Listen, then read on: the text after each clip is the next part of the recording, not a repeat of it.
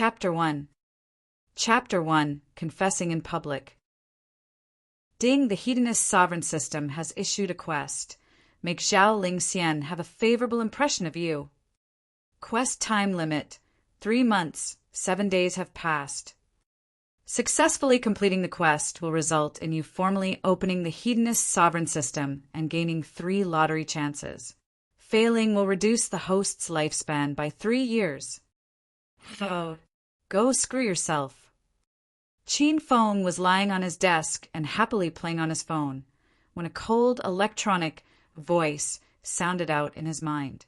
He was so shocked that his mouth furiously tweed, and he jumped up from his seat, cursing out loud.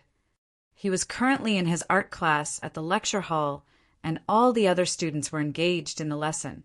Their gazes were all attracted by his sudden outburst, and they looked at him in curiosity. The incredibly quiet and constrained atmosphere of the lecture hall immediately burst into noise. The lecturer for this art class was the Acropolis University's publicly acknowledged #1 beautiful teacher, Yun Xiao. She was 25 years old and was at the peak of her beauty. She wasn't much older than the rest of her university students, so she found it difficult to contain problem students during her classes. She had finally managed to control the atmosphere when it had been disrupted once again by Qin Feng. Yun Xiao glared at him furiously and wished that she could bite him to death. Soon her perfect face calmed down, though her eyes were still filled with iciness. She stood up straight with her slim and beautiful legs, her large chest heaving as she did her best to control her emotions. Phew! Finally, Yun Xiao let out a long breath, but didn't explode into anger. After all, who was Qin Feng? A young master hedonist who was famous throughout the entire Acropolis University. He had an extraordinary background and was a lady killer. His father, Qin Huang, was the richest man in Acropolis City and invested money every year to expand the university. As the honorary principal's son, she couldn't do anything about him, no matter how unbridled his actions were. Qin Feng, please obey the class rules. All right, everyone calm down. Let's continue. Yun Xiao glowered at Qin Feng, but she was at her wits' end with this young master hedonist. She suppressed the discontent within her and continued to lecture. Qin Feng didn't pay any attention to Yun Xiao's words and paid even less attention to the strange stares that people were shooting him. After mumbling to himself angrily, he sat back on his seat as if nothing had happened. However, his eyebrows remained frowned. Fudge, the hell is this? Could this young master really have been possessed by a spirit? It was the 7th day. It was the 7th day since Qin Feng had started hearing that voice in his head. He would hear that cold electronic voice in his head every day, and the content was the same every time. It would always tell him to make Zhao Lingxian have a favorable impression of him. Qin Feng inwardly laughed. Rubbish. This was a complete truckload of rubbish. After all, who was Zhao Lingxian? Zhao Lingxian was the most beautiful girl in the Acropolis University's arts department and had a remarkable background. She was a Miss Perfect, who was fair-skinned, rich, and beautiful. She was a goddess who was out of everyone's reach and someone who almost every guy at the Acropolis University dreamed of. However, this was completely different with Qin Feng. A week ago, he had publicly announced at the Acropolis University campus that he was canceling the marriage between Zhao Lingxian and himself. Marriage. How could a young master hedonist like Qin Feng agree to such a thing? Who cares if you're a goddess or a succubus? Marriage was simply a prison.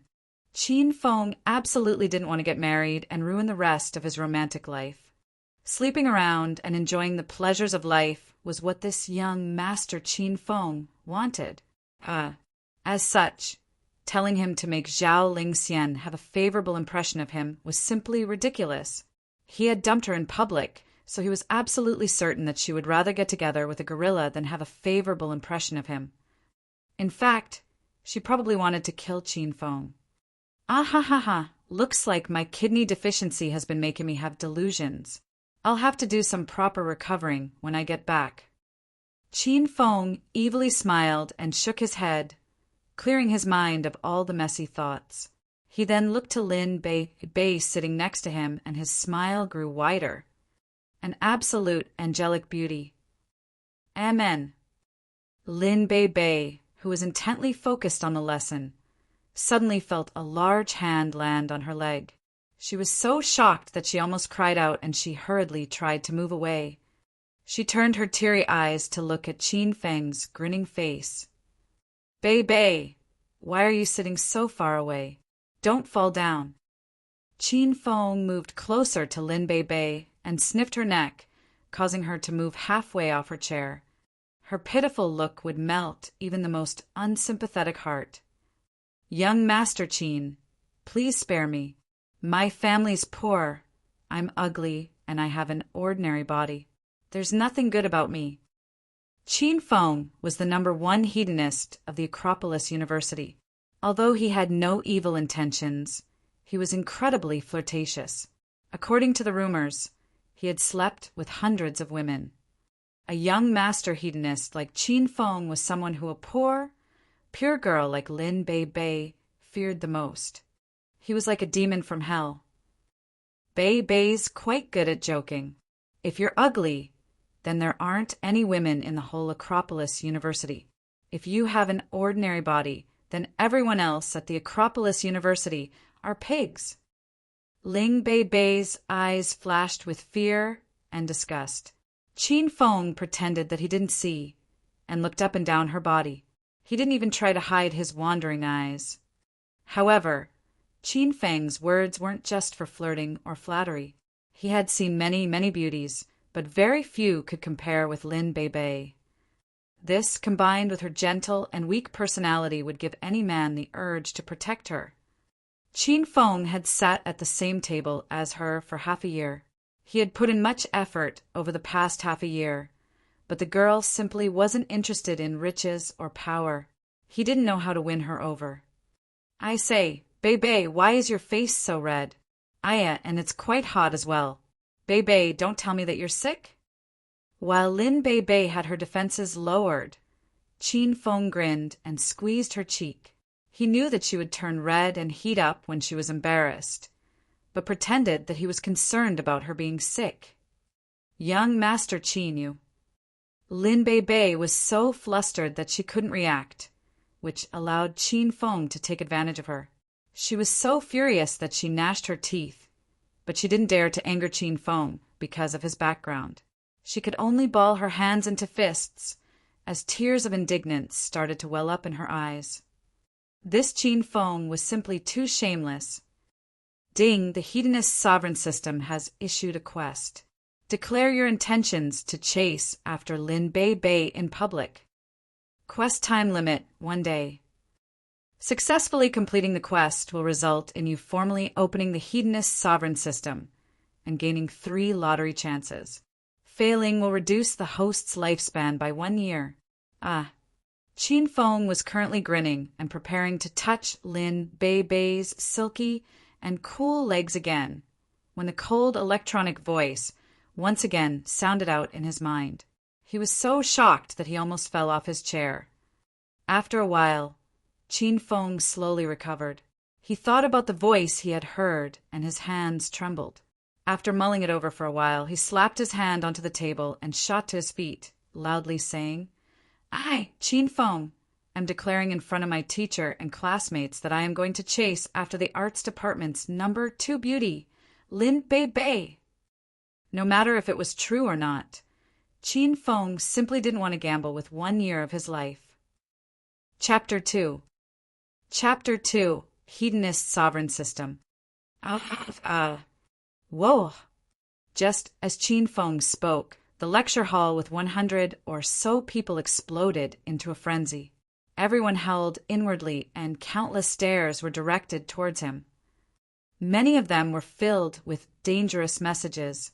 The most savage gaze came from Yun Xiao. Just as she had settled down the class, Qin Feng, that bastard, had ruined everything again. In that moment, she even felt like killing him. Lin Bei was the #2 beauty in the Acropolis University's arts department, but she came from a poor family and didn't have a noble background like Zhao Lingxian. However, every single guy still desired her. In fact, she probably had more admirers at the Acropolis University than Zhao Lingxian. One of them was an unattainable empress. The other was a celestial beauty living in the mortal realm. When Qin Feng declared in front of everyone that he was going to chase Lin Bei, all of her admirers were filled with hate, to the point that they wanted to go and defile his ancestors' graves. Qin Feng wasn't good for much, but he was called Seducer Sage. He would sleep with any woman that caught his eye. It looked like the pure goddess Lin Bei would also fall into his demonic hands. After sighing, the crowd thought of something more interesting and looked towards the other side of the lecture hall. The beautiful woman coldly sat there like a crane in a flock of chickens. Her perfect face seemed to be layered with frost, but her clear eyes burned with fire. She glared at Qin Feng, who was laughing and joking around, and bit her lips as if she wanted to bite him to death. The woman was the iceberg goddess, the #1 beauty of the arts department. Zhao Lingxian had renounced her marriage with Qin Feng. Riaing. The bell signaling the end of the lesson rang out, breaking the strange scene in the lecture hall. Lin Bei hated standing out and simply could not remain calm. She hurriedly packed her things like a drowning man cluing at a straw and rushed off as soon as she heard the bell. She never thought that Qin Feng would confess to her in public. Did he eat the wrong medicine today? The instigator of this incident, Qin Feng, calmly sat down. He simply didn't care about the stares everyone was shooting him given his confident and relaxed personality. Of course, he was currently flabbergasted, completely and utterly flabbergasted. Ding! Congratulations, host Qin Feng. You have completed the quest to declare your intentions to chase after Lin Bei in public. You have successfully opened the Hedonist sovereign system. His mind was suddenly filled with darkness, and all of his thoughts disappeared. All that remained was a dark, spiraling hole. Are you the #1 hedonist, young master? Qin Feng narrowed his eyes, as if someone had stolen his soul. However, he unhesitatingly nodded, replying, I am. In the Acropolis city, if Qin Feng said he was the #1 hedonist young master, no one else would dare to claim this title. Then, do you wish to be the #1 hedonist young master in the universe? I do. Qin Feng nodded resolutely without even thinking. Very good. In the world of sensual pleasures, danger lurks around every corner. Life is a game, and the game is life. The voice that came from the hole suddenly disappeared, and a cold electronic voice spoke. Ding! Congratulations to host Qin Feng for opening the Hedonist sovereign system. The system will issue quests, creating a universe. The system currently has 3 free lottery chances. Would you like to use them? When the ancient, magical voice disappeared, the dark hole in Qin Feng's mind spun, turning into a large crystal screen. There was a large spinning wheel on the screen, filled with various prizes, weapons, skills, potions, pets, and so on. The reason Qin Feng had stood up to publicly confess to Lin Bei was to see if he had been possessed by an evil spirit. However, after hearing that ancient voice and seeing the spinning wheel in front of him, he started to wonder if he had gone crazy. What the hell? I don't believe it. Give this young master a spin. After thinking about it, Qin Feng decided that he hadn't been possessed by an evil spirit. It must have been that he was too weary and everything that had happened was a hallucination. He was now trying to prove his hypothesis. As he gave the command, the spinning wheel started to rotate faster and faster until he couldn't see the words on there anymore. Only a wheel of spinning light. After nearly half a minute, it started to slow down. Ding! Congratulations, host. You have drawn elementary piano skills. Qin Feng nearly spat out blood. This hallucination was quite realistic. He furiously shook his head and gritted his teeth as he yelled, "Give this young master another spin!" Ding! Congratulations, host. You have drawn elementary calligraphy skills. Fudge, it's still here? I don't believe it again. Ding! Congratulations, host. You have drawn elementary thunder tiger fist skill. The crystal screen in his mind disappeared, as did the cold electronic voice. Everything became silent again. Everything had happened so quickly that it seemed like it was just his imagination. Phew! Qin Feng wiped the sweat off his forehead and let out a long breath. The noises in his head were gone, and everything had returned to normal. If this went on, Qin Feng believed that he would go insane. Just as he had let out half of his breath, his expression changed, as if he had seen a ghost. He was so shocked that his eyes almost popped out and fell to the ground. A wave of pain swept through his brain, and within his memories, unfamiliar yet familiar, it was knowledge from the 3 skills he had just obtained: piano, calligraphy, and the fighting technique. No way. Could all of that have been real? Qin Feng couldn't help but shiver and couldn't sit still. He thought for a long time, and decided to try out these 3 skills to see if he had really gone crazy or not. By the time he stood up, he was the only person left in the lecture hall. Everyone else had already gone home. He couldn't find a writing brush, so he just used a gel pen instead. He started to quickly write on paper, and a standard-looking, beautifully written character appeared on the piece of paper. He had lived for 20 years, but had never learned calligraphy before. In fact, he didn't even know how to hold a writing brush properly. However, now, whenever he thought of a writing brush, he had the urge and knowledge to pick it up and write. Qin Feng shook himself out of his daze and suddenly looked at his fists and started to use the fighting technique that he had just learned. The thunder tiger fists were vigorous and mighty, causing wind to be kicked up by his movements. Qin Feng executed the moves like flowing water, as if he had trained for 10 or so years. This was simply incomprehensible to the young Master Qin, who had never really even exercised before in his life. At this moment, Qin Feng was certain that he hadn't been possessed by an evil spirit, much less gone crazy. He had, out of the blue, received some sort of mysterious system, an incredibly awesome system, one that would carry him to new heights. Ding, the Hedonist sovereign system has issued a quest. Make Zhao Lingxian have a favorable impression of you. Quest time limit, 3 months, 7 days have passed. Successfully completing the quest will result in you receiving 200 hedonist points as a reward. Failing will reduce the host's lifespan by 3 years. Fudge. The incredibly excited Qin Feng felt as if a bucket of cold water had been poured on him. Only after confirming the existence of the system did he realize how difficult this quest was. Make Zhao Lingxian have a favorable impression of him? That was pretty much impossible. If he failed this quest, he would lose 3 years of his lifespan. He felt like running into a wall and dying. After a while, Qin Feng gradually calmed down and accepted the reality of the system.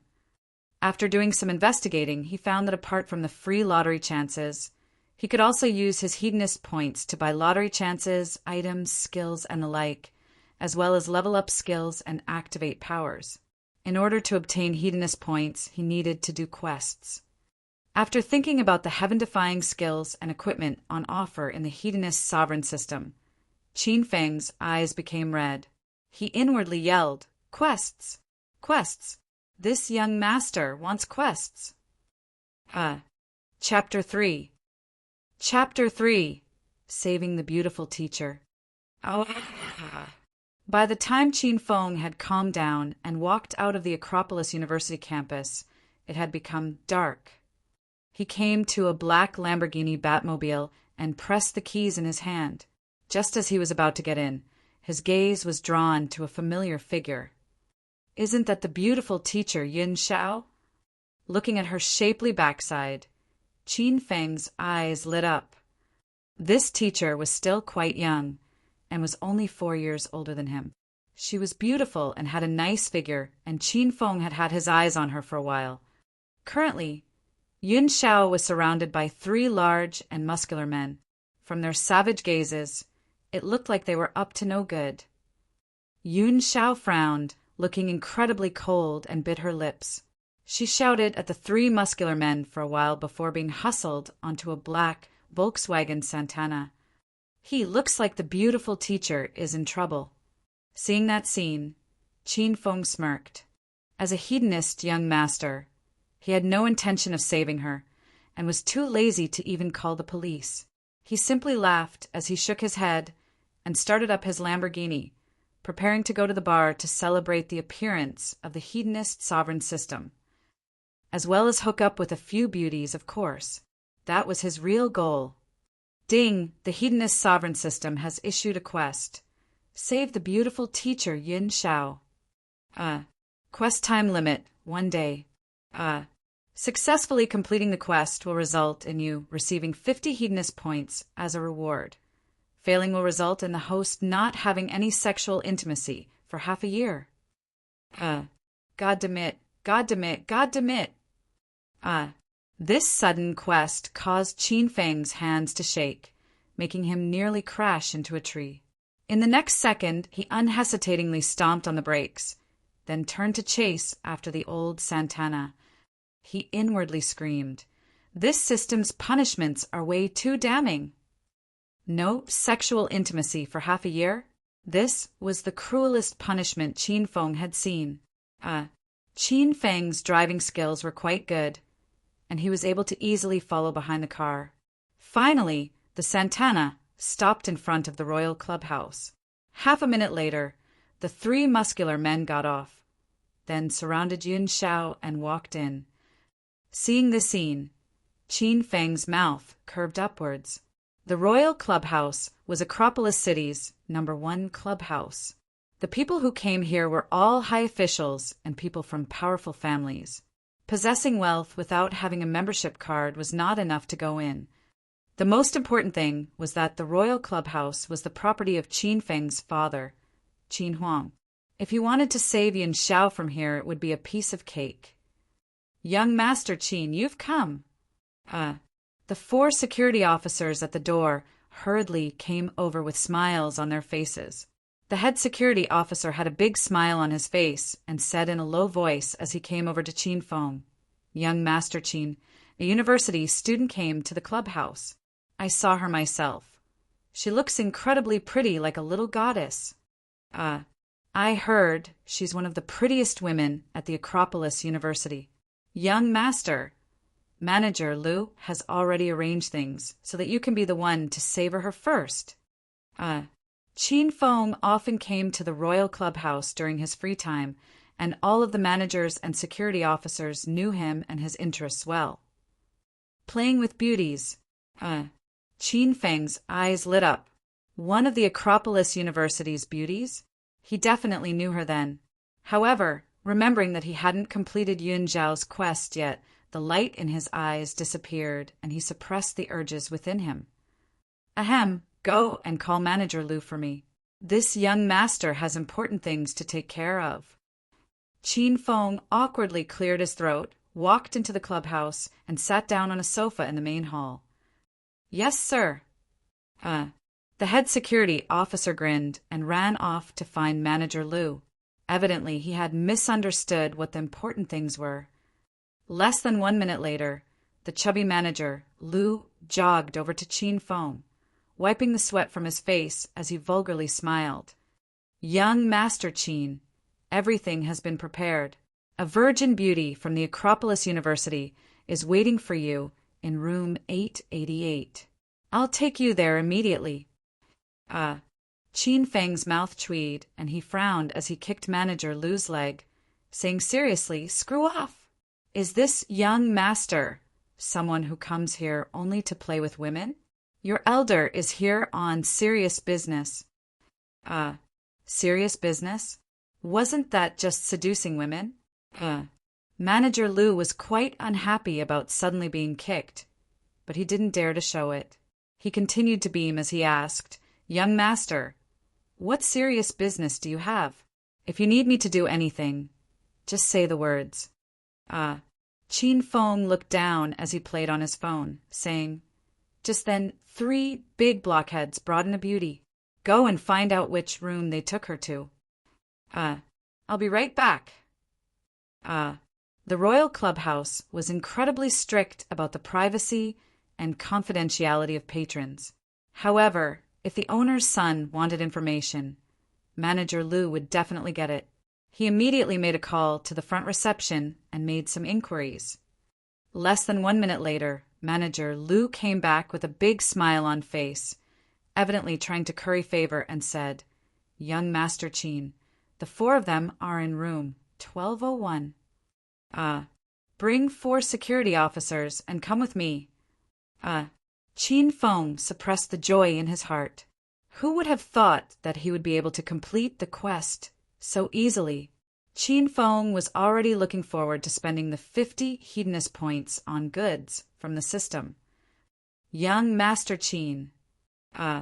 Just as Qin Feng started to talk, Manager Lu awkwardly called out, "Young Master Ma was the one who booked room 1201.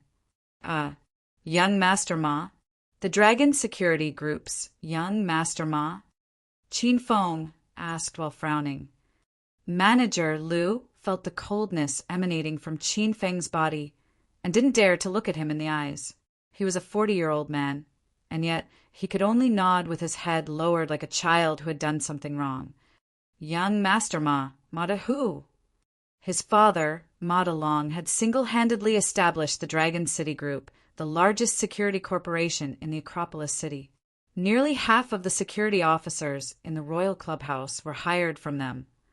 Qin Feng also knew that Mada Long was in control of the underworld of the southeast of the Acropolis City. Despite knowing this, Qin Feng wouldn't give up on this quest because the punishment was far too severe. Young Master Ma? So what? Bring the Qin family's personal security officers and come with me. Yes, sir.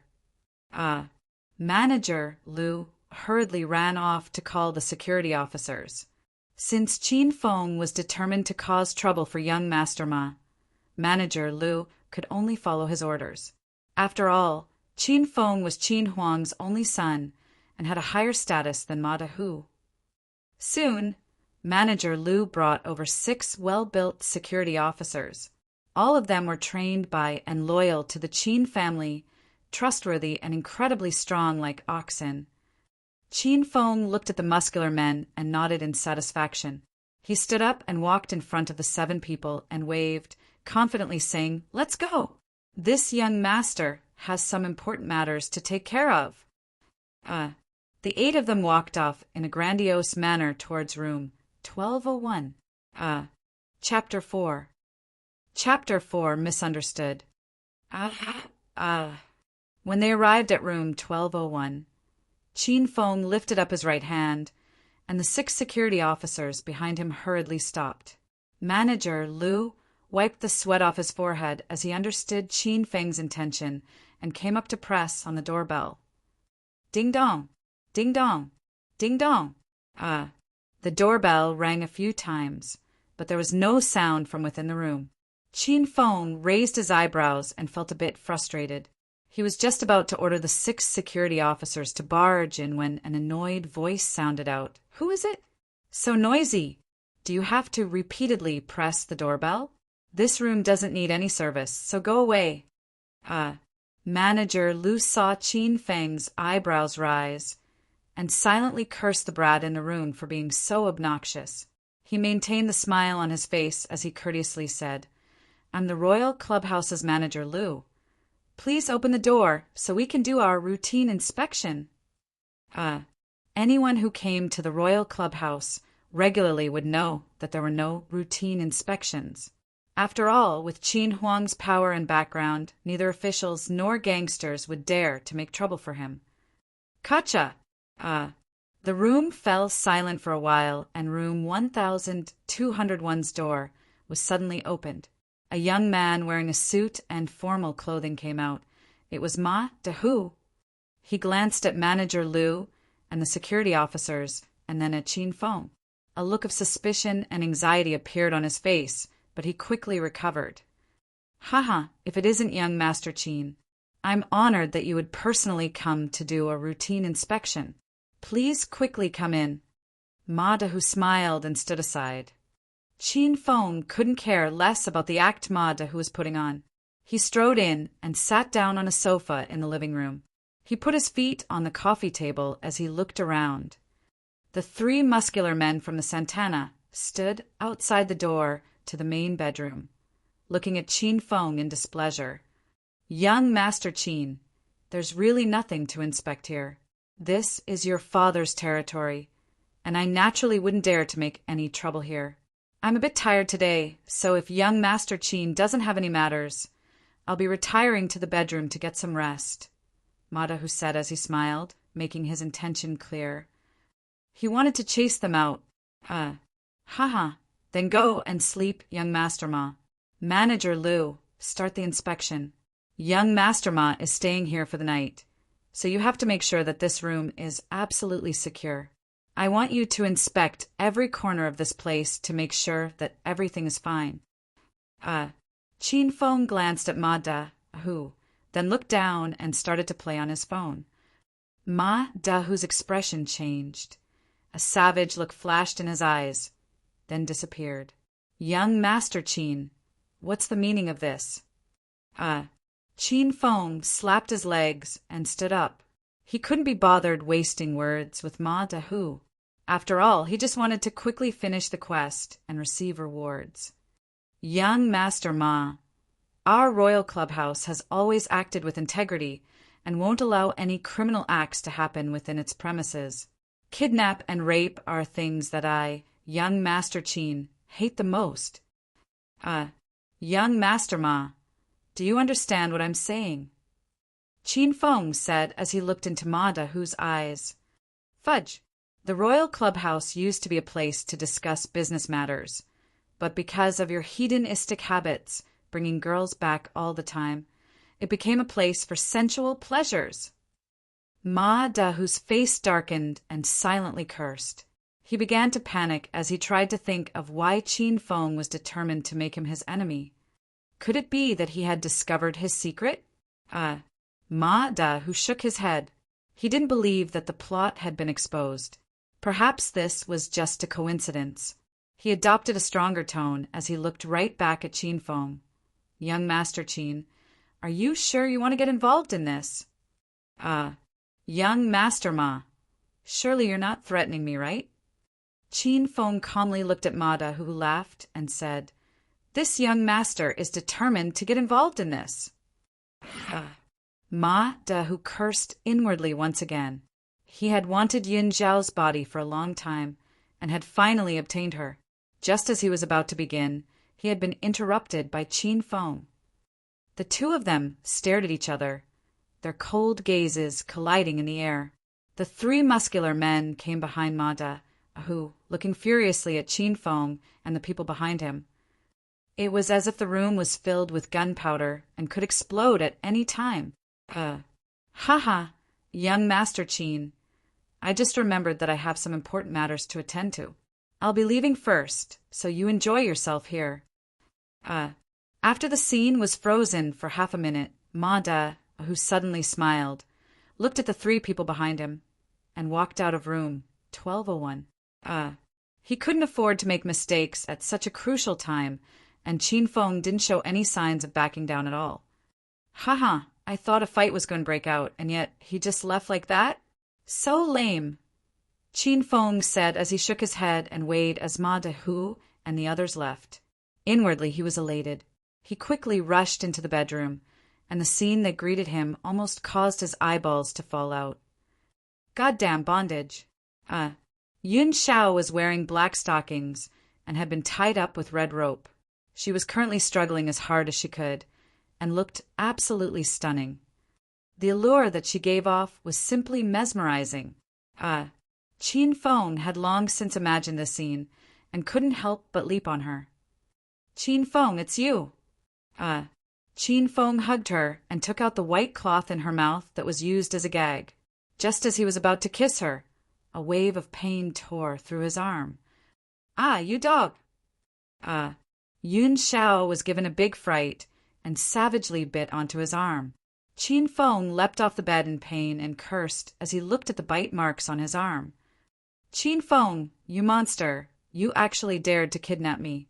You rapist! I'm going to report you to the police." Rapist me? Qin Feng pointed at himself and almost felt like crying. This young master came here to save you out of the kindness in his heart. Not only did you not weep tears of joy, but you actually bit me. And it was a savage bite at that.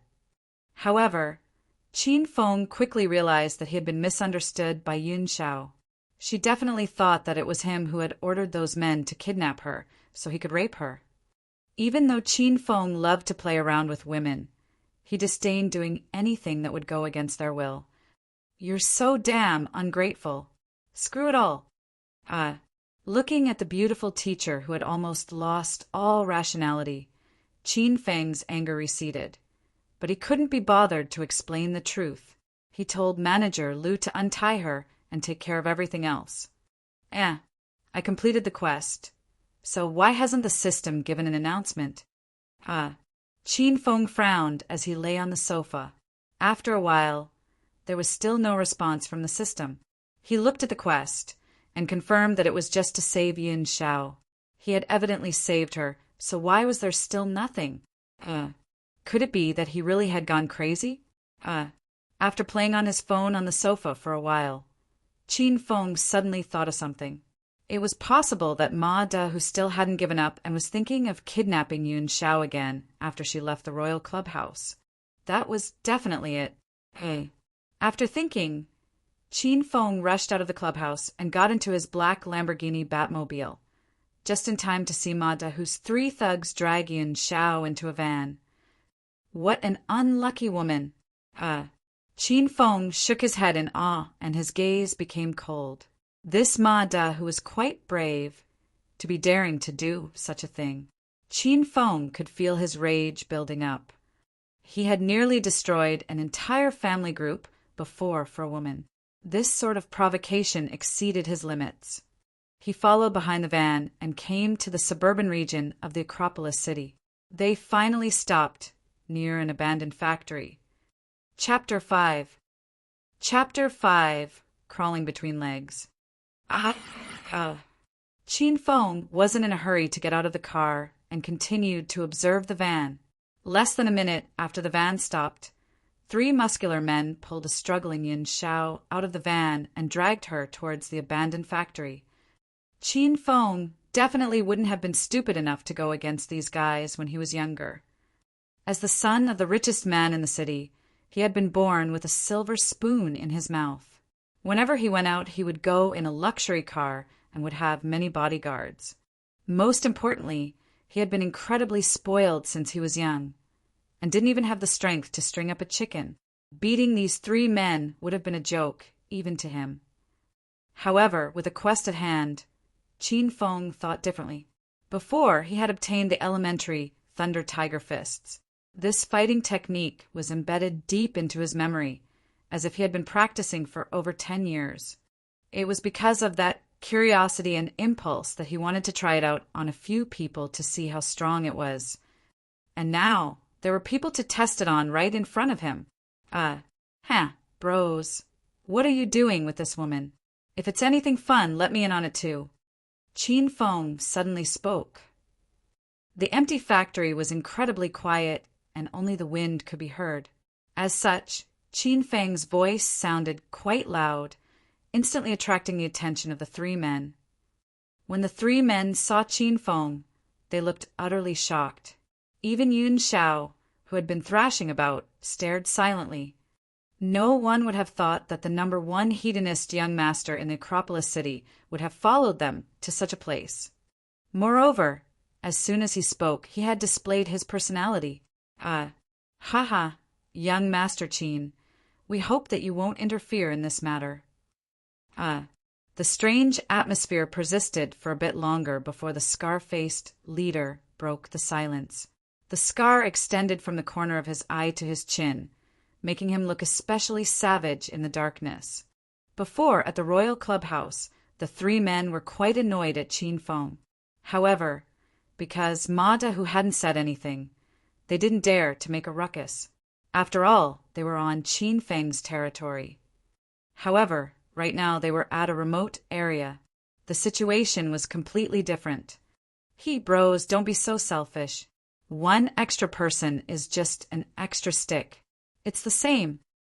Qin Feng laughed as he walked over, coming closer and closer to the three people.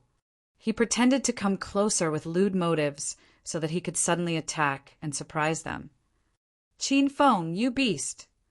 I'm your teacher, and yet you have such disgusting thoughts. Qin Feng, I want to kill you. Yun Xiao didn't scream for help, but rather started to curse at Qin Feng. Qin Feng grinned even wider. He was now less than 5 meters away from the three men.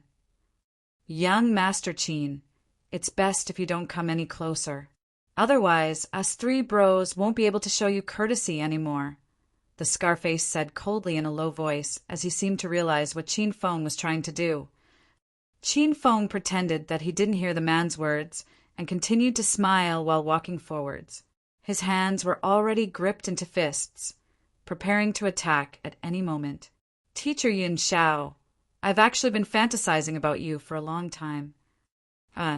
You beast, Qin Feng, you're worse than a beast. Yun Xiao was so angry that she forgot that she had been kidnapped. She glared at him coldly with her beautiful eyes, as if she wanted to use her eyes to kill the shameless and loose young master. The Scarface's expression darkened, and he said to the bald man beside him in a low voice, "This guy came by himself, and I don't know what he's up to. Young Master Ma's pretty unhappy with him already. So OL3, you go and teach him a good lesson." Roger, the baldy referred to as OL3, patted his hands as he grinned evilly and walked over to Qin Feng. To these people, Qin Feng was just an idle, hedonist young master who only knew how to seduce women. The baldy was completely confident against such a physically weak young master. Young Master Qin, if you want to join us to play with this woman, your big bro here will help you relax your body first and do some exercise. That way, you'll be able to perform to the best of your ability later, the baldy said mockingly as he looked at Qin Feng condescendingly. In his eyes, Qin Feng was like a little sheep who had walked into a pack of wolves and was waiting to die. Haha, it's all right, that won't be necessary. This young master has always had his massages done by tender hands. If I get a massage from this bearded baldy, I'll probably get nightmares when I go back. Qin Feng joked around as if he was relaxed, but he was completely alert and kept a watch on the baldy. The baldy wasn't nervous at all, and he walked towards Qin Feng step by step, his smile growing wider. Young Master Qin. Oh, young Master Qin. You're really quite brave, aren't you? You came here all by yourself and wanted to play with this woman with us. Was your head kicked by a donkey? You want to play with this woman? All right. You can if you crawl between your elder's legs. Haha. The baldy spread his legs and grinned as he looked at Qin Feng. He pointed under his legs, indicating for Qin Feng to crawl through. Seeing this, the Scarface and Blondie couldn't help but laugh. This was Qin Feng, the young Master Qin of the Acropolis City, who had now fallen into this situation. Just thinking about this, the three men felt incredibly delighted. You want me to crawl? All right, prepare yourself, here I come. Qin Feng smirked as killing intent flashed in his eyes, and he walked towards the baldy. Chapter 6. Chapter 6. The fight that finished before it began. Humph. You think your elder is an idiot and really believe that you would crawl between my legs? Don't even try to play any tricks in front of your elder. Just as Qin Feng started to walk forwards again, the baldy erupted in fury and roared out while swinging his fist towards Qin Feng. Fudge! What are you screaming about in the middle of the night? This was the first time Qin Feng had personally taken part in a fight, and he was facing off against 3 large, muscular brutes. He couldn't help but feel nervous, and because the Baldy had moved so suddenly, Qin Feng received a bit of a fright. His fist contained immense power, and if it really hit Qin Feng's face, it would completely destroy his looks. However, Qin Feng quickly calmed down. Perhaps it was because he had the elementary Thunder Tiger fists. Qin Feng found that although the chubby Baldy looked quite ferocious and seemed quite confident, he was quite slow and his punch lacked any form or technique to speak of. In other words, he was full of openings. After all, Qin Feng had seen much in the world and was able to quickly steel himself. He stood his ground, and just as the Baldy's fist was about to hit him, his eyes lit up and he twisted his body and struck out. A muffled bang sounded out in the quiet factory. Qin Feng maintained his stance after striking with his fist, while the Baldy doubled over. At first, he had forgotten about the immense pain in his abdomen and looked at Qin Feng in fear and shock. Who could have thought that this guy would be so strong? He stood there without moving, and yet had taken him down with a single hit? The Baldy de Fin. Aitley wouldn't have believed that something like that was possible if he hadn't personally seen and experienced what had just happened. The person in front of him and the useless young Master Qin he had heard about seemed like two completely different people. The Scarface and the Blondie stare with wide eyes, looking at this scene in shock. They were so dumbfounded that their jaws almost dropped to the ground. That strike had been clean and fast, vigorous and mighty. That was the evaluation the Scarface and the Blondie gave Qin Feng's attack. Who would have thought that this brat was hiding his strength this entire time? This punch caused the Scarface and the Blondie to raise their alertness against Qin Feng. The gazes they cast him no longer carried condescension, and they became serious. The Scarface hurriedly gave the Blondie a meaningful look, indicating that they would go together and kill this brat. The Scarface and the Blondie were like two starving wolves, and they howled as they sprang at Qin Feng. After seeing the effects of his punch, Qin Feng felt much more confident. Looking at the two people leaping towards him, he calmly smiled and suddenly sped up as he also leapt towards them. Bang, bang! As the three people collided, two sounds rang out. In the next second, Qin Feng landed and stood straight as a javelin. Scarface and the other brute had each taken a punch from Qin Feng and fell to the ground. The Thunder Tiger fists were incredibly overbearing and powerful, and the two of them felt as if their inner organs had all shifted from the impact of that punch. It was simply a fight that had finished before it began. Fudge! This Lil grandson's been pretending to be weak. Who would have thought he was hiding such power? No wonder the higher-ups haven't been doing anything. Even they aren't entirely confident they can deal with Qin Feng. Seeing this, Ma Dahu, who had been hiding in the shadows the whole time, felt incredibly flabbergasted. His expression darkened. Could it really be that he wouldn't have an opportunity to ravage Yin Zhao tonight? However, when he thought of Yin Zhao's sexy figure, he simply wasn't willing to give up this opportunity. "You're good at fighting, huh?" Your elder, will execute you with a bullet, and I'll be able to complete my task early. After going through some internal conflict, a cold smile appeared on Mada, whose savage face. A silver pistol appeared in his hand with the barrel pointing towards Qin Feng's back. Suddenly, a dart flew towards him like a bolt of lightning. Before Mada, who could pull the trigger, the dart pierced through his wrist. He dropped the pistol in pain and hurriedly scrambled away. A man in his 50s stood in a shadowy corner. The hairs at his temples were white, and he had extraordinarily sharp eyes with a somber expression. He was Uncle Fu, the bodyguard that Qin Huang had arranged for to protect Qin Feng. He had always been protecting Qin Feng from the shadows. Luckily, he reacted in time and was able to save Qin Feng's life. If anything happened to Qin Feng, Uncle Fu simply didn't know how he could face Qin Huang. After inwardly breathing out a sigh of relief, Uncle Fu's eyes lit up. He had seen Qin Feng fight with the three thugs and felt incomparably shocked. Even Uncle Fu who had been protecting Qin Feng for more than 10 years, didn't know when he had learned such a powerful external fighting technique. Moreover, from the moves Qin Feng had executed, it seemed that he had been training for at least 10 years. This was completely incomprehensible. After hesitating for a moment, he took out his phone and made a call. "Uncle Fu, did something happen to Feng Er?" As the call connected, a strong and solid voice sounded out. After receiving a call from Uncle Fu so late in the night, Qin Huang was worried that Feng Er had landed in trouble again. "Mr. Qin, don't worry, the young master is fine. However, Uncle Fu has something important to report to Mr. Qin." Hearing that Qin Feng was fine, Qin Huang felt relieved and he replied with a loud and clear voice, "Speak." "Mr. Qin, the young master seems to have secretly learned an external fighting technique. It seems to be a top-quality external fist technique." What? As the richest man in the Acropolis city, Qin Huang had experienced many storms before.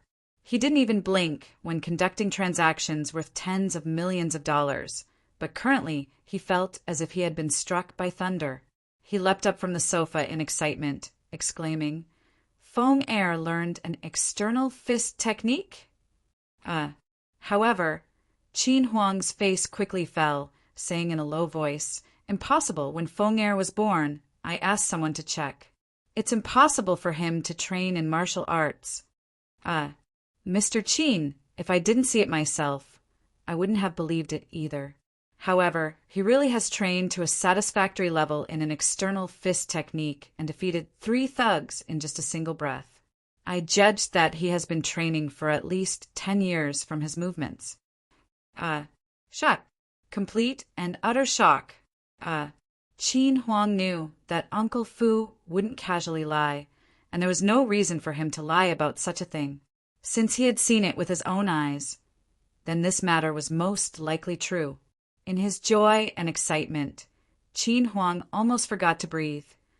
After remaining silent for a few moments, he resolutely said, "Uncle Fu, from today onwards, I want you to be following and protecting Feng Er 24/7. If any new situation arises, let me know immediately." After hanging up, Qin Huang wasn't able to calm himself down for a long time. Whenever he thought to Feng Er secretly learning an external fist technique, and to a satisfactory level, he almost wept tears of joy. He stood with his hands behind his back in front of the French window of the penthouse apartment. From here he could see almost half of the night scenery of the Acropolis city. Su, our son Feng Er can practice martial arts now, and has learned an external fist technique. I knew that our child was like you and inherited your genes. Su, are you doing well over there?" Teardrops gathered in Qin Huang's eyes, and his voice was filled with happiness as well as a tinge of melancholy. Originally, Qin Huang had given up on helping Feng Er take the position of the junior master at the Qin family's clan gathering in a year. However, he had now seen new hope. Chapter 7. A Great Injustice. Achoo. Qin Feng didn't know of the things Uncle Fu had done in the shadows. A cold gust blew past, and he couldn't resist sneezing. This wasn't a good place to stay. He smirked as he looked at the 3 thugs on the ground who were in too much pain to get up. He looked around at his surroundings, but didn't find Ma Dahu. It seemed that he needed to find that guy to drink some tea sometime. "Beautiful teacher, let's go." Qin Feng looked at Yun Xiao in glee. He was sure that after saving her twice, she would definitely leap into his arms. Since it was so cold here, this young master would deign to hug her. "Piss off by yourself. I definitely won't leave with you." Not only did she not throw herself at him, she actually coldly cursed at him. "Are you leaving or not?" "I'll really leave without you," Qin Feng replied unenthusiastically, his excitement immediately extinguished. In the end, Yun Xiao didn't reply to him as she turned and ran. She was certain that Qin Feng was a shameless sexual predator. How could she leave with him? Qin Feng couldn't help but inwardly complain. Why did these quests have to mess with him so much? Looking at Yun Xiao, gradually getting further away, Qin Feng quickly chased after her. By this point, Yun Xiao completely hated Qin Feng and wouldn't get into his car no matter what. After struggling for a bit, Qin Feng became annoyed and picked her up and put her into the Lamborghini. Qin Feng, you beast. I want to get off. Let me get off. After getting in the car, Yun Xiao became even more enraged. She continuously hit Qin Feng, causing him to almost drive into a D several times. I say, Teacher Yin, I risked my life to save you from those 3 beasts. Not only did you not throw yourself to me in Thanksgiving or give me a kiss, why do you have to make such an unreasonable scene? In the end, Qin Feng was still a spoilt young master and couldn't stand Yun Xiao making a ruckus like this. Throw myself to you in Thanksgiving? I'd rather die, Yun Xiao said as she coldly harumphed, leaning towards the door so she could avoid Qin Feng. Her eyes were filled with scorn and disgust as she said, Young Master Qin, you don't need to act. Weren't those 3 thugs your henchmen? Next time, if you want to put on the act of a hero saving a beauty, try to be a bit more convincing, all right? You want me to kiss you? I'd rather kiss a pig. You think I'm an idiot? When you first came in, you said you wanted to join those bastards and toy with me as well. You're all a bunch of beasts. Join them, my ass. Qin Feng repeatedly cursed inwardly. If I wasn't so magnanimous and forgiving, I'd just throw you out in some deserted place so a drunkard could carry you home. He really wanted to open up Yun Xiao's head to see if there was something wrong with her brain. Could it be that a woman's beauty and her intelligence were really inversely proportionate? After all, he had only said those things to make those thugs let down their guard. Moreover, risking his life to act out a hero saving a beauty? What a joke. Teacher Yun Xiao, I said that I wanted to join them so I could trick them. Did you really believe that? At this point, Qin Feng simply wanted to laugh and cry. He felt that a great injustice had been done to him. Of course I believed it. I don't trust a single word from your lips, but I wholeheartedly believe that you meant those words. I'll say it again. Let me out of the car, or I'll call the police. If Qin Feng wasn't driving so fast, Yun Xiao probably would have opened the door and jumped out. Stop hitting me. Where do you live? I just want to safely send you home. Is that not all right? Qin Feng drove with one hand as he fended Yun Xiao off with his other hand. Yun Xiao suddenly stopped hitting him as she looked at him in surprise. She fell silent for a moment before coldly replying, Skyscene Park? I don't believe that you're so good-natured to take me home. I can't believe that you're so shameless that you'd lay your hand on your teacher. You'll definitely receive punishment. Hearing Yun Xiao's words, Qin Feng became annoyed again. Just as he was about to angrily retort back, a cold electronic voice sounded out in his mind. Ding, the Hedonist sovereign system has issued a quest. Make teacher Yun Xiao have a favorable impression of you. Quest time limit, 10 days. Successfully completing the quest will result in you receiving 100 Hedonist points. Failing will cause all of the girls around the host to despise him for 1 year. Qin Feng trembled and almost crashed into another car. Before he had completed the quest to rescue Yun Xiao, he had received an even more difficult quest. She thought that he wanted to rape her, and yet he was still expected to make her have a favorable impression of him. Qin Feng almost wept. On the way back to her house, neither of them were in the mood to talk. Qin Feng drove as quickly as possible, and half an hour later, the Lamborghini Batmobile stopped outside Skyscene Park. Yun Xiao looked at the familiar scenery outside, then looked at Qin Feng's smiling and handsome face. She fell into a bit of a daze. This guy had really brought her home? He didn't try to make a move on her? She simply couldn't believe what was happening until she had left the car. She walked as fast as possible in her high heels towards the district's gates. gazing at Yin Xiao, who looked like a frightened rabbit running away. Qin Feng smiled and shook his head, then started to drive towards the royal clubhouse. Chapter 8. Chapter 8. Little Pink Piggy. Lin Bei Bei was wearing a pristine white bathrobe as she walked out of the bathroom. A complicated look surfaced in her eyes as she looked around the empty room 888. The bathrobe only covered the most intimate areas of her body, while her white legs, neck, and shoulders were exposed.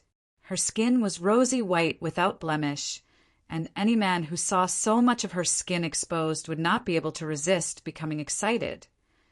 Lin Bei Bei stepped on the snow-white wool carpet and sat down on the bed. She lowered her head onto her shoulder as her eyes became misty. Drip! A clear teardrop fell onto the wool carpet, creating a small wet paw. Lin Bei Bei bit her red lips and gripped the bed sheets as a feeling of self-loathing came over her. From tonight onwards, she would no longer be a pure girl. However, her mother was in hospital and in dire need of an operation. The money that was promised for the demolition of their home had never come in. The manager in charge of the development wanted to take advantage of her, deliberately making things difficult for the mother and daughter. After thinking about it, the look in Lin Bei Bei's eyes became resolute. A single transaction would earn her $100,000, which was enough to bring back her mother's health and for them to rent a good home. It was worth it. After thinking about this, Lin Bei Bei gritted her teeth and untied the bathrobe belt. Whoosh! The white bathrobe fell to the ground, causing her petite, yet curvaceous body to be exposed. Lin Bei Bei turned off the lights and silently lay on one side of the bed. Within the darkness and silence of the room, she felt perturbed as she waited for the man who would take away her purity. Young Master Qin, you've come. Half an hour later, Qin Feng's Batmobile stopped outside of the royal clubhouse. He casually handed the keys to the smiling bellboy and walked into the clubhouse. The royal clubhouse was one of the places that Qin Feng frequented. He had his own personal room, room 888, which was a presidential suite. He took the familiar route to room 888, swiped his room card, and opened the door. As Qin Feng walked in, he kicked off his leather shoes and took off his shirt and pants. He was left in his boxers as he excitedly sprang towards the bed. On the way back, the system had announced that he had completed the quest to rescue Yin Xiao and had rewarded him 50 hedonist points, making him feel very excited. Ding, the hedonist sovereign system has been opened. Just as Qin Feng began to think, the cold electronic voice sounded in his head, and a light blue crystal screen appeared in his mind. Looking at the number of hedonist points he had, Qin Feng felt absolutely delighted. Could it be that this young master's new heaven-defying life was about to begin tonight? Qin Feng started to hurriedly look through the item exchange. However, as soon as he started to look at the cost of all of the items, his excitement instantly disappeared. There were 6 grades of items that could be exchanged from the item exchange: elementary, intermediate, advanced, king, emperor, and god. Qin Feng only looked at the elementary grade items, but already felt like smashing his head into a wall. Even a normal strength potion costed 100 hedonist points, and elementary techniques, weapons, and skills costed hundreds of hedonist points. Some of them were in the thousands range, and most intermediate grade items were in the 10,000s. As for the items above king grade, the number of zeros in their prices caused Qin Feng to feel dizzy. It was difficult to even count them. God damn, after all that effort, I can only buy a pig? This system has been screwing me over for a while now. Could it be that the system wanted him to have a barbecue? After looking through the elementary items, the only thing that Qin Feng found could be bought with 50 hedonist points was a pet. The description was as follows. System pet, Pink Piggy. HP 1. Battle power 0. Agility 0. Skills unknown. Spirituality currently none. Grade elementary, unawakened pet combined with hedonist sovereign system NPC function. Seeing that his hard-earned 50 hedonist points could only be exchanged for a cute, pink pig the size of a palm, Qin Feng almost fainted in anger. What was even worse was that this pig's stats were 0 in almost everything and looked quite useless. Just as he was about to explode in anger, something cool and soft suddenly pressed up against his body, causing the fury in his heart to instantly disperse. Instead, a fire began to burn within the lower half of his body. As the hedonist young Master Qin Feng, he immediately realized that what was pressing up against him was a girl. What's more, she was completely naked, had flawless skin, as well as a great figure. Qin Feng suddenly remembered Manager Lu's words. Manager Lu had mentioned that one of the beauties of the Acropolis University was waiting in his room, but because Qin Feng had been preoccupied with the matter with Yin Xiao, he had forgotten about this. Beautiful girl, let this young master taste you. Qin Feng suddenly laughed lewdly and felt the suppleness of the girl against him. He unhesitatingly flipped himself on top of her and prepared to do some relaxing. Lin Bei Bei cried out in shock as a multitude of different emotions rose up within her. She had seen the man enter the room and get into the bed. However, after seeing that he wasn't doing anything, she gritted her teeth and pushed herself against him, wanting to get this over and done with. However, this had caused the stranger to become excited. He had flipped himself on top of her and started to touch her body. Lin Bei Bei's beautiful eyes started to tear up. She thought that she had been prepared, but the instant the man touched her, she regretted her decision. Chapter 9. Chapter 9. The Sorrowful Little Sister Lin. No. Let me go. Please let me go. I want to go home. Let me go. Lin Bei Bei tearfully pleaded. Qin Feng's body stiffened. Why did this voice sound so familiar? There were a few decent beauties at the Acropolis University, and he had taken notice of most of them. He definitely knew this person, so he hurriedly turned on the bedside light and looked to see who it was. He wondered which beauty had come to the royal clubhouse to sell her virginity. When he saw the girl's beautiful face and the tears in her eyes, Qin Feng's mouth violently chewed, and he almost fell off the bed. Lin Bei Bei. Qin Feng. Under the gentle light, the two pairs of eyes stared at each other in shock. It was as if time had stopped, creating a strange scene. Qin Feng never would have thought that the beauty who had come to the royal clubhouse to sell her virginity was actually his beautiful desk mate, Lin Bei Bei. His impression of her was that she was someone who was not interested in wealth or power, so how could she sell herself here? Although Qin Feng was a hedonistic sensualist, he only ever engaged in consensual exchanges. Lin Bei Bei was even more surprised to find that the person who was going to pay $100,000 for her virginity was Qin Feng. However, after thinking about his reputation, Lin Bei Bei did not feel as shocked. Lin Bei Bei, what are you doing here? The fiery passion in Qin Feng's body disappeared, and he frowned as he asked her in a serious tone. Although he was a loose sensualist, he still wasn't willing to see such a pure girl like Lin Bei Bei come to this sort of place to sell herself. Lin Bei Bei's sexy lips opened and closed, but she didn't manage to say anything. Everything had happened too suddenly, and she had not been prepared. Qin Feng was hedonist, but deep down he was a kind person. Although he was infatuated with beauties, he had never forced anyone to do anything against their will. Compared to those chubby, lascivious, middle-aged men, Qin Feng seemed much more appealing with his sword-like eyebrows, aura of a noble, and his angular, handsome face. Lin Bei Bei suddenly found that he didn't seem as vile as he once did. What did it matter who took her virginity? Giving it to Qin Feng was much better than a strange, middle-aged man. Thinking to her mother's operation, Lin Bei Bei gritted her teeth, made up her mind, and shyly looked at Qin Feng as she playfully pouted. Qin Feng, can you please be gentle? It's my first time, and I'm afraid it might hurt. Before Qin Feng could react in time, she wrapped her arms around his neck and pushed her soft and damp lips against his mouth. Their bodies pressed together tightly, causing Qin Feng's breathing to become ragged. However, from Lin Bei's stiff kiss, it was evident that this was the first time she had done this. Qin Feng's body immediately reacted to this beauty who was seducing him. However, within his heart, he felt extremely uncomfortable.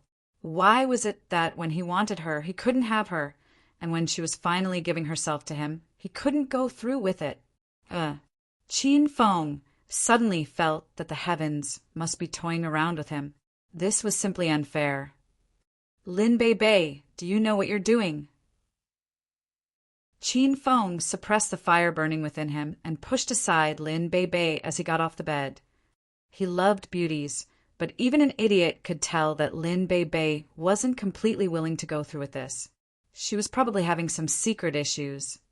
Standing at the side of the bed, Qin Feng faced away from Lin Bei as he coldly said, "Hurry up and put your clothes on, or I might regret my decision." Lin Bei felt shocked and looked at Qin Feng's back with misty eyes. She simply didn't know what he was thinking. Could it be that she wasn't pretty or sexy enough? Large teardrops began to pitifully fall onto the bed sheets. Before she had come here, she had imagined all sorts of scenarios about her body being defiled. However, she never thought that she would be rejected like this. "Qin Feng, today you announced that you were going to chase me. Is that still true?" Lin Bei was not in a hurry to put on her clothes, as her eyes sparkled with teardrops. Even she didn't believe that Qin Feng's confession had been sincere. However, she could only thicken her skin and bet on it. If Qin Feng truly felt that way towards her, she was willing to wholeheartedly follow Qin Feng and become his woman. It was the only way she would be willing to forgive herself for tonight's conduct. Qin Feng wasn't quite sure how to answer that question. He awkwardly turned around to look at Lin Bei.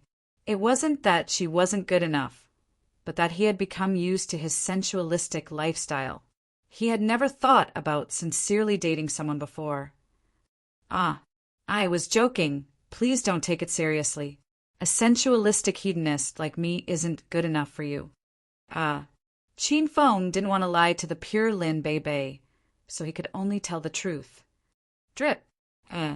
More crystalline teardrops fell on the bedsheet, covering it with flowers of tears.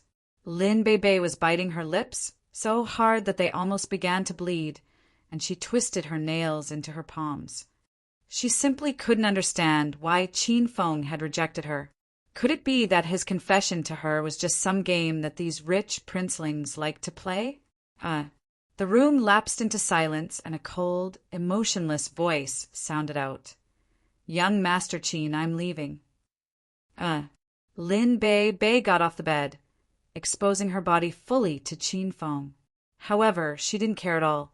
Her eyes had become dim, and she looked like a soulless puppet as she slowly put on her clothes. After putting on her clothes, Lin Bei trudged out of the room with her head lowered, not even looking at Qin Feng. After seeing this, Qin Feng felt quite uncomfortable. For him, who was so unrestrained in his pleasures, he simply couldn't accept these feelings from Lin Bei. Chapter 10.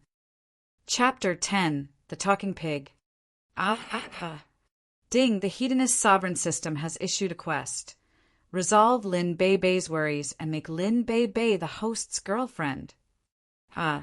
Quest time limit, 30 days. Successfully completing the quest will result in you receiving 300 hedonist points. Failing will result in the host not coming into contact with any females for 3 years. Fudge. Qin Feng was feeling a bit down and drinking wine on the bed, but he leapt to his feet after hearing this. The punishment for this quest was simply too outrageous. He would be better off just dying. Qin Feng immediately took out his phone and made a call. "Uncle Fu, please make sure you pay attention. My classmate Lin Bei is about to go out. Yes, make sure she gets home safely. Don't let anything happen to her. Also, help me get some information on her. Qin Feng said hurriedly. Roger, young master. Uncle Fu frowned slightly. Qin Feng had been acting quite strangely recently. First, he had used a top-quality external fist technique, and then had gotten involved in the trifling matters of two women, Yun Xiao and Lin Bei. This was completely different to the Qin Feng that Uncle Fu had known for over 10 years. Before, he wouldn't have cared so much about a woman. He would do the deed with them, then say goodbye, usually forever. However, this was Qin Feng's personal life. Uncle Fu shook his head and didn't dwell on it. He calmly replied, Young master, there will be a cocktail party at the Royal Hotel tomorrow. Many of Acropolis City's young masters will be there. Do you want to go as well? Can't be bothered. Qin Feng immediately replied. He had no interest in going to those pretentious gatherings. The Zhao family's heiress, Ling Xian, will be there tomorrow, Uncle Fu reminded. In that case, remind me when it's time and take me by car. Qin Feng's decision immediately changed. When he thought to the quest regarding Zhao Ling Xian, which was to make her have a favorable impression of him, he couldn't help but agree to go. After hanging up, Qin Feng sent a photo of Lin Bei that he had secretly taken during class. She looked extremely cute and pure, as well as strikingly beautiful. Qin Feng felt that they were two different people after thinking about her tearful expression from the night before in comparison to this smiling photo. Uncle Fu received the photo and memorized Lin Bei's face. He couldn't help but sigh in awe. The women Qin Feng were interested were all amazing and unique, and were all simply exquisite. Qin Feng threw his phone to the side and lay on his large bed. He couldn't cast away Lin Bei's figure from his mind, and he sighed. He couldn't really express how he was feeling. He had actually acted like an upright gentleman. Master, this little pink piggy is hungry. What the frick? Suddenly, a childish voice sounded out in Qin Feng's mind, almost causing him to fall to the ground. Qin Feng stared, dumbfounded at the little pig that was rolling around in his mind and trying to act cute. This pig could talk.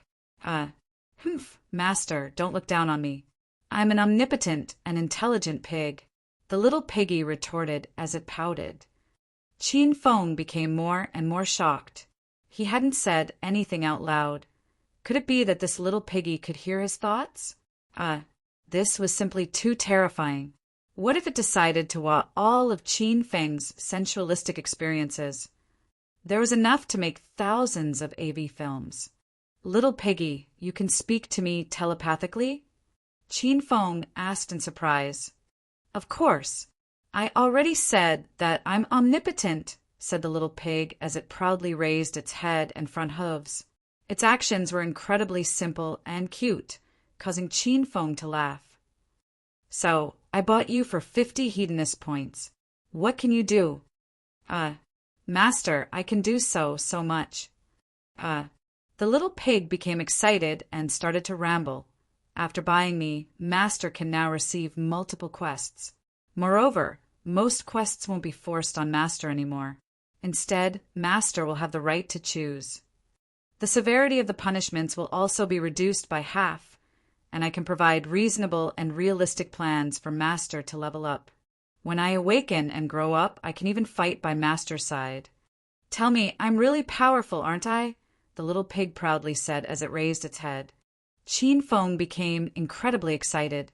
He thought that he had just thrown away the 50 hedonist points, but it was so worth it. Little piggy, what exactly is this system? Where did it come from? The system is an advanced technique that combined a game with reality, allowing the host to play out a game in real life.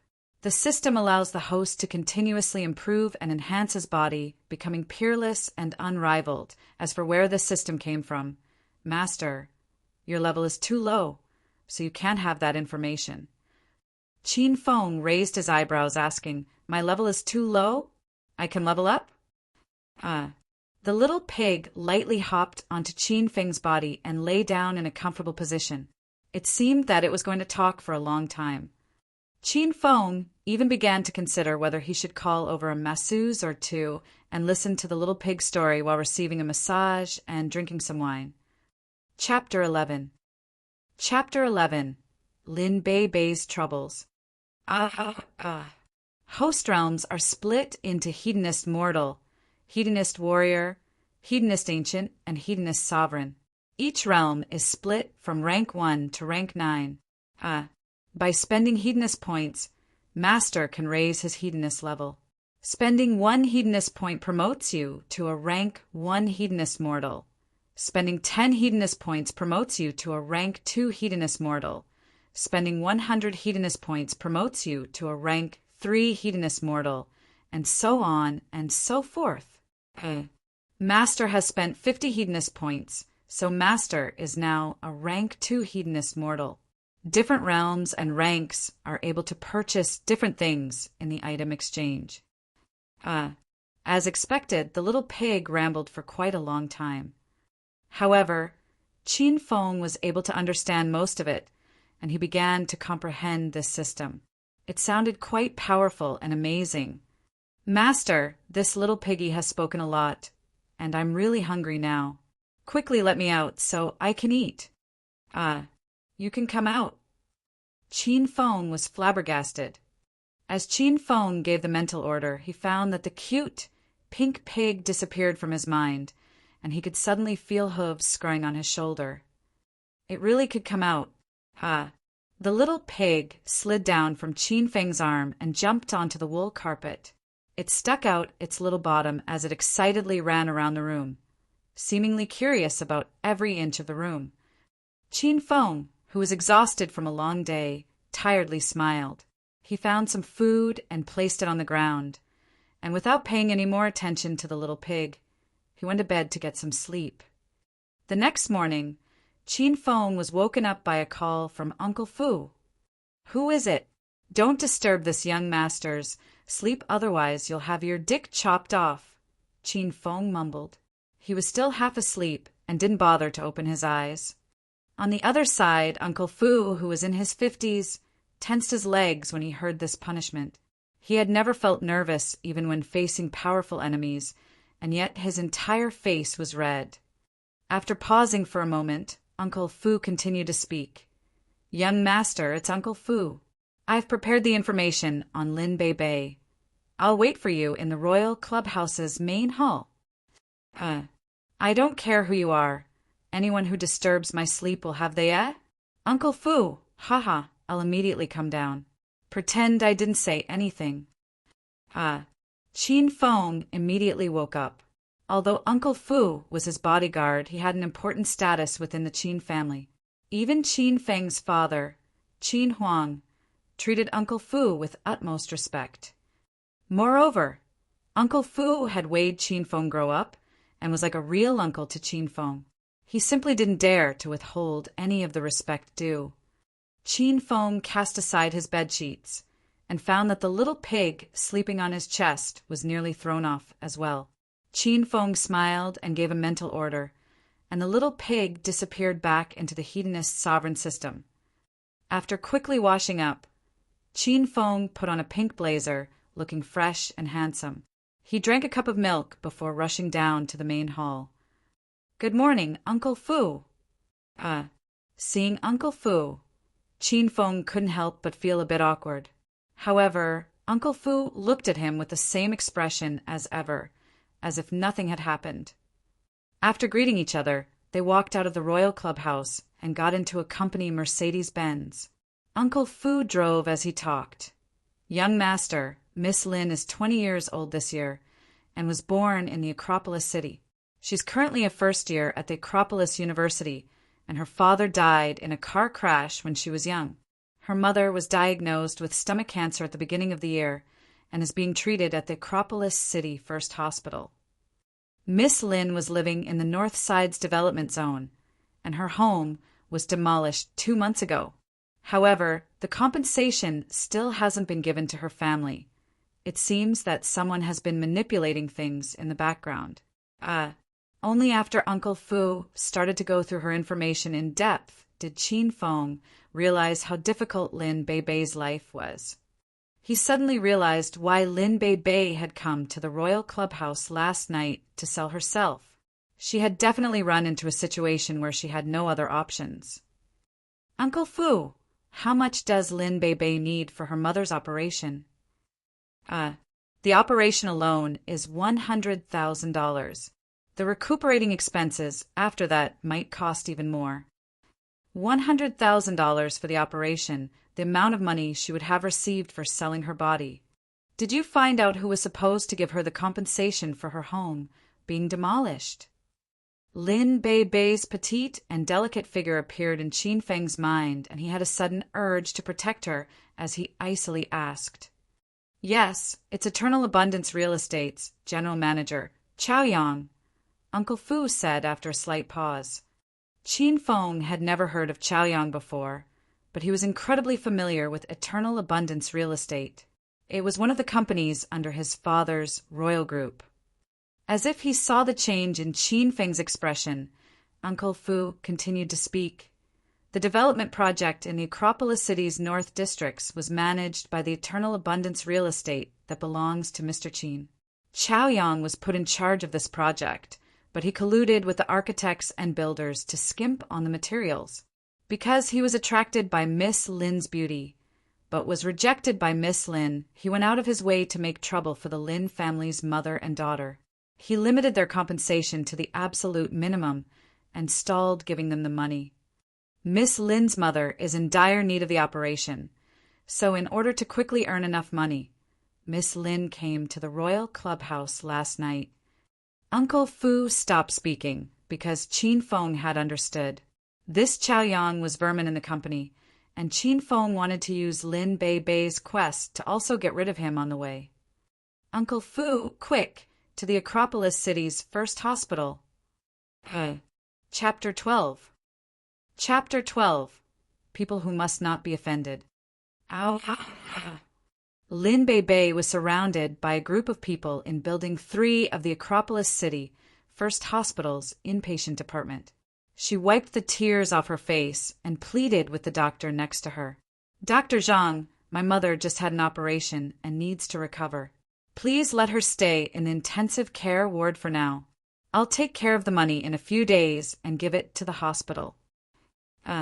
Young lady, it's not that I'm heartless, but the hospital's rules state that without paying enough money, we simply can't give you a room, Dr. Zhang said as he pushed up his glasses, revealing an expression of helplessness. Next to Lin Beibei stood a row of hooligans. These people had just been in a gang fight and had come to the hospital to be paid up. Upon seeing the pure and beautiful Lin Beibei, they stopped next to her. Their leader was a vulgar-looking man with a dyed afro and was wearing a singlet and shorts. His triangular eyes darted up and down Lin Beibei's body, which made him feel quite excited. "Ha, beautiful girl, asking for payment for a room is right and proper. It's fine if you don't have money. Big brother will lend you some as long as you come for a drink for me tonight and have some fun. That money isn't a big deal."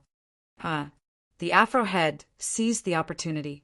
He stroked his chin as he shamelessly ogled Lin Beibei's body, smiling vulgarly. Lin Beibei had long since noticed this ill-intentioned man, and her eyes flashed with contempt. She glared at the afro head, ignoring him and the others, and continued to plead with Dr. Zhang. "Beautiful girl, no matter how much you plead, it's useless if you don't have money."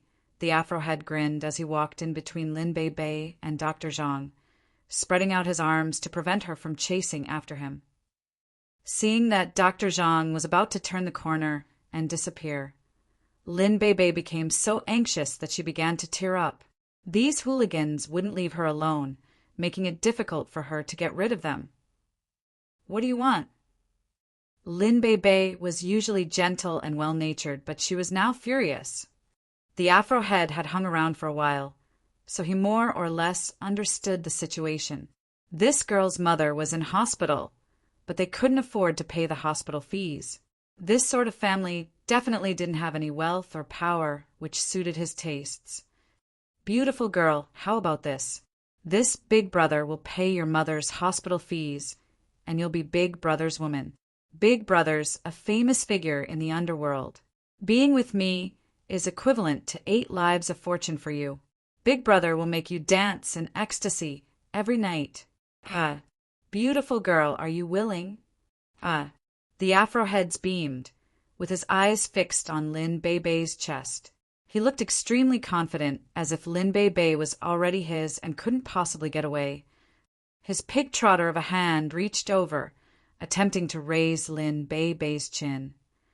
Lin Bei's face immediately darkened.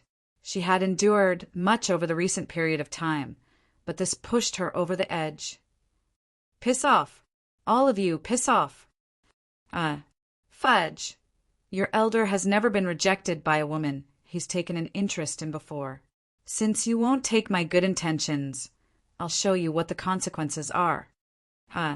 Seeing that he had been cursed at by a girl in front of his brothers, the Afrohead smile immediately disappeared and he evilly laughed. Brothers, this girlie is quite pretty. We'll take her back and taste her together. His words evoked a wave of laughter.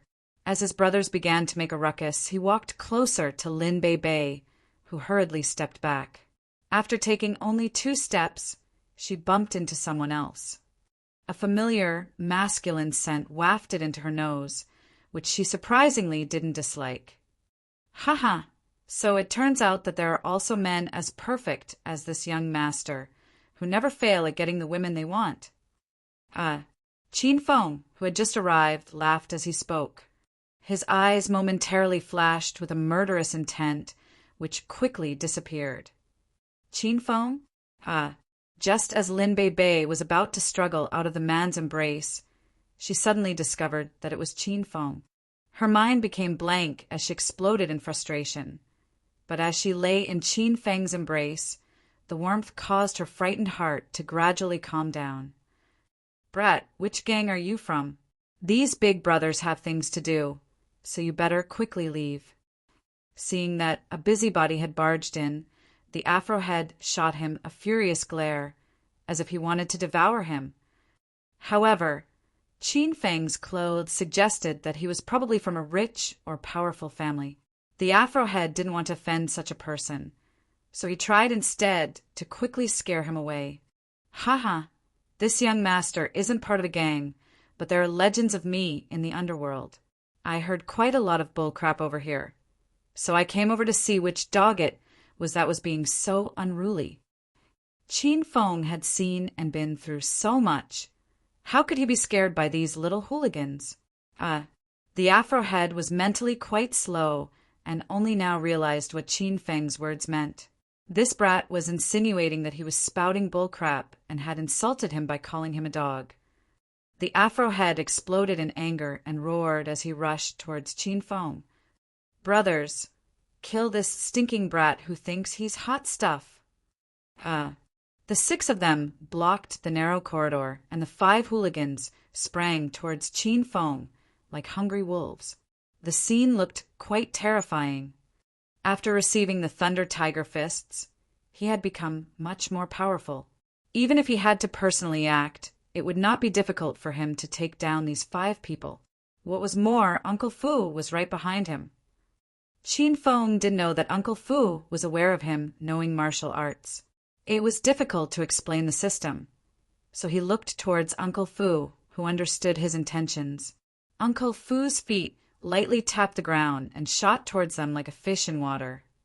Qin Feng knew just how powerful Uncle Fu was.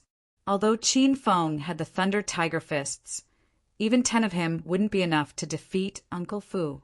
Uncle Fu was as fast as lightning, and his fists were like gusts of wind. Whenever he scored a direct hit, a loud, colliding sound would ring out, as well as pitiful cries. In just a few breaths of time, the 5 thugs had all fallen to the ground, bending over as they moaned in pain. Uncle Fu had now returned to original position behind Qin Feng and stood as straight as a pine tree. His expression was incredibly calm, as if nothing had happened. Uncle Fu, please take care of the necessary paperwork, Qin Feng said. Uncle Fu nodded and dialed a number, then walked out. The 5 people on the ground scowled miserably and were clearly furious. They had been thugs for a long time and often got into fights. Normally, they were the ones doing the bullying. When had they ever been bullied before? Today, they had been easily taken care of by an ordinary-looking old man, which gave them the urge to ram themselves into a wall and die. If this matter was spread, they would lose all face in the underworld. Big Brother Biao, it's me, Blacka. We were beaten up by someone in the first hospital. We told them about you, but not only did they not give us face, but attacked us savagely. Big Brother Biao, you have to come and teach these guys a lesson and give your subordinates justice. After remaining silent for a while, the Afro head began to call for reinforcements. Perhaps it was because the Big Brother Biao was quite powerful or important, but after hanging up, the thugs became arrogant again. They all stared fixedly at Qin Feng, as if they were afraid that he would escape. Brat, you're dead this time. Big Brother Biao's already heading this way. Your elder will have you know that there are people in this city who must not be offended. Is that so? Then this young master is quite interested to see who it is. Tell him to hurry up. Otherwise, I might leave after taking care of my matters here. Qin Feng coldly smiled as he looked at the Afro head and the others as if they were idiots. Chapter 13. Chapter 13. Accepting a Quest 1. We'll let you be arrogant for a while. When Big Brother Biao comes, you won't even have the chance to cry, the Afro head coldly said. At this moment, a white-haired, elderly man hurried over to Qin Feng's side. He was the first hospital's director, Fong Wen-tian. Young Master Qin, it's a misunderstanding, a simple misunderstanding. This was our hospital's fault, and as the director of the first hospital, I'll take responsibility. Fong Wen-tian would never have imagined that Qin Feng would personally come to the hospital for a girl who couldn't afford the fees. His father, Qin Huang, donated much of the first hospital's medical equipment every year and had invested more than $100 million over the past few years. Even Director Fong didn't dare to offend him. Director Fong's being too serious. Thanks for taking the trouble to come all the way here for something small like this. Seeing that Qin Feng wasn't angry, Fong Wen-tian inwardly released the breath he was holding as he quickly replied, No, it's the right thing to do. Don't worry, young Master Qin. I've personally arranged everything. I'm sure you'll be satisfied. At this moment, Uncle Fu calmly returned to Qin Feng's side and said, Young Master, everything's been taken care of. Upon seeing Uncle Fu, Fong Wen-tian's body slightly trembled, his heart full of shock. As someone from the older generation, he had heard much of Uncle Fu during his glory days. For such a legendary figure to be willing to serve Qin Huang and act as a bodyguard, it showed just how powerful and influential the Qin family was in the Acropolis city. Afrohead, who was still lying on the ground and unable to get up, suddenly felt a sense of regret. Less than 10 minutes after Qin Feng had arrived, the director had personally rushed over with a big smile on his face. The power he wielded was simply shocking. He had already regretted angering Qin Feng, but since things had turned out like this, he could only pray that Big Brother Biao would quickly bring people over. That way, there would still be room for negotiation. The one who was the most shocked was Lin Bei, who was still in Qin Feng's embrace. The moment she saw Qin Feng, she felt as if she was dreaming an incredibly long and realistic dream. Although Lin Bei had long since known of Qin Feng's background, this was the first time she had witnessed the power that it carried. After seeing the director of the first hospital act so courteously, she felt incredibly shocked and grateful towards Qin Feng. Not only did he allow her to preserve her purity, he had even ordered someone to drive her to the hospital the previous night, in addition to paying the $100,000 operation fee. Today, he had personally come here and organized the procedures for her mother's recovery. Lin Bei now felt quite confused. If Qin Feng didn't like her, why was he doing all of this? If he just wanted her body, he could have already taken it, as he had already paid the $100,000. He didn't need to go so far. Uncle Fu, what's this Big Brother Biao thing? Qin Feng nodded his head, satisfied that the matter with Lin Bei Bei's mother had been resolved. He then remembered the person that the Afro-head had mentioned and casually questioned Uncle Fu. Young master should be referring to Zhang Biao. He's a hoodlum from the Acropolis city and isn't too influential, but he's no small fry either. He's a good fighter, but his personality is too frank and he has a fiery temper. He doesn't understand how to manage relationships with others, so he's never been able to make it big. As Uncle Fu gave Qin Feng a rundown about Zhang Biao, a fierce tiger-like roar sounded out from the corridor. Blackie, who the frick's acting up here? A colossal, muscular man with 8 lackeys following behind him strode in. A fierce tiger was tattooed on his arm and his veins bulged on his furious-looking face. His entire body exuded the aura of a bandit. If this man had lived in the Japanese resistance period, he would definitely be a king of bandits. His aura was simply too frightening. The people in his way obediently cleared a path for him, afraid that they would bring trouble on themselves. Lin Bei Bei, who was leaning against Qin Feng, was so scared that she started to tremble. She hurriedly grabbed onto him and worriedly said, "Qin Feng, you'd better go. There's so many of them, so you'll definitely be in trouble if you don't leave." Director Feng frowned. This was a sacred hospital, and yet there were hooligans coming in to make trouble. It seemed that they were here for Qin Feng. He inwardly groaned, cursing his bad luck for something so troublesome to happen so early on in the day. "Young Master Qin, I'll immediately call the hospital's security." Qin Feng glanced at the director and gently shook his head, then turned his attention back to Lin Bei Bei. Seeing how pitiful and weak she looked, he warmly smiled, feeling a sense of care for her. He lovingly stroked her hair as he calmly said, "Don't worry, I can handle a small matter like this." "Young master, this person is Zhang Biao," Uncle Fu said in a composed manner to Qin Feng. Evidently, Uncle Fu was unfazed by Zhang Biao's aura. Qin Feng sized up Zhang Biao. He was quite muscular and well-built, and his very presence would make anyone feel pressured. He indeed had the potential to become a big figure in the underworld. Ding, the Hedonist sovereign system has issued a quest. Subdue Zhang Biao. Quest time limit, 3 days. Successfully completing the quest will result in you receiving 50 hedonist points. Failing will result in the host not being able to use the Thunder Tiger Fists for 1 month. Lil Piggy, this is also a quest from the system? I thought all of the quests were related to women. Qin Feng asked mentally in surprise. That's right, the quests from the system are all related to women. But after Master bought me, I can choose some quests for you to do. These quests can be accepted or rejected by Master. At this moment, Qin Feng realized just how useful this little pig was. It could actually give him extra quests.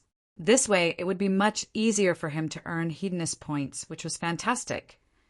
I'll accept it. Qin Feng didn't even need to think as he unhesitatingly accepted the quest. Chapter 14. Chapter 14. Accepting Quest 2. Big Brother Biao, thank God you're here. It's those 2 brats over there. You have to avenge us. Look at how arrogant they look. They beat us up so much that even our own parents wouldn't recognize us. The arrival of Zhang Biao immediately revived the dejected Afro-head, who looked like he was seeing his father come back to life.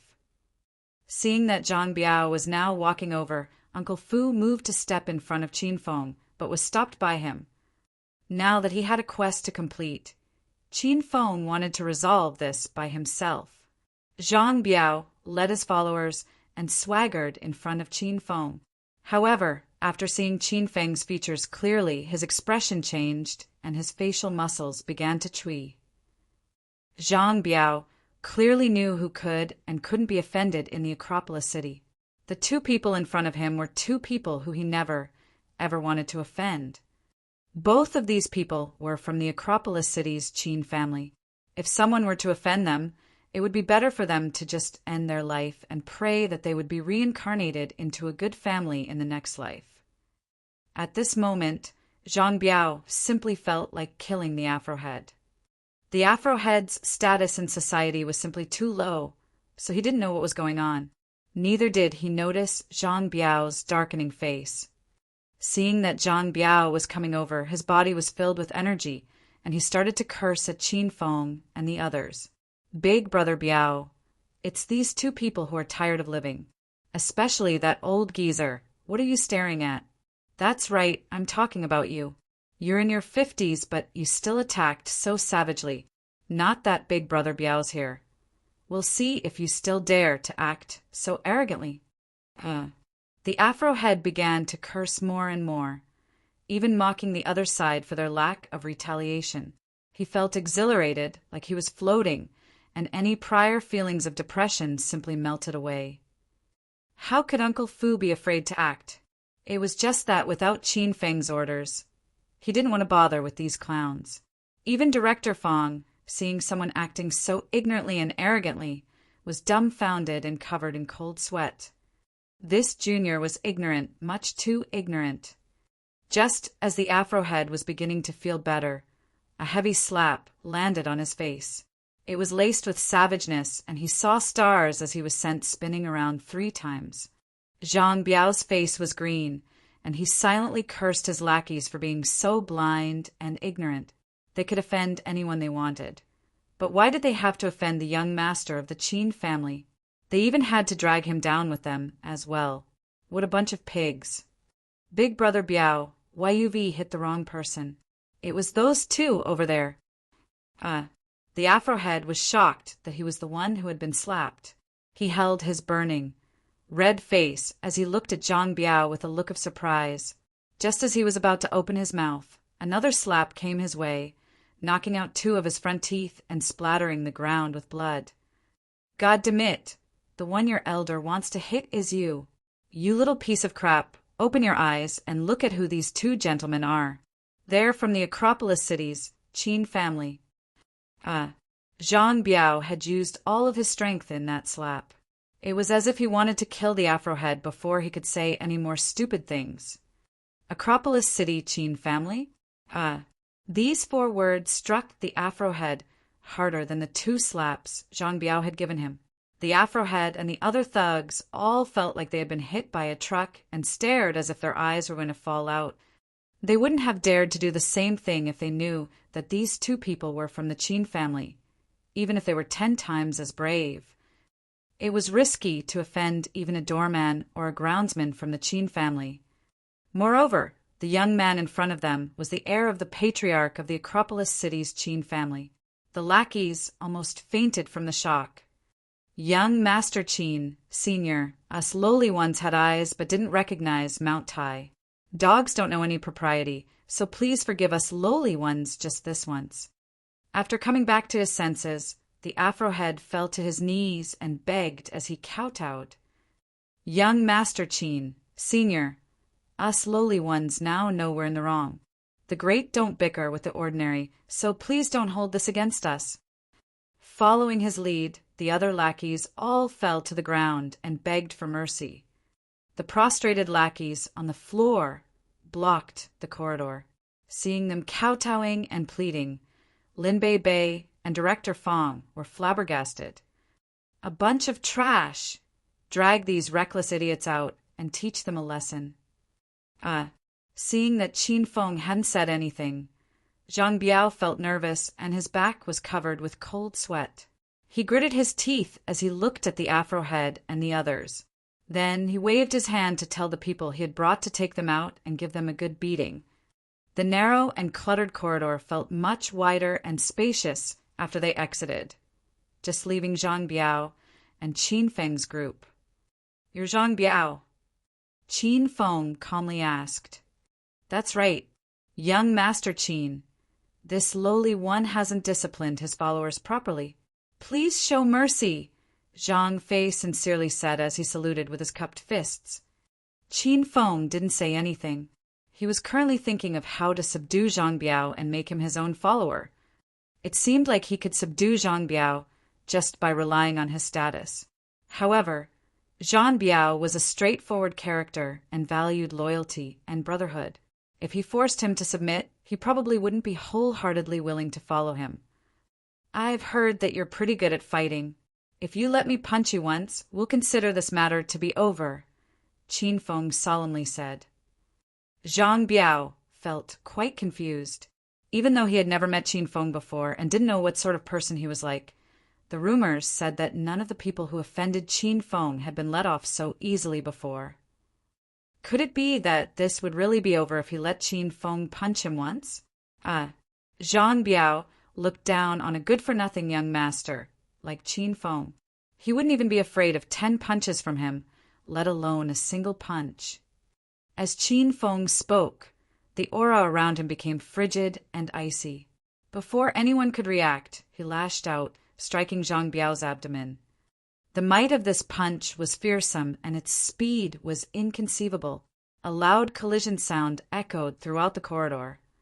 Uncle Fu's eyes flashed and marveled as he looked at Zhang Biao staggering back 5 or 6 steps before he could steady himself. It seemed that he had underestimated the external fist technique that Qin Feng had trained in. It was ferocious and overbearing, carrying with it an irresistible force that couldn't be blocked. It was definitely a top-class external fist technique. Zhang Biao, I'll give you an opportunity to follow this young master. After Qin Feng landed his punch, he calmly spoke. He didn't use his background to force him to submit, but rather impressed him through his own strength. If he could convince Zhang Biao to capitulate, he would be a decent subordinate. Zhang Biao looked at Qin Feng in shock. He never would have thought that such a flimsy-looking body could hide such immense strength. He had heard of rumors of Qin Feng before, that he was a useless, hedonistic young master and had looked down on him. However, at this moment, Qin Feng had completely earned his respect. That punch was incredibly overbearing and was shockingly fast. Zhang Biao couldn't block it at all. Thank you for giving me face. In future, if you have anything you want Biao to do, please let me know. After coming back to his senses, Zhang Biao endured the pain in his abdomen as he spoke with excitement in his eyes. With a big mountain like Qin Feng to rely on, he was destined for meteoric success. Chapter 15. Chapter 15. Rank 1 Strength Potion. Ding! Congratulations, host Qin Feng. You have completed the quest to subdue Zhang Biao. You have received 50 hedonist points. Ding! Congratulations, host Qin Feng. You have resolved one of Lin Beibei's worries. You have received 100 hedonist points. Qin Feng was overjoyed to have received 150 hedonist points. Since he had completed the quest, there was no need for Qin Feng to keep Zhang Biao hanging around. He waved his head and sent the group of people on their way. Lil Piggy, I haven't completed Lin Beibei's quest yet. So why did I receive hedonist points? Qin Feng asked as he suppressed his excitement. That's because of me, of course. After Master bought me, quests can be separated into multiple subquests. Lin Beibei's quest has been split by me into 3 subquests. Every time you complete a subquest, you can earn hedonist points immediately. Lil Piggy, you're awesome. Qin Feng was so excited that he almost wanted to give the little pig a big kiss. However, he immediately decided against this upon seeing its snotty snout. The little pig sniffled its snot as it proudly looked at Qin Feng. Now do you realize? I told you ages ago that I'm the invincible little pig. Qin Feng screwed his ear, pretending not to hear the little pig. He now had 150 hedonist points and couldn't wait to see what he could buy in the item exchange. He turned to Lin Beibei and said, Bei, Uncle Fu has already arranged everything for Auntie's recovery, so don't worry. As for the compensation for your home being demolished, I'll sort it out for you soon. This is the room card for room 888 at the Royal Clubhouse. You can stay there for now. I've got some other things to take care of, so I'll be leaving first. It was not until Qin Feng and Uncle Fu had walked quite a distance away did Lin Bei snap out of her daze. She looked at the room card in her hands, and her pure, beautiful face flushed red. Could it be that Qin Feng still wanted her body? Could it be that he had done all of that just because he wanted her body? Lin Bei felt a bit worried and disappointed, but also strangely a bit hopeful. Uncle Fu drove the Mercedes-Benz as Qin Feng sat at the back and relaxed while looking out of the window. Uncle Fu, what did you think of that punch that I hit Zhang Biao with? Qin Feng suddenly asked, breaking the silence. Although he wanted to hide his power, it was impossible for him to hide it from Uncle Fu forever. After all, Uncle Fu was acting as his bodyguard, 24/7. Moreover, Uncle Fu was a trustworthy person, so Qin Feng decided not to hide the Thunder Tiger Fist from him. Uncle Fu felt slightly shocked. He had been meaning to ask Qin Feng about that external fist technique, but could never find the opportunity. Now that Qin Feng had brought it up, Uncle Fu nodded, replying, "Young master, your fist technique is excellent. Vigorous and overbearing, like a ferocious tiger. It's just that..." Uncle Fu frowned and hesitated. "What is it? Uncle Fu, you can be honest with me." Qin Feng suddenly sat up as he asked. "Young master's external fist technique is a top-class fist technique, but your power is a bit lacking. Currently, you're unable to completely wield this fist technique and unleash its true power." Uncle Fu's words hit home. The reason he had decided to talk to Uncle Fu about the Thunder Tiger Fists was because, although he had achieved victory in these two battles, Qin Feng had found a serious problem. Just like Uncle Fu had said, when throwing punches, he felt that there was not enough strength behind them. Every time his fist struck something, his arm would ache terribly. In a battle, this would be equivalent to killing 100 enemies, but sacrificing 3,000 of one's own troops. According to my analysis, young master has already fully comprehended this fist technique styles and can freely use them. However, young master's own strength hasn't caught up. Against thugs like Zhang Biao, young master will have the advantage. But if young master runs into experts who have truly cultivated, young master will suffer loss. Uncle Fu's unfathomable eyes flashed with a hint of confusion. Since Qin Feng was able to use the fist technique so freely, he must have trained for at least 10 years. If that was the case, why had he never trained his body before? For external techniques, strength was paramount. Young master, could it be that your master only taught you the fist technique, but never taught you how to break through your limits? This sort of top-class external technique was usually something that was strictly passed down within a family or sect. As such, it wasn't quite appropriate to ask about someone's master. However, Uncle Fu was simply too curious and couldn't help himself. Ahem. Uncle Fu, my master said that I can't reveal too much, so I hope you can understand. Qin Feng gave a dry cough. Master? What master? And what was this breaking through the limits thing?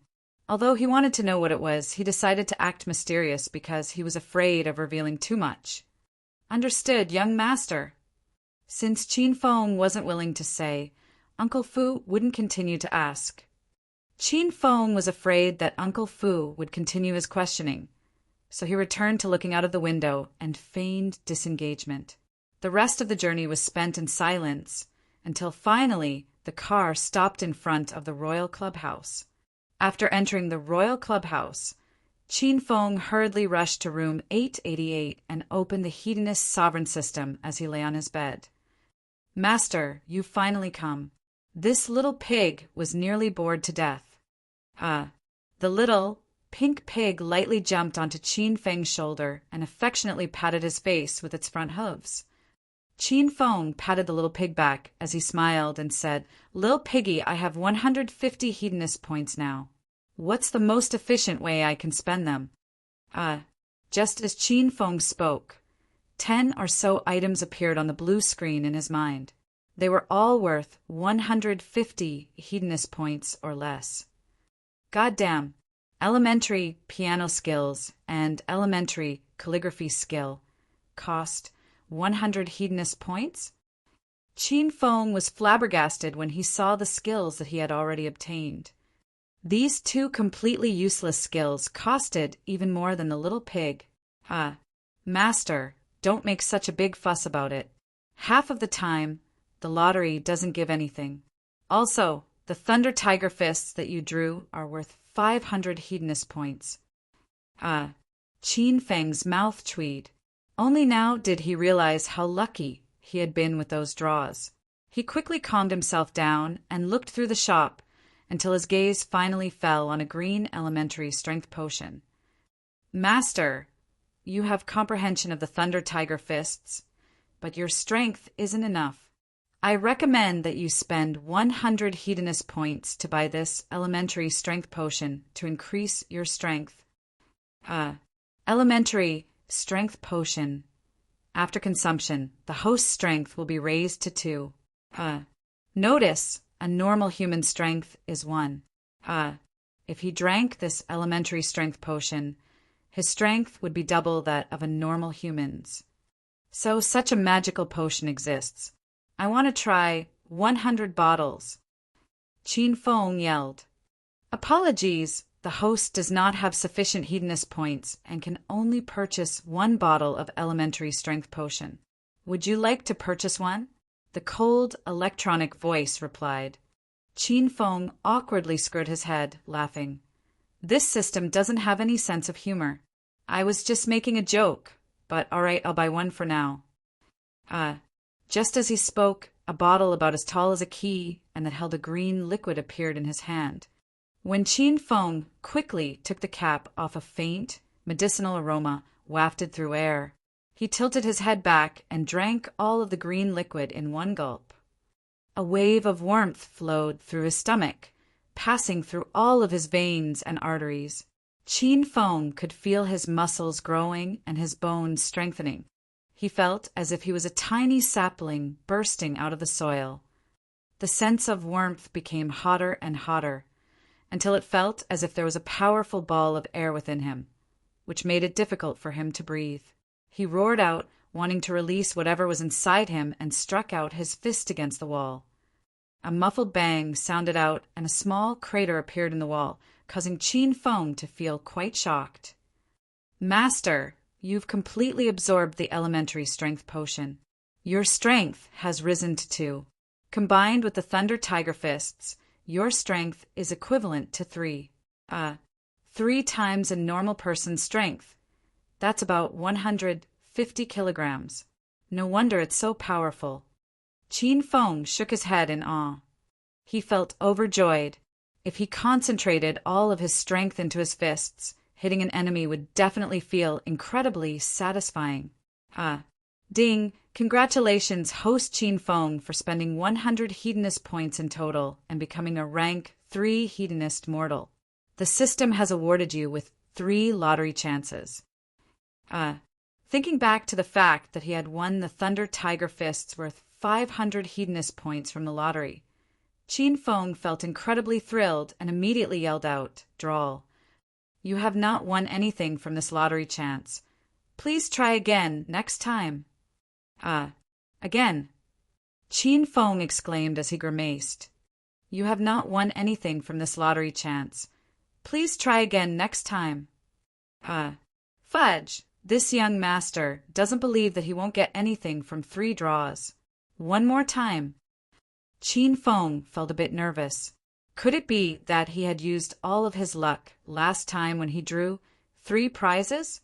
Would he draw nothing from these 3 chances? Just the mere thought of this was terrifying, more terrifying than seeing a ghost. Congratulations, host! You have drawn a true steel sword. On the screen, an ancient sword spun as it emitted a faint yellow light, causing Qin Feng to feel dumbfounded.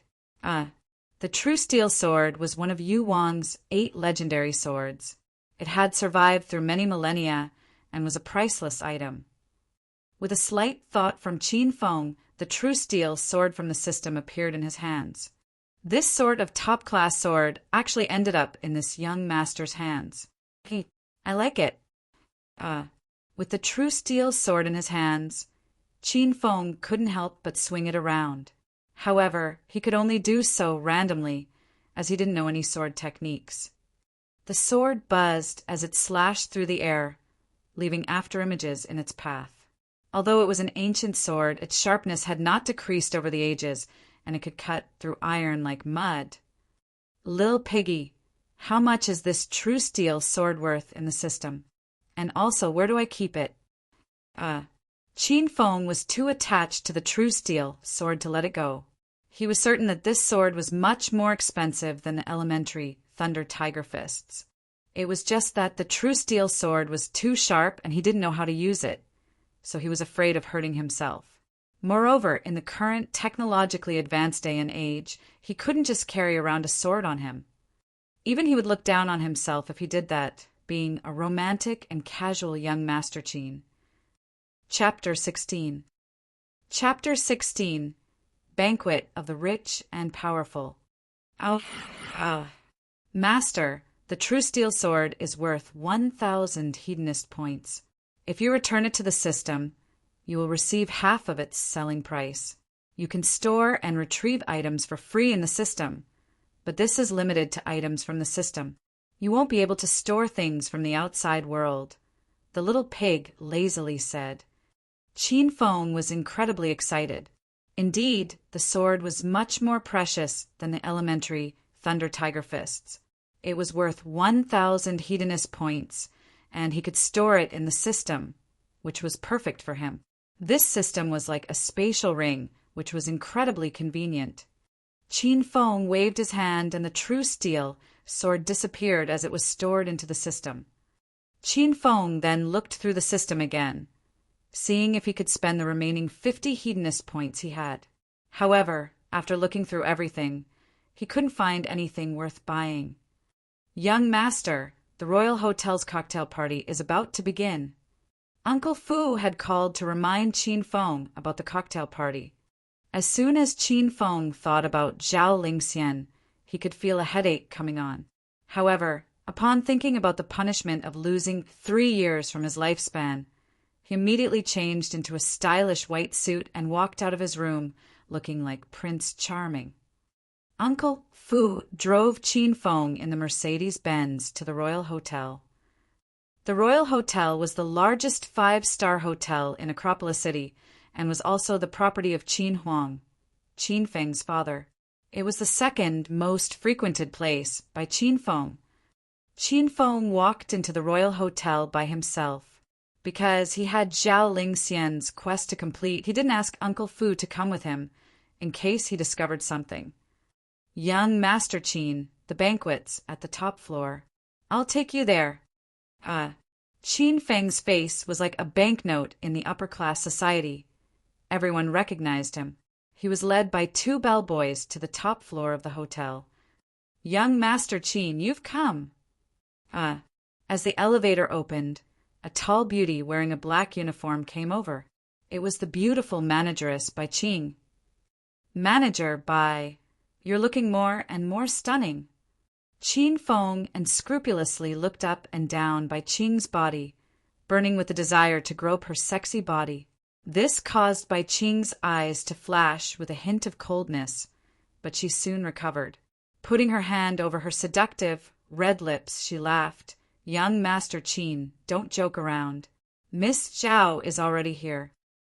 A week after Qin Feng had rescinded the marriage between the Zhao family and himself, the news had spread throughout the entire upper-class society of Acropolis City.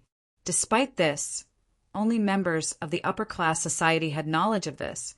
A manager like Bai Qing had no idea about it, which was why she had said such a thing. Take me to see Miss Zhao. Upon hearing Bai Qing mention Zhao Lingxian, Qin Feng's mood quickly soured and he did not continue to flirt with her. This way, please, young Master Qin. Bai Qing led Qin Feng to one of the banquet halls on the top floor. Seeing Qin Feng walk into the room, Bai Qing's coquettish look disappeared and her face became icy cold, as a glimmer of killing intent flashed in her eyes.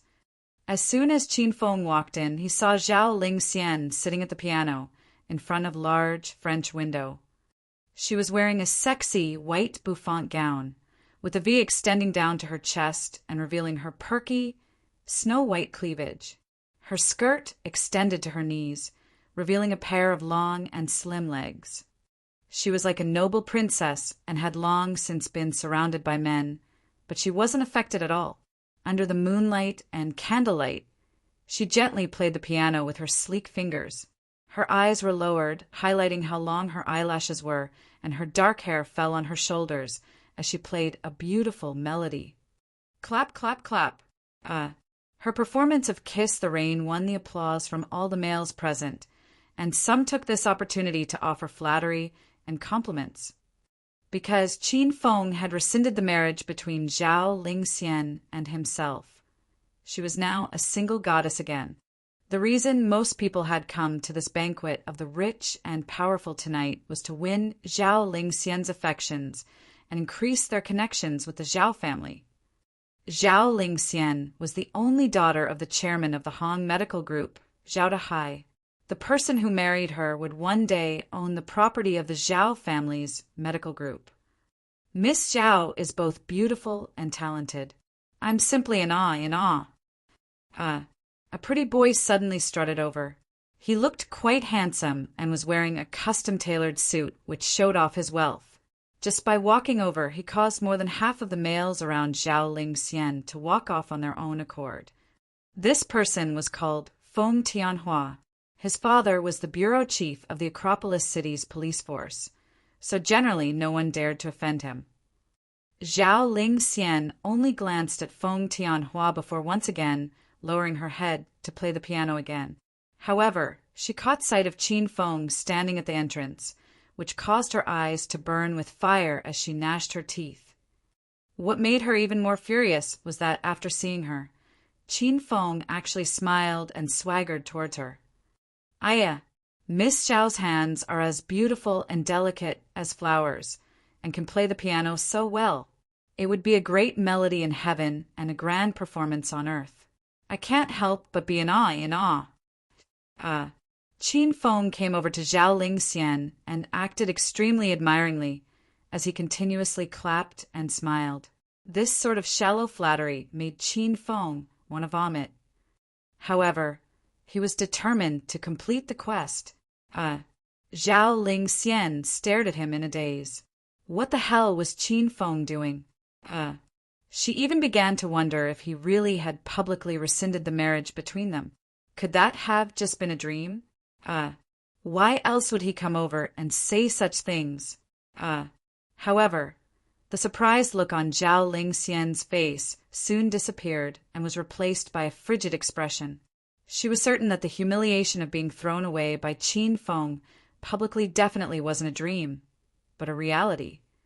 She looked at him furiously, wanting to dice this hedonistic young master into 1,000 pieces, as she gritted her teeth and said, "Young Master Qin, it seems that your mental illness is acting up again. Do you want to have your medicine first, then come back?" There were quite a few people gathered around Zhao Lingxian, and they were all sons of aristocracy and nobility. Qin Feng couldn't help but feel a bit awkward after being called mentally unwell by Zhao Lingxian in front of so many people. After dry coughing, Qin Feng looked at Feng Tianhua, who was evilly grinning, and quickly walked over, using him to change the topic. "Ho, isn't this Lil Feng? You're here as well. How's your father been these days? He hasn't been taken away by someone from above?" Oh, it's good that he wasn't arrested, that's good." Qin Feng laughed as he patted Feng Tianhua's shoulder, as if he didn't see the other person's darkening face. He didn't even give Feng Tianhua a chance to speak as he continued to ramble on. Zhao Lingxian, who had been stony-faced, suddenly smiled. She had been annoyed by Feng Tianhua the moment she had stepped into the banquet hall, and she inwardly despised him. Seeing Qin Feng mock him like this made her mysteriously feel happier. She never knew Qin Feng had such an interesting side before. Humph. Who cares if you can be funny? Since you humiliated this lady in public, I'll definitely make you regret it. Qin Feng's looseness and sensualism was something that almost everyone in the Acropolis city knew about and was a topic that was often talked about. People often said that whoever married him must have sinned for 8 lifetimes. It was evident just how loose and unbridled Qin Feng was. Zhao Lingxian should have felt fortunate to have avoided that marriage with Qin Feng. However, she was incredibly displeased that Qin Feng had publicly rescinded the marriage. She inwardly vowed that she would make Qin Feng heavily pay. The other young masters all gave up on chasing Zhao Lingxian as they saw Qin Feng and Feng Tianhua jab at each other because of her. They simply couldn't afford to offend these two people. At this moment, a woman walked in wearing a flame-red qipao, with breasts so full that they were almost bursting through it. Her cleavage seemed almost endless, and her legs were long and flawless. Anyone who saw her almost had a nosebleed. The woman had golden, curled hair, a round face, high eyebrows, delicate, beautiful facial features, and shining skin. She emitted an air of irresistibility. As she walked in, she immediately attracted everyone's attention. Jincheng City's #1 beauty, Han Yingying, is here. Chapter 17. Chapter 17. Acropolis City's 4 Princes. Teaser. Someone in the crowd yelled out, and everyone's gaze fell on Han Yingying, who was leisurely walking over. Yingying's sexy body and flawless looks caused almost every man to drool and their eyes to turn green. At a corner of the banquet hall, 3 lofty and impressive young men dressed in fine clothing sat at a large, round table. From the beginning of the banquet, no one had dared to go over to them. They were equally as famous as Qin Feng and were the other 3 of Acropolis City's 4 princes, Hao Yun, Zhou Kai, and Sima Tu, from the ancient Sima family. These 3 people minded their own business as they tasted their wine, and weren't at all disturbed by the outside world. When Qin Feng had come in, they shot him a glance. Now that Han Yingying had arrived, they all looked over at the #1 beauty of the Jincheng City, each with their own thoughts.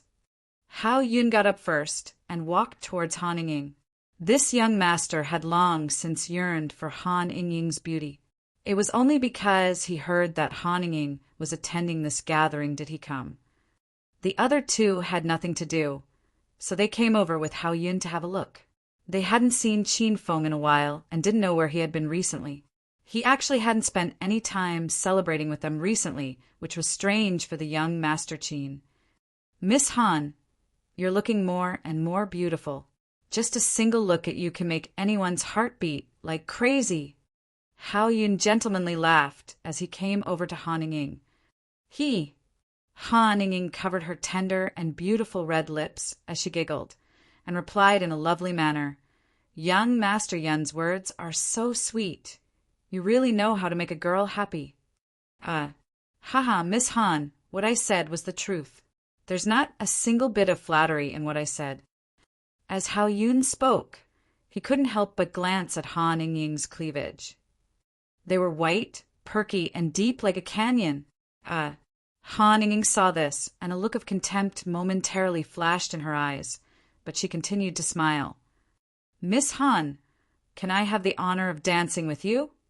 Hao Yun secretly gulped down a mouthful of saliva. This #1 beauty of Jincheng City was simply too alluring. Even a hedonistic young master, like him, who had slept with countless beauties, found it difficult to control himself around her. He wished that he could leap on her and take her right there. Han Yingying wasn't interested in Hao Yun at all, and she looked around the banquet hall. After looking around, Her gaze fell on Qin Feng, and her eyes lit up. She covered her mouth as she laughed, saying, "Hee hee, young Master Yin. I'm terribly sorry, but recently I haven't been well enough to dance. I'll take a rain check on that."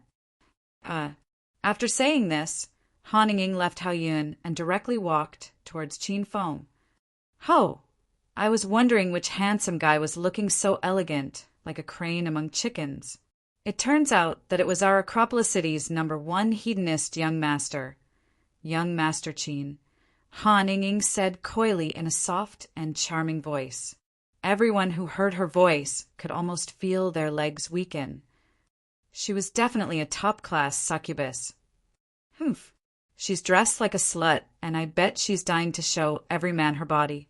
Who knows how many men she's slept with before. Seeing Han Ying acting so flirtatiously around Qin Feng with her face full of desire, Zhao Lingxian strangely felt quite furious and started to inwardly curse at her. Qin Feng's gaze didn't linger on Han Ying. He coolly smiled and stretched out his hand to Zhao Lingxian beside him as he said, "Princess Yan'er, give me some face and dance with me." Zhao Lingxian froze for a second. She was surprised that Qin Feng wasn't like the other males and didn't stare at Han Ying's chest. Instead, he almost completely ignored her. This caused her to feel a mysterious sense of happiness. However, when she remembered that this man had publicly rescinded their marriage, Zhao Lingxian felt like exploding again. She savagely glared at Qin Feng as she said, "You're too late. This young lady doesn't have any time now, nor will she have any time in future. Io, why do you have to be so fierce to our young Master Qin?" Not only did Han Ying not mind being ignored, she charmingly smiled and said, "No wonder young Master Qin cancelled your wedding. Even I couldn't stand someone with such severe princess syndrome. Isn't it just dancing? Young Master Qin, Ying can dance with you. If you want, we can dance for a whole night." Han Ying already had one hand on Qin Feng's shoulder as she tenderly looked into his eyes, with her breasts pressed up against his chest. The main reason she had come to Acropolis City was to make Qin Feng hers, so that the Qin family would join her Han family's business alliance. This would expand business opportunities for both of their families.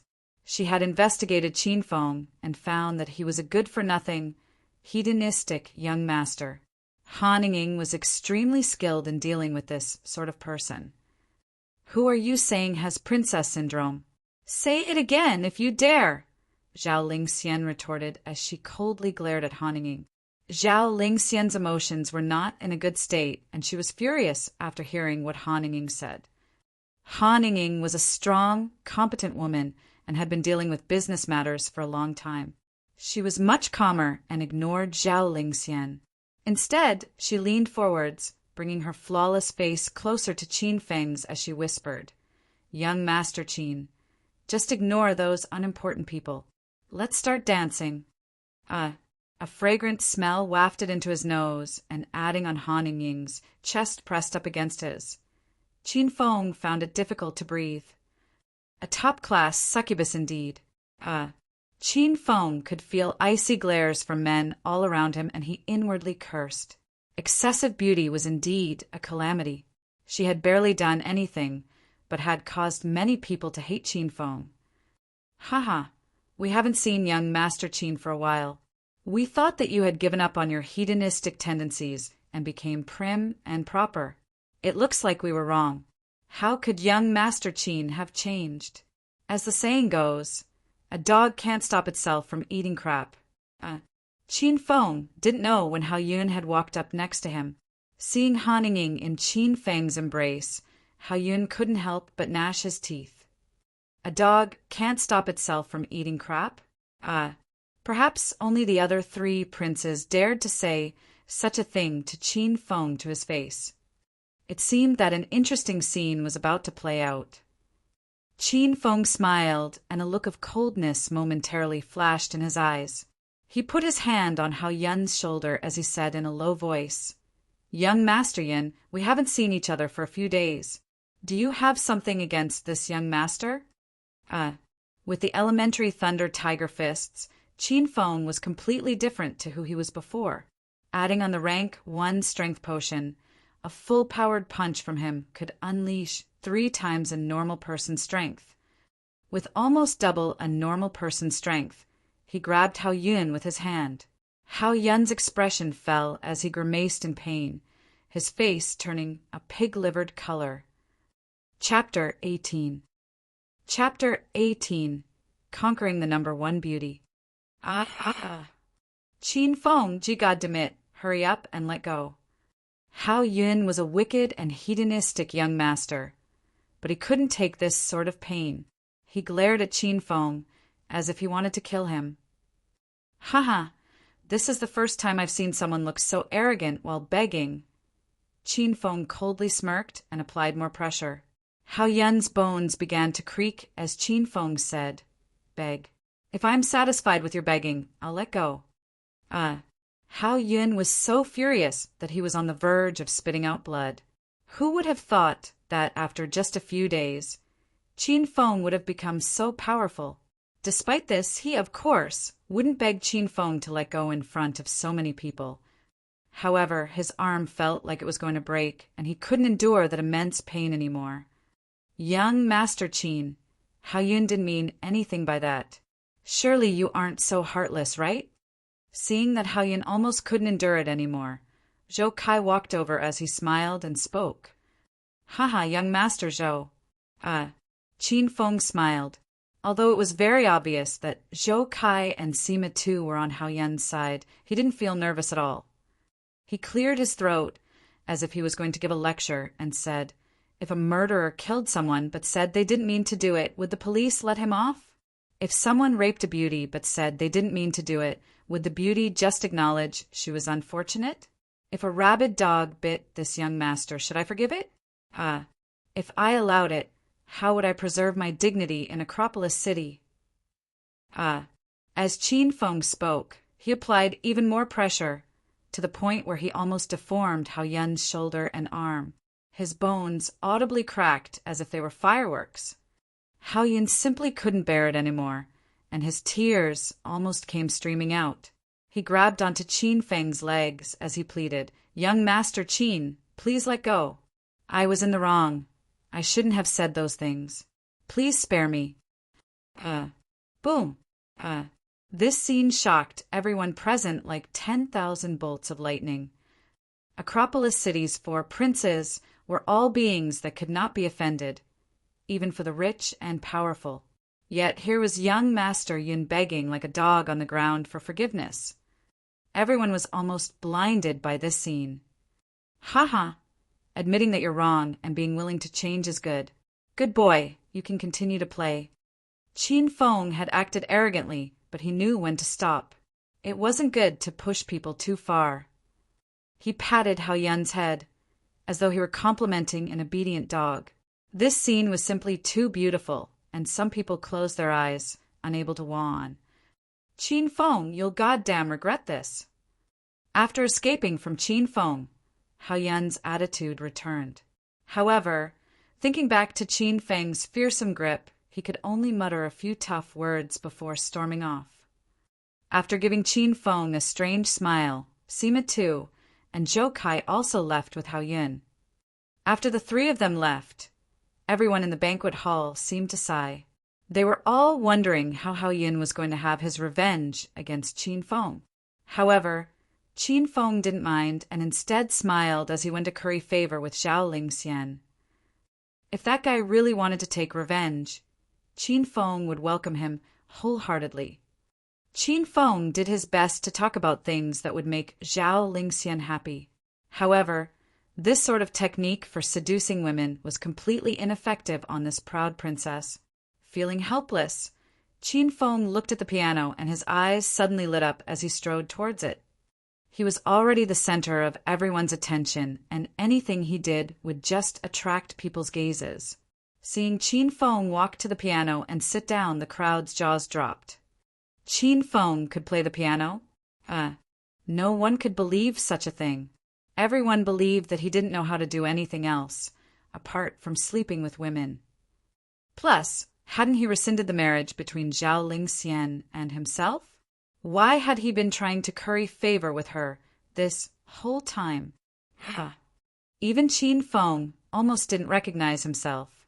Apart from sleeping with women, he hadn't been good for anything else. Now, because of the quests, he hadn't slept with anyone for many days and had learned a number of skills that he had never even thought of before. This reminded Qin Feng of a famous line from a movie. Only when life moves on quickly is it exciting. Now, I'll play a Kamamore in front of everyone for the beautiful Princess Zhao Lingxian. Qin Feng suddenly spoke, and his white suit sparkled under the light. His handsome face, broad shoulders, and smile made him look like a prince out of a fairy tale. A few famous pieces crossed his mind, and he chose one suitable for the occasion. His 10 fingers, which even a woman would be envious of, began to dance and jump upon the black and white keys. Beautiful music sounded out throughout the entire banquet hall. It was as if Qin Feng had been possessed by the soul of a great pianist. He closed his eyes as he lifted his head up, looking as if he was entranced by the music. He had an air of dignity and nobility about him, and his fingers flowed like water over the piano keys. The music was simply too enchanting, and he couldn't stop. A while later, Qin Feng had finished playing the piano piece, but everyone was still entranced. Its beautiful melody continued to play in their minds, and they couldn't help but admire him. If they hadn't seen and heard him play with their own eyes and ears, they wouldn't have believed such a thing was possible. Qin Feng was able to play the piano with such mastery and had almost reached perfection. Princess Zhao Lingxian, was that to your satisfaction? Qin Feng asked, seeing that she was still in a daze. Zhao Lingxian's body shook, and she snapped out of her stupor. Even she, who was studying piano at university, had been completely enthralled by the music. She looked at Qin Feng in shock, unable to speak. She couldn't help but admit that Qin Feng's skill was far above even hers. I'm a bit tired, I'm going now. Qin Feng had acted way too strangely tonight. She suddenly felt that she didn't completely understand this hedonistic young master and didn't know how to face him. Zhao Lingxian left the banquet hall with complicated feelings. Upon seeing her leave, the faces of more than half of the men turned bitter. It seemed that their plans to win her heart had flown out of the window, so they also left. The rest of the people all had their eyes on Han Ying. Qin Feng sat beside the piano, waiting for a system announcement. However, after being met with silence, he sighed, knowing that obtaining Zhao Lingxian's favorability wouldn't be this easy. Young Master Qin, are you free tonight? Let's find a quiet place to murmur endearments to each other. Han Ying's figure once again appeared in front of Qin Feng, and she purposely leaned forwards, revealing her breasts to him. Qin Feng casually glanced over and marveled at how large and white they were. Ding, the Hedonist sovereign system has issued a compulsory quest. Conquer Han Ying. Quest time limit, 3 months. Successfully completing the quest will result in you receiving 500 hedonist points. Failing will result in the host being impotent for 3 years. God freaking damn it.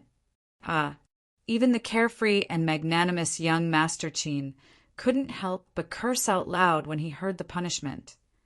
What's more, this was a compulsory quest.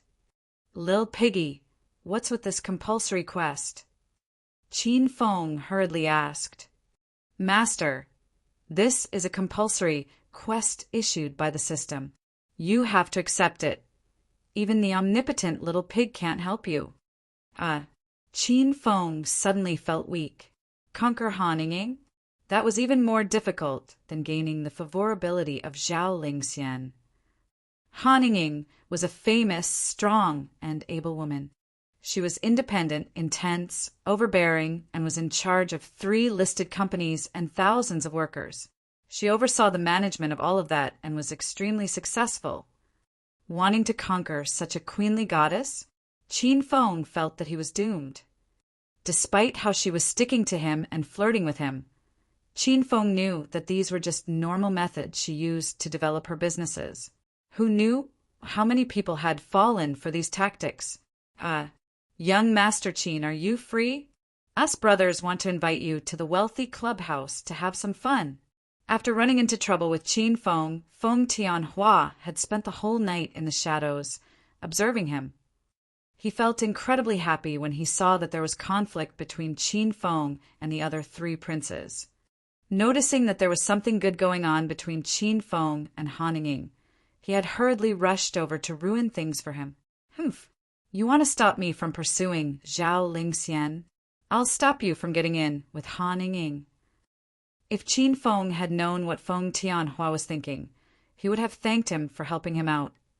Seeing Feng Tianhua come over, Han Ying raised her eyebrows and hurriedly stood up, ceasing the service she was giving Qin Feng as she said, "Since young Master Qin is busy tonight, let's postpone to a later date." Staring at Han Ying's bare back, Feng Tianhua inwardly burned with anger. He was incredibly displeased that the women who had ignored him had been around Qin Feng instead. However, remembering that someone was going to teach him a lesson, he felt much better. The wealthy clubhouse was on level 3 of the Royal Hotel and was a famous soapland. It was the largest in Acropolis City and provided the best service. Qin Feng didn't know why Feng Tianhua had invited him here, but since he had come, he wanted to see what he was up to. "Yo, young Master Qin and young Master Feng have graced us with their presence. Please come in. I'll call all of our young girls out. I'm sure you'll be satisfied." Just as the two of them entered the hall, a madam with heavy makeup rushed over. By greeting Qin Feng first, and from the way that she addressed them, she acknowledged that Qin Feng held a higher status. Qin Feng didn't care about this, but Feng Tianhua was so angry that he gnashed his teeth. However, thinking to the fact that Qin Feng was about to be punished, he smiled, saying, "Young Master Qin, you must be a regular here. If you have anyone who regularly services you, call them over. It doesn't matter if it's 1 person or 10. It's all on me, Feng Tianhua. All I want is for you to be happy and to make friends with you." Chapter 19. Chapter 19. Talisman of Lucidity. Haha, isn't this just a massage place? I don't really mind, anyone is fine. Qin Feng casually laughed, going along with Feng Tianhua's act. Young Master Qin is being so humble. I heard that any one of the women you've been with is an absolute beauty. I'm not as experienced, so I'll just choose some of the best for young Master Qin. Feng Tianhua gave a fake smile and started to look at the long-legged beauties. They all wore revealing clothing, and more than half their skin was exposed, which gave the hall an amorous feeling. Feng Tianhua started to feel dizzy. They were all extremely stunning, and every one of them was an excellent beauty. He even started to feel envious of Qin Feng. Why did he have to be born to such a good father? He had probably slept with all of these beauties before. After looking around, Feng Tianhua gritted his teeth and chose 3 of the most beautiful ladies. He chose a lowly, a sexy older sister, and a pure-looking maiden. There was bound to be at least one that Qin Feng was interested in. Young Master Qin, are these 3 suitable for your tastes? Looking at the 3 women he chose, even he wanted to jump on them. Sure, these 3 it is then. Qin Feng casually looked at the 3 women. He was in the mood to do anything with them, and was instead carefully observing Feng Tianhua. Alrighty, you 3 go with young Master Qin tonight then. Make sure you make him feel good tonight, got it? The 3 chosen women couldn't hide their looks of excitement, and they all smiled as they came to Qin Feng's side. You too, come with me. After arranging things for Qin Feng, Feng Tianhua evilly smirked. He didn't even look at the remaining women, and just casually chose 2 as he pretended to be extremely eager. Young Master Qin, I simply can't wait anymore, so I'm going to take these girls for the night of their lives.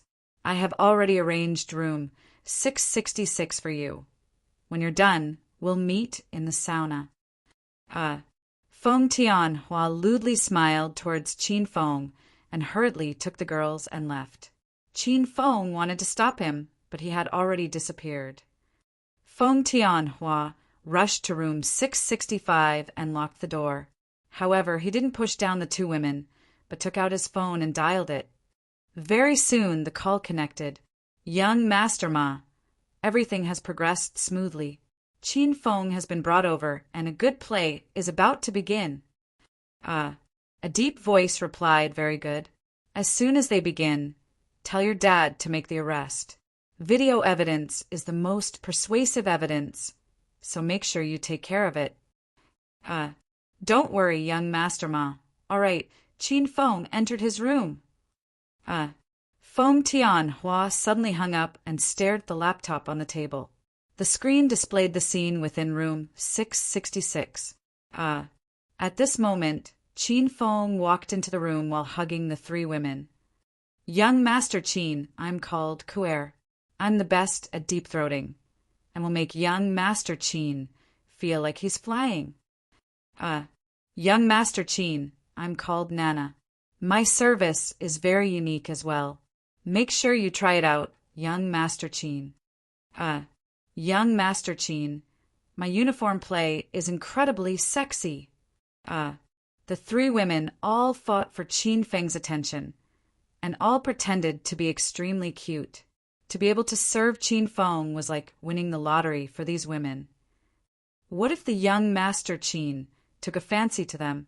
They would become phoenixes. Qin Feng chatted and laughed with the women, and would occasionally touch them here and there as he grinned. However, his mind was furiously thinking. Feng Tianhua had suddenly tried to get closer to him, causing Qin Feng to become wary. He had even arranged 3 women for him, which caused Qin Feng to further sense that something was wrong. After thinking for a while, Qin Feng couldn't work anything out, so he decided to talk to the little pig. Little piggy, do you know which room Feng Tianhua is in and what he's doing?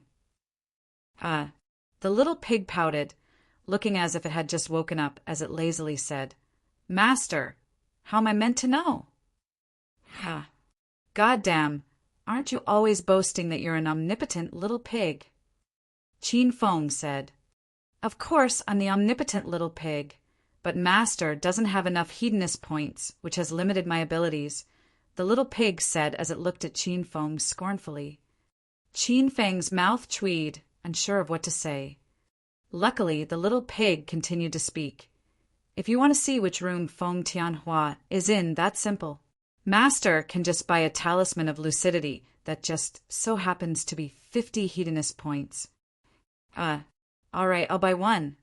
After thinking it through, Qin Feng spent 50 hedonist points to buy a talisman of lucidity. He knew that there was something suspicious about Feng Tianhua, and without knowing what it was, he couldn't be at ease. Qin Feng's heart ached as he weighed his hedonist points fall to 0. A yellow talisman suddenly appeared in his hand. There seemed to be a line of ancient characters written with red cinnabar on it. Qin Feng looked at it and found that he didn't recognize a single character. Master, as long as you silently say that you're using the talisman of lucidity, the talisman will activate, allowing you to see through things for half an hour, the little pig said as it rolled its eyes. It looked quite proud of itself, which made Qin Feng want to beat it up. If he could enter the hedonist sovereign system, he would smack its butt until it flowered up. Why didn't you say so earlier? While he complained, his heart dripped blood. Spending 50 hedonist points to see through things for half an hour seemed like a massive waste. However, since things were already like this, he could only silently say that he was using the talisman of lucidity, and the talisman in his hand disappeared. When Qin Feng looked up, he found that the revealing clothes on the 3 women had become transparent as air. Those fiery and curvy bodies caused a flame to burn within Qin Feng's heart. No, this young master is on serious business, Qin Feng said as he quickly suppressed the fire burning within him and looked away towards the wall. The thick walls all became transparent, as if he was looking through a clear frame. From their room, he could even see the place he had been before on the top floor. After doing some practice, Qin Feng could easily control the transparency and range of his sight, and he could see whatever he wanted. However, he didn't feel pleased at all because after looking around for a long time, he still couldn't find Feng Tianhua. Instead, he had looked at almost every person's naked figure in every room. However, the feeling of being able to see but not being able to touch was both delightful and painful. This young master doesn't believe he can't find him. Where did that little scumbag go? Qin Feng felt quite annoyed and started to look around again. This time, he looked through every single room carefully. Finally, he found that he was actually right next to him in room 665. He was eating melon seeds as he looked at a laptop screen with great interest. On the laptop screen was himself. A rush of killing, intense spread through Qin Feng's body. His expression darkened, and he could roughly guess Feng Tianhua's goal. He probably wanted to secretly record footage of him to use as blackmail. It seemed that this brat was seeking death. He actually dared to try such a thing on him. Qin Feng could already see the scene of Feng Tianhua bloodied and bruised while kneeling and begging for forgiveness in front of him. Wait, this was the Royal Hotel. How could there be a secret camera in his room? Suddenly, Qin Feng realized that there was a serious issue, which was that the Royal Hotel had employed a mole who was helping Feng Tianhua. That person must have installed the camera in room 666, and from Feng Tianhua's actions, they seem to have prepared for a long time. Qin Feng never would have thought that Feng Tianhua would be able to bribe a high-ranking employee of the Royal Hotel. After all, it would be impossible for a normal employee to install a camera in this room. This young master has some things to take care of. You three stay in here and don't run off, Qin Feng said as he grinned and walked out of the room. He was going to have some tea with Feng Tianhua. After walking out, he stood with his back leaning against the door of room 665. He couldn't open the door without the room card, but with the talisman of lucidity, he could see what was going on inside the room. Feng Tianhua looked extremely worried because on the laptop, Qin Feng had walked out the door. Feng Tianhua had no idea where he went, and after enduring it for a few minutes, he couldn't sit still anymore. He was afraid that something would go wrong with the plan, and hurriedly opened the door to go out and find Qin Feng. Just as he stepped out, he heard a laugh, which frightened him and caused him to fall flat on his face. Yo, young Master Feng, it turns out you were having fun in the room next to mine. What are you doing? Why are you kneeling as soon as you see this young master? It's not Chinese New Year yet, so even if you kneel for me, I won't give you any celebratory money. Qin Feng laughed and felt delighted as he looked at Feng Tianhua rolling around on the ground.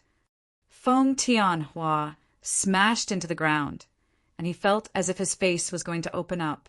He gritted his teeth to endure the pain. He quickly calmed himself down, believing that Qin Feng was here out of coincidence. It was impossible for him to find out about his plot, unless he could see through walls. Young Master Qin, please don't joke like that. You came out of nowhere and gave me a big fright. That's right. Why are you here and not enjoying those three beauties? Feng Tianhua asked. I thought that there aren't enough people, so it's not very exciting. I'm thinking of bringing them to your room. 2 men and 5 women. Isn't that stimulating? Brat, you're a pretty good actor. This young master wants to see how long you can act for. Chapter 20. Chapter 20. Feigning Ignorance. As he spoke, an evil smile appeared on Qin Feng's face. After he had finished speaking, he leapt into Feng Tianhua's room. Feng Tianhua was still moaning on the ground, but when he saw this, he almost crapped himself.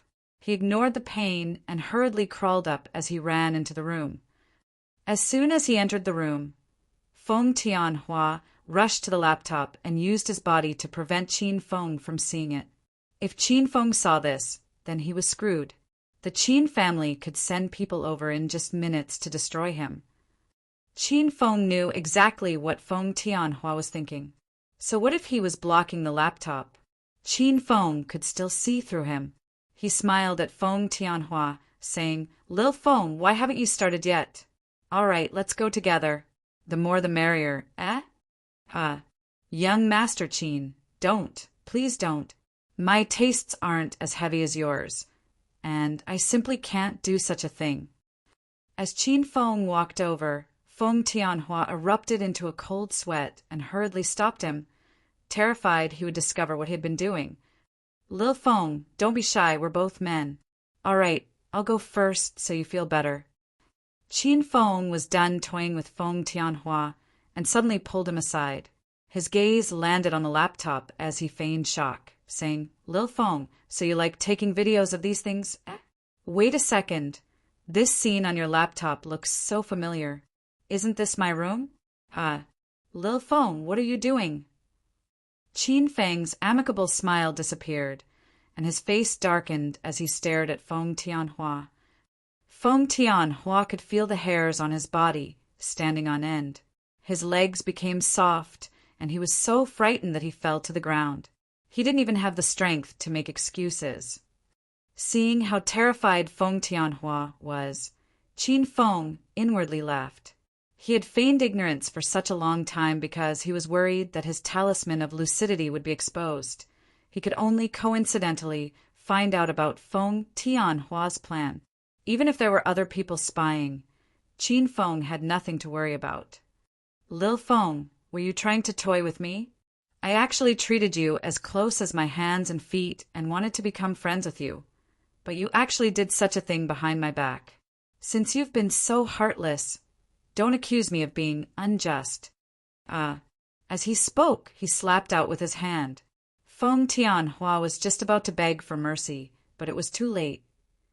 His skinny frame was sent flying. "Lil Feng, you've truly disappointed me. You know, although I hate your face, I feel the pain inside my heart." Before Feng Tianhua could spit out the blood in his mouth, Qin Feng slapped him again, this time sending 2 of his front teeth flying. At this moment, Feng Tianhua felt like dying. Inwardly, he screamed, "God damn, you're saying how your heart aches, and yet you're still hitting me so hard. That slap would have crushed your heart." After being slapped twice, Feng Tianhua's handsome face became incredibly swollen, making him look like a pig. Qin Feng let out a breath and sat down on the sofa. It wasn't that he was tired, but that his hand ached after hitting Feng Tianhua so hard.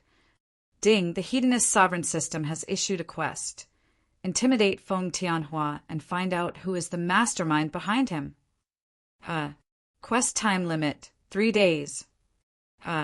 Successfully completing the quest will result in you receiving 100 Hedonist points. Failing will result in the host being sent to jail. Ding, the Hedonist sovereign system has issued a quest. Identify the mole in the Royal Hotel. Quest time limit, 7 days. Successfully completing the quest will result in you receiving 100 Hedonist points. Failing will result in the host losing his shares in the Royal Hotel. Shares in the Royal Hotel? The second quest issued by the Hedonist sovereign system puzzled Qin Feng. If he remembered correctly, he didn't own any shares. After pondering about it for a while, Qin Feng took out his phone and called Uncle Fu, asking, "Uncle Fu, did my dad transfer some shares in the Royal Hotel to me?" When Uncle Fu heard this question, a look of surprise flitted across his eyes. He knew Qin Feng owned shares in the Royal Hotel, and that wasn't all. Recently, Mr. Qin had secretly transferred a large number of shares to Qin Feng. Only he and Mr. Qin knew about this. How did the young master find out about it? That's right, young master. Mr. Qin has already transferred all of his shares in the Royal Hotel to young master. After hesitating for a moment, Uncle Fu decided to tell Qin Feng the truth. "All right, I got it." Qin Feng hung up and thought for a moment, but couldn't work out what his father was thinking. However, his main focus wasn't on the shares, but on the 2 quests the system had just issued. These 2 quests could only be completed through severe interrogation. Qin Feng went through his call logs and called a number. Looks like this young master needs to find a helper to interrogate people for him. He simply wasn't cut out for this, since his hand hurt after hitting people. Young Master Qin, do you have any orders? Zhang Biao was currently drinking at a bar. Seeing that Qin Feng had called him, he quickly ducked over to a quiet place before answering. Come to room 665 at the Royal Hotel alone. Be as quick as possible. Qin Feng ended the call and smiled as he looked at Feng Tianhua, which caused goosebumps to erupt along Feng Tianhua's skin. 10 minutes later, Zhang Biao rushed over. Seeing the scene in the room with the 2 men and 2 women, he felt a bit shocked and couldn't understand what was going on. During this period of time, Feng Tianhua had continuously tried to sweet-talk Qin Feng, begging him to let him go. However, Qin Feng completely ignored him and didn't even bother speaking to Feng Tianhua. When Zhang Biao arrived, he stood up and asked, Zhang Biao, how many people have you killed before? Zhang Biao's mouth tweed and almost fell over in shock.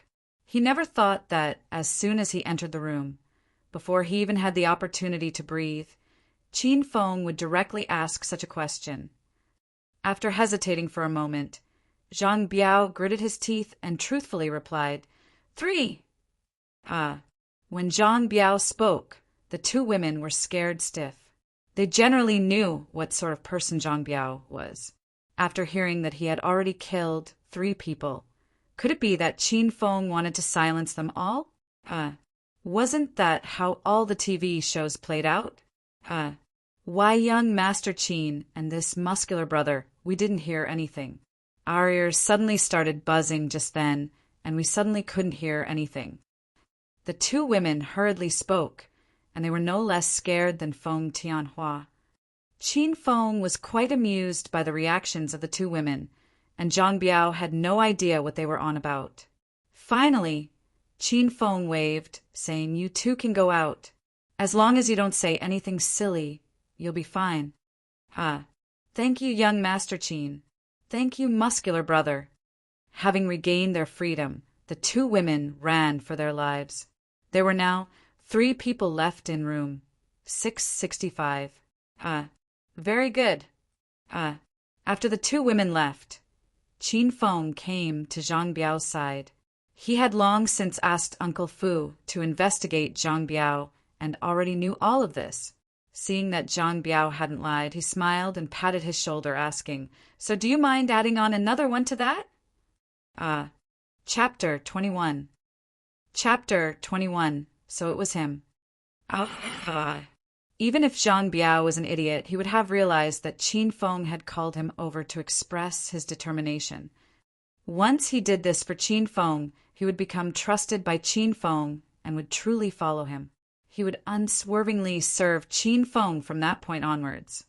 It was just that when he saw Feng Tianhua pitifully kneeling on the ground, the muscles on his face tweed.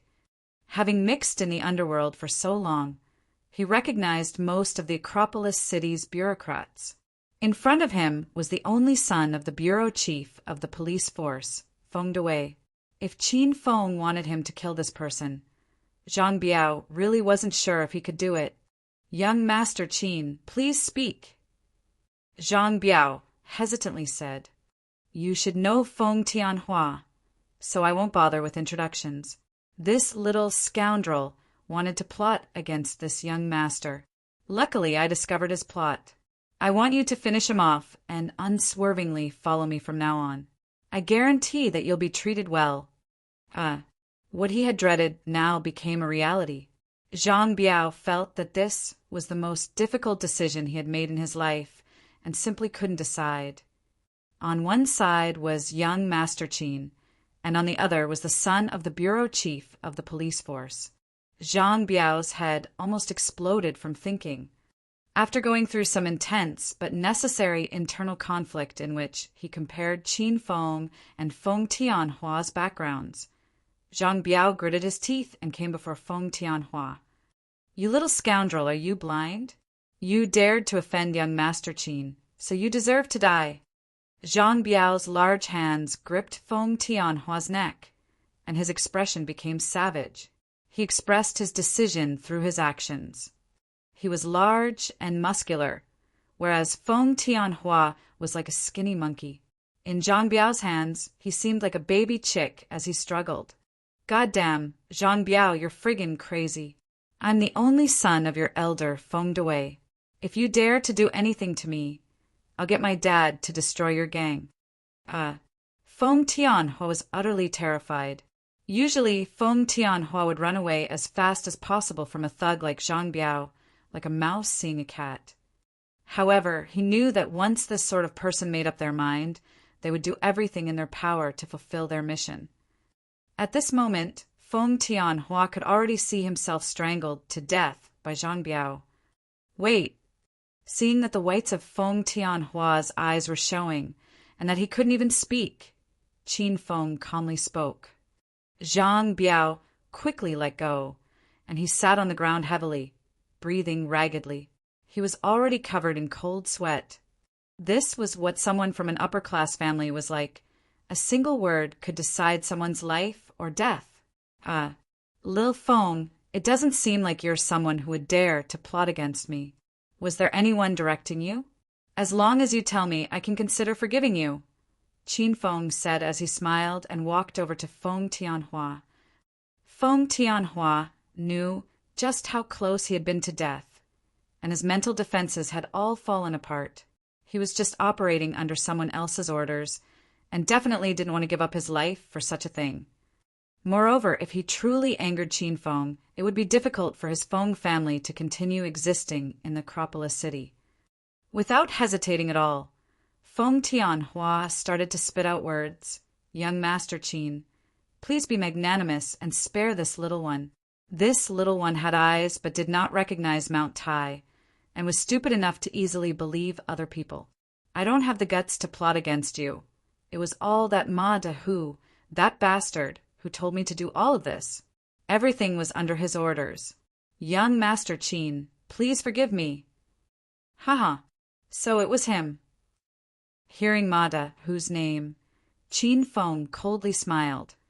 Last time, in order to complete the quest to save Yin Shao, he had become enemies with Ma Dahu. Qin Feng had ignored him after that, but it seemed that that guy had started to make trouble for him. "Very good. Tell me the name of the mole who put the camera in the Royal Hotel, and you can leave." After he heard the system announcement that he had completed the quest, Qin Feng knew that Feng Tianhua wasn't lying. As such, he decided to see if he could complete the second quest as well. "Young Master Qin, that I really don't know. Ma Da who planted the mole, and I was only in charge of bringing you over. This Royal Hotel belongs to your dad, and I definitely don't have the ability to bribe such a high-ranking employee." Feng Tianhua was so scared that he continuously kowtowed. From how terrified he looked, it didn't seem like he was lying. Although he hadn't been able to expose the mole, Qin Feng wasn't worried. Since that person was planted by Ma Dahu, he could just find him and get the answer from his own mouth. Since he obtained the information that he wanted, Qin Feng shot Zhang Biao a glance. Zhang Biao immediately understood and punched Feng Tianhua in the head, knocking him out. Of course, Qin Feng wouldn't let Feng Tianhua off so easily. This was what it meant to cut weeds and eliminate the roots. Qin Feng's personality was one where if a person left him alone, he would leave them alone. However, if they conspired against him, he would pull up the roots of their entire family. Qin Feng pulled out his phone and called Uncle Fu, asking him to make arrangements for Feng Tianhua. Afterwards, he gave Zhang Biao some things to do and swaggered out of the Royal Hotel. It was time to find Ma Dahu for some tea. What sort of tea should he give him? Chrysanthemum tea, Qin Feng thought as he evilly laughed. "Uncle Fu, have you traced the phone number that I sent to you?" Qin Feng asked in his black Batmobile as he drove like a hurricane. He had sent Ma Hu's phone number to Uncle Fu so he could track him down. Uncle Fu felt a bit complicated. He had always been protecting Qin Feng from the shadows, and he already knew what had happened at the Royal Hotel. Before Qin Feng had done anything, he had already secretly sent a message to Qin Huang and started to collect black evidence against Feng Dewey so he could report him and get him removed. However, he never would have thought that Qin Feng already had a plan and had used this event to force Zhang Biao to follow him unreservedly. Even Uncle Fu was surprised to see such a resourceful, collected, and murderously decisive Qin Feng. Was this still that good-for-nothing young master who only knew how to sleep with girls? Young master, it will take around 10 minutes to accurately pinpoint his location, Uncle Fu replied. That's fine. Make sure you let me know as soon as you found it. Just as Qin Feng ended his call with Uncle Fu, his phone rang. He looked at the caller ID and felt quite shocked. It was Ma Dahu. After hesitating for a moment, he picked up the call. Hello. Just as he was feeling annoyed about not being able to find Ma Dahu, that guy had actually delivered himself up. He was quite a bold one.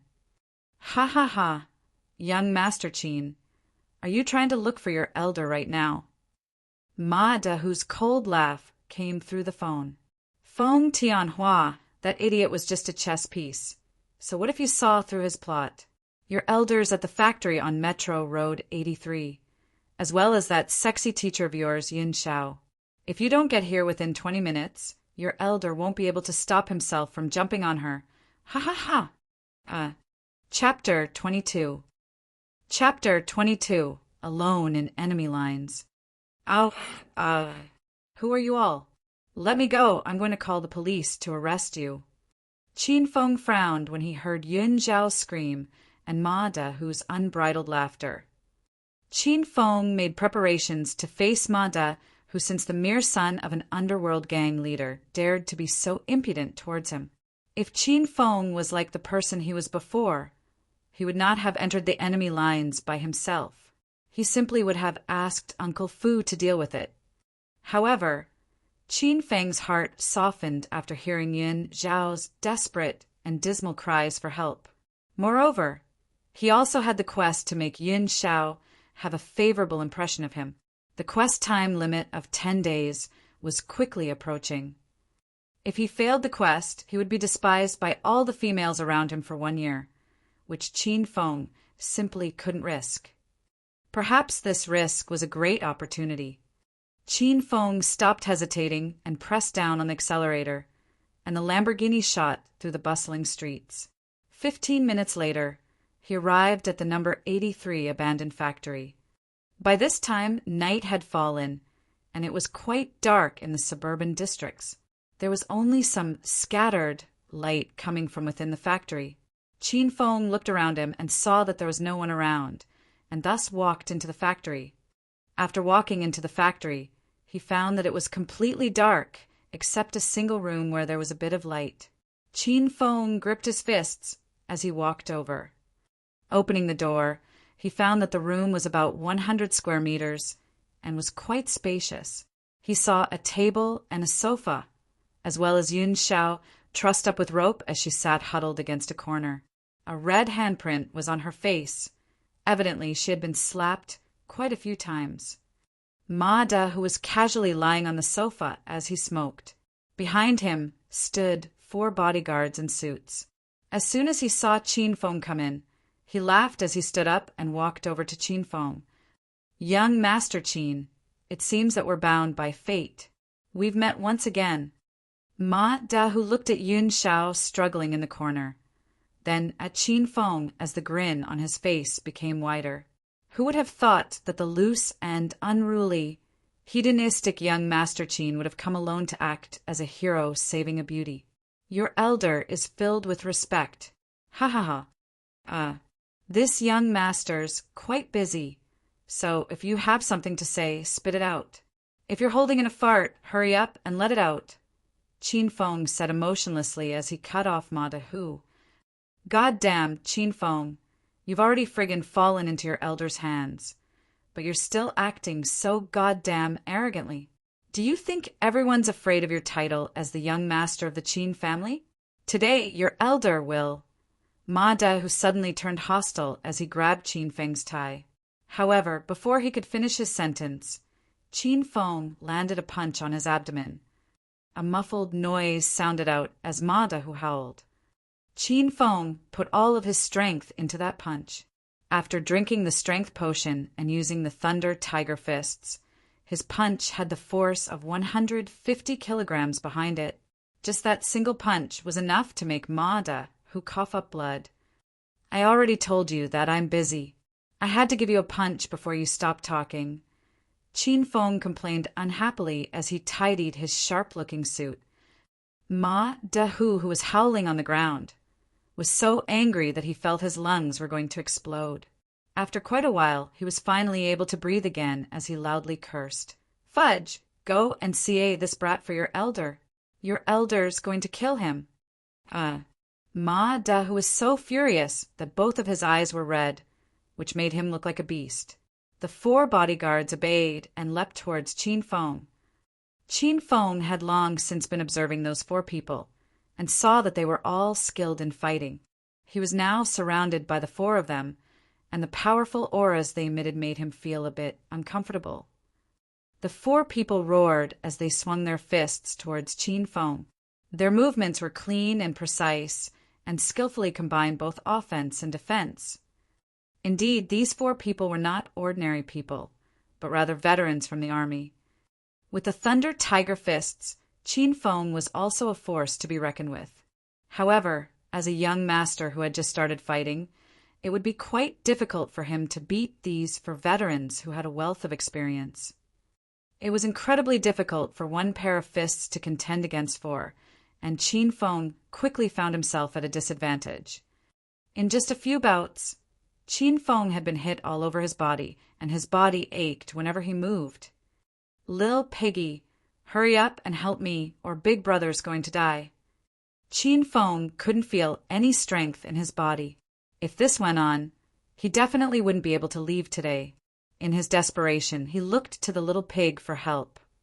Little Master, according to the Hedonist sovereign system's calculations, you're no ma for these 4 people. You only have 100 Hedonist points, which can't help much.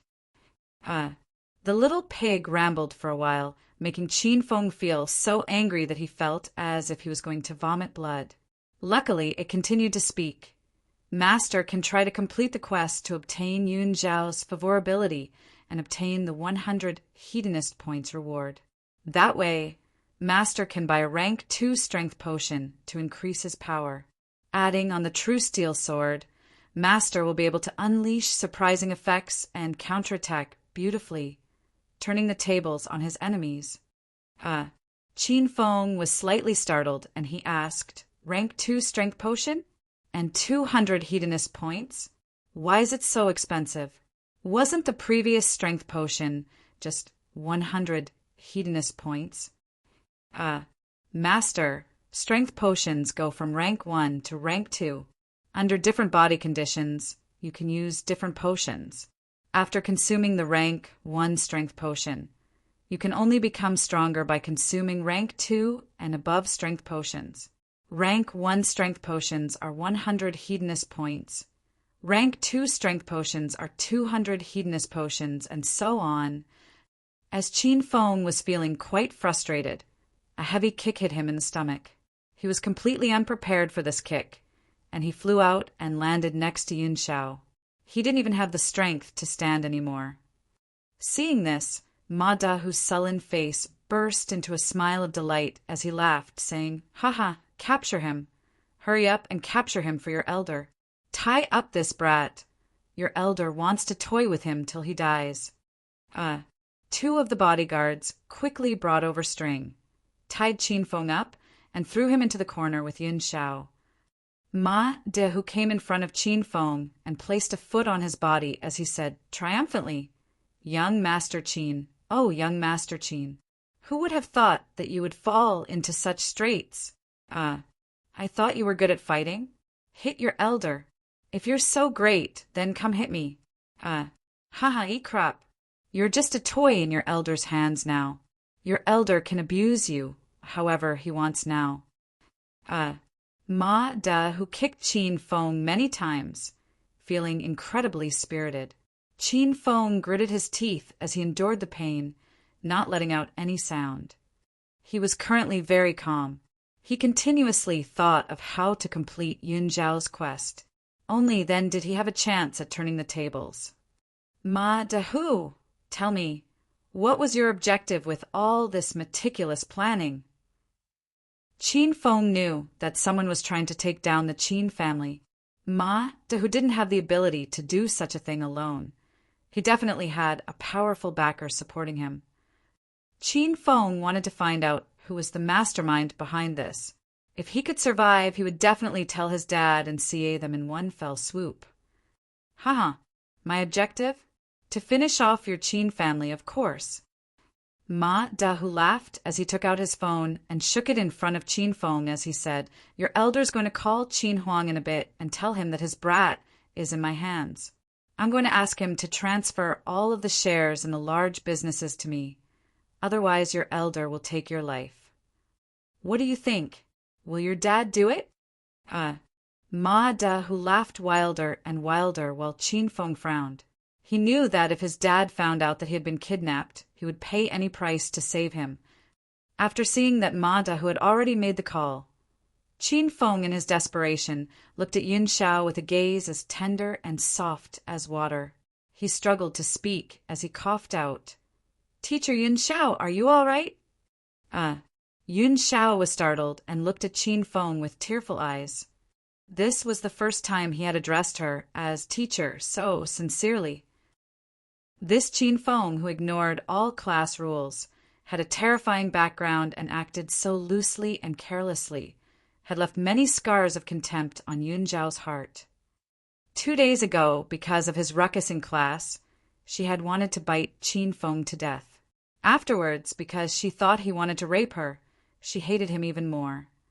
However, at this moment, she realized that she had completely misunderstood Chin Fong. Chin Fong wasn't together with these people. At least, he wouldn't use his life to put on such an act. That would be a bit too excessive. "I'm all right. Chin Fong, are you okay? Your teacher wrongly blamed you." Yun Xiao looked at Chin Fong with an expression full of worry. She suddenly felt that being disruptive in class was something normal for youths at this age. They were naughty and lively, but deep down they had a good nature. In order to save her, Chin Fong had come by himself and put himself in danger. "I feel that I won't be able to hold on for too long. Teacher Yun Xiao, you're the most beautiful and talented teacher I've ever met. However, I'm too powerless and can't save you from here tonight. If there's a next life, I want to continue being your student and learn from you. If there's a time limit put on our relationship as teacher and student, I hope it's at least 10,000 years." As he spoke, Chin Fong used up the last bit of strength he had and closed his eyes. "Woo. Chin Fong, you'll be fine. You have to hang on."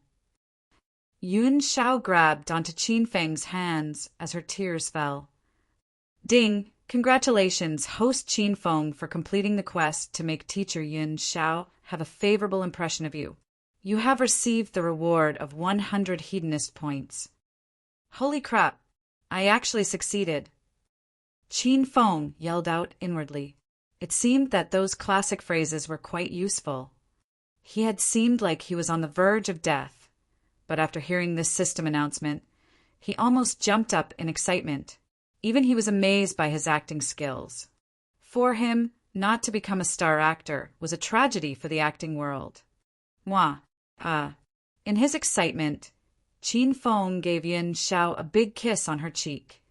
Yun Xiao was completely dumbfounded and looked at Chin Fong in shock as her cheeks became bright red. Chin Fong didn't put any thought into that. He had simply kissed her out of sheer excitement. With a slight thought, he hurriedly opened the Hedonist sovereign system and bought a rank 2 strength potion. Rank 2 strength potion. After completely absorbing the potion's effects, the host's strength will be raised to 3. Without thinking, Qin Feng drank all of the contents of the rank 2 strength potion.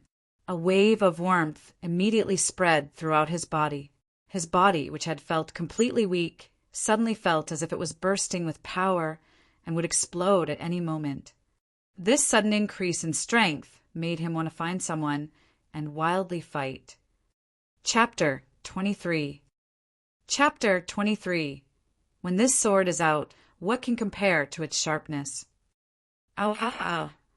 Qin Feng, your elder's going to screw this sexy teacher of yours right in front of you, then make you watch as the Qin family's empire collapses. I'm going to make sure you see your dad get sent into jail and turn you from an invincible, hedonistic young master into a penniless beggar. Haha, that feeling of falling from heaven into hell will definitely feel great. Make sure you savor it well. Before Qin Huang had picked up Ma Da, who was already acting extremely confidently, as if he had already grasped success in his hands. He looked at Yun Xiao lasciviously as he evilly grinned and walked towards her.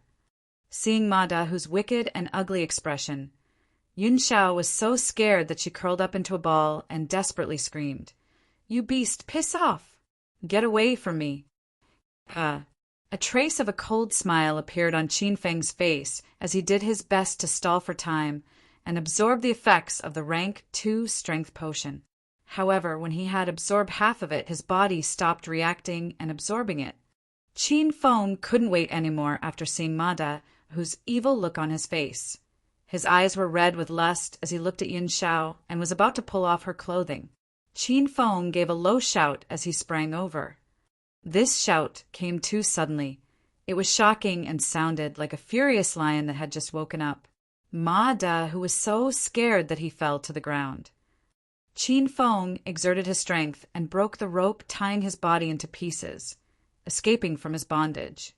"You little scumbag, before you toy with this young master, your granddaddy is going to give you a big gift. Make sure your hands don't shake and that you receive this gift properly." Qin Feng grinned as he rushed towards Ma Da Hu.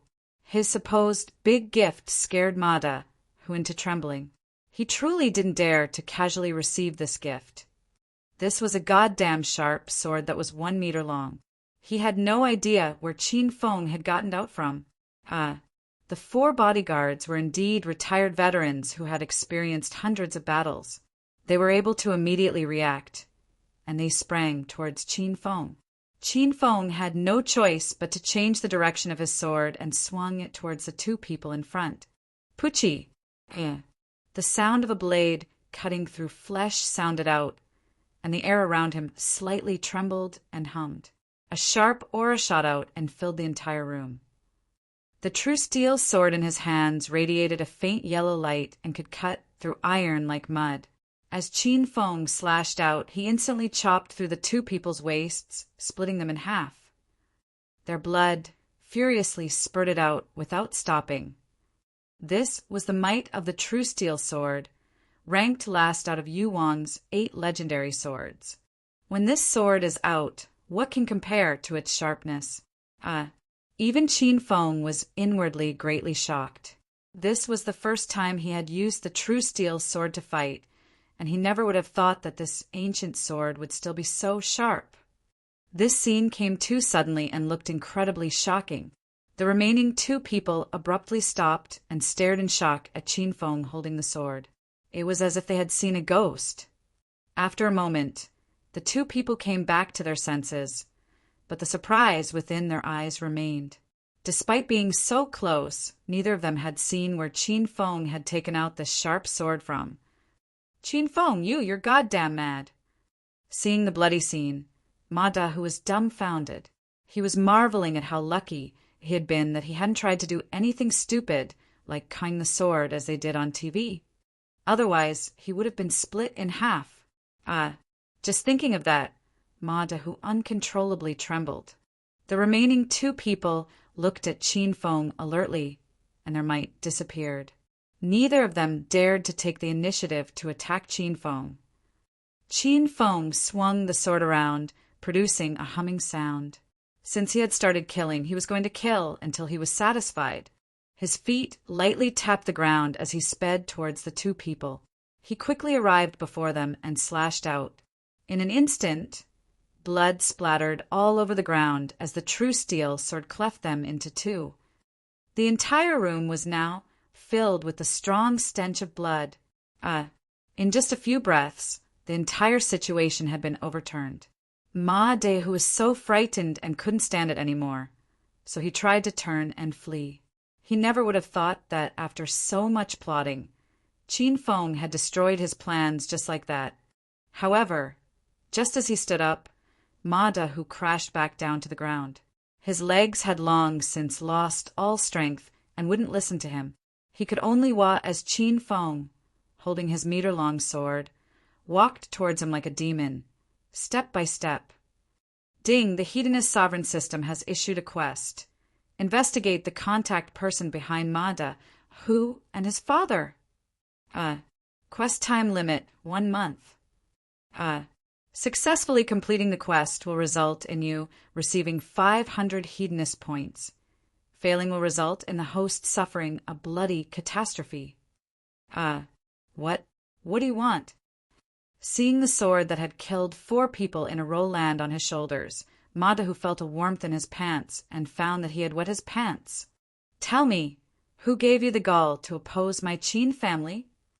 Qin Feng stared at Ma De who coldly as he inwardly cheered. This quest had come just at the right time. Qin Feng was already excited about the 500 hedonist points. Pucci, Qin Feng did not hesitate at all. He lowered the sword and one of Ma De whose arms flew out. The pain of losing an arm caused Ma De who to scream horrifically. Arg, it hurts, I'm going to die. Qin Feng, you're fricking crazy. You're a goddamn demon. Qin Feng's expression remained calm and cool, as if he was a cold god of death standing straight in front of Ma De who. He wasn't sure why, but when he held the true steel sword, he felt as if his entire aura had changed. Ma De who, an ordinary person who couldn't fight at all, was just like a mosquito to him. Qin Feng turned the sword as he said in a low voice, I'll give you one last chance. Who gave you the guts to oppose my Qin family? Before Ma De who finished speaking, Qin Feng cut him off. Qin Feng could already tell that Ma De who still wanted to lie because his eyes were rapidly glancing around. Qin Feng put a bit more strength into the true steel sword, causing the sword to slightly sink into Ma De who's flesh and bones. The pain caused his face to become even paler. Before you speak again, think about the feeling in your right arm. It's not worth it for you to become a cripple to cover for someone else. Save an arm for yourself so you can at least masturbate in the future. Qin Feng's words cut into Ma De who's heart. It simply wasn't worth it to give up his life to help someone else deal with Qin Feng. Plus, what Qin Feng said about masturbation was quite true. After all, he couldn't use his feet. If his feet odor spread to his privates, that would be troublesome. Spare me, young Master Qin, spare this little one. I'll tell you everything. Ma De who simply couldn't hold on anymore. He was like a deflated ball as he trembled and spoke. All of this was because of Chapter 24. Chapter 24. Qin Residence.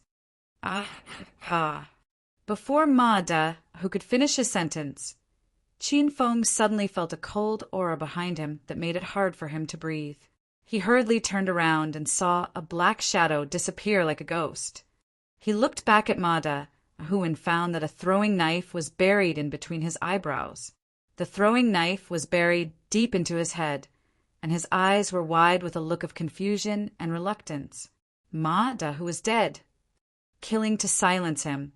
The mastermind was quite vicious.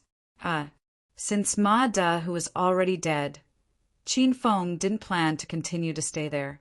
The main reason was because that person in black had been too strong, and it made Qin Feng feel like he was facing death. He quickly picked up Yun Xiao and left. They left the abandoned factory and Qin Feng drove in the Lamborghini with Yun Xiao. Neither of them said anything.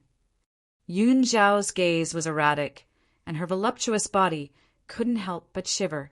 Evidently, she had been deeply frightened by the scene of Qin Feng killing people with his sword. However, Qin Feng didn't know how to comfort Yun Xiao. The appearance of that person in black had also disorientated him. He was already lucky to make it out alive. Qin Feng was currently wondering which side that person in black stood on, and why they hadn't attacked him. After taking Yun Xiao home, Qin Feng drove quickly to the Royal Hotel. On the way, he had given Uncle Fu a call, and as soon as he got out of the car, he saw Uncle Fu waiting for him outside the entrance. "Young master, are you all right?" Uncle Fu asked with concern as he saw Qin Feng. In actuality, Uncle Fu didn't even need to ask. After all, he had always been protecting Qin Feng from the shadows. "I'm fine, Uncle Fu. Have you investigated Ma DeLong for me?" 10 minutes ago, Uncle Fu had already collected all information on Ma DeLong. From the records of when he started kindergarten to what he had been doing the previous day, there was nothing missing. This was the terrifying might of the Acropolis City's Qin family. "Young master, let us talk in the car. Mr. Qin found out what happened and is very worried about you. He asked that you go see him," Uncle Fu replied. The two of them came to the Mercedes-Benz. Uncle Fu drove while Qin Feng sat at the back. Ma Dehu, male, 47 years old, the gang leader of the Acropolis City's Southeast Flying Dragon Gang. Recently, he's been busy with the Dragon Security Company's development, so there have not been any abnormal movements from him in his private life. Uncle Fu spoke as he drove. Could it be that even Ma Dehu's dad didn't know about him going against the Qin family? Qin Feng wondered. "I've also investigated Ma Dehu, but didn't find anything suspicious either. The mastermind has hidden themselves quite deeply, and they are quite powerful as well. It seems that the Qin family is going to go through a crisis. In future, please be careful when going out, young master." He couldn't help but frown as he thought back to that masked person's throwing knife. That person was just as strong as him and was a rare expert. For the mastermind to have such an expert as a subordinate, how could they not be powerful? After quickly driving for a while, the Mercedes-Benz arrived at the northwest of the Acropolis City at the base of the massive walls. Two giant words were written on the walls. Qin Residence.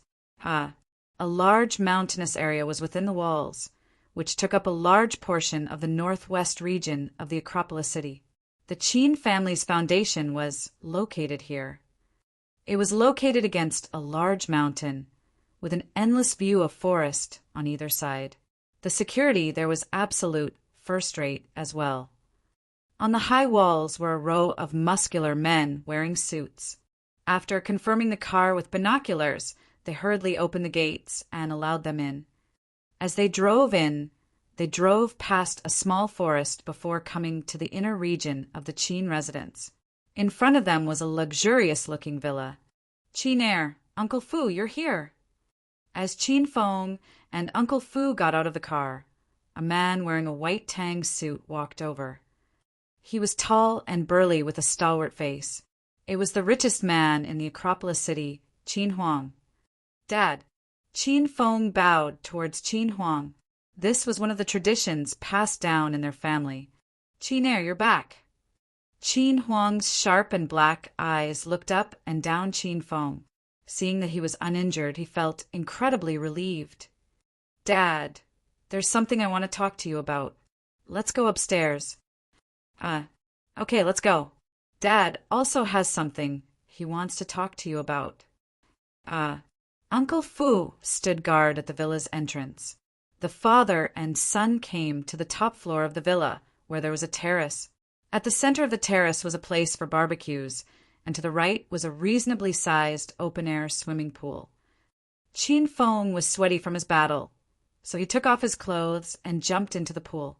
After swimming a lap, he stuck his head out as he took in a deep breath and said, "Dad, there's someone who wants to take down our Qin family." They seemed to have a powerful background. Qin Huang was sitting under an umbrella as he drank red wine. His unfathomable eyes gazed into the distance. From here, one could see nearly half of the Acropolis city, and even the southeast night lights could be seen from there. Qin Air, it must have been hard on you. You've indeed grown up. Qin Huang suddenly looked at Qin Feng as he said, seriously, Uncle Fu has already spoken to me about this. This enemy won't be easy to deal with, but our Qin family isn't easily bullied either. I've already dealt with Feng Dewei. A few minutes ago, he was taken away by people from above him and will be punished accordingly. As for the Ma family's father and son, I'll get someone to make them disappear. Dad, have you found anything? Do you know who's behind this? Qin Feng swept his head back as he earnestly asked his father. Finding out who was behind Ma Da, who was a quest from the Hedonist sovereign system, Qin Feng couldn't not place importance on it. Qin Huang's eyes flashed with a poisonous look, comparable to that of a snake. He was full of anger thinking about the fact that someone was plotting against the Qin family and had even nearly harmed Qin Air. 20 years ago, he had brought the newly born Qin Feng to Acropolis City. After 20 years of struggling and building up from nothing, he had finally arrived to where he was. During this period of time, there had been countless enemies in the open and in the shadows, and he had experienced many storms. This man, who was as grand and imposing as a mountain, had never frowned because of these things before. However, this time, after thinking for a while, Qin Huang felt quite disappointed and showed a hint of worry as he said, "We couldn't find anything useful. The enemy this time is quite powerful, so Qin Air, you have to be especially careful from now on. Make sure you take Uncle Fu with you wherever you go. I'm just worried that this time it's those people from the capital." "AI, let's not talk about this." Qin Huang suddenly stopped speaking and didn't say what he had been suspecting. He felt that it wasn't the right time to talk to Qin Feng about these things yet. He breathed in deeply, and the heavy look on his face disappeared, replaced with a warm smile as he said, "You stinking brat, I heard from Uncle Fu that you secretly learned an external fist technique." Not at all. I was just playing around and learned some tricks." Qin Feng was afraid that his father would investigate his Thunder Tiger Fist skill, so he awkwardly screwed his head as he tried to play it down. It wasn't that he didn't trust his father, but this system was simply too incomprehensible. Even if he told his dad, he doubted that he would believe him. "Don't try to pretend in front of your OL dad. Uncle Fu said that your fist technique is vigorous and mighty, and is definitely top class. Apparently you must have trained for at least 10 years. Boy, you've hidden it quite well. Even your OL Dad didn't notice anything." Qin Huang laughed as he patted Qin Feng's shoulder. "This is good news for you, so I won't ask where you learned it from. As long as you like it, you should continue to wholeheartedly train." Hearing this, Qin Feng inwardly let out a sigh of relief. Qin Huang continued to speak. "That's right. I recently transferred some of my shares to you. Next month, I want you to start working at the Royal Group. I'll get someone to teach you how to manage the group." Manage the group? Qin Feng's mouth tweed and felt his dad was quite brave. Was he not afraid that he would run the company to the ground in 3 days? Qin Huang wanted him, a hedonistic young master, to go to work and manage the company? Qin Feng almost laughed out loud. "What are you smirking about? Stop mucking around and get serious. You're already 20 years old. When your dad was 20 years old, I just arrived at the Acropolis City with you. By that age, I experienced every sort of hardship. You, on the other hand, have lived such a good life and only know how to leech off your OL dad." Qin Huang suddenly became strict, and Qin Feng didn't dare to quibble with him.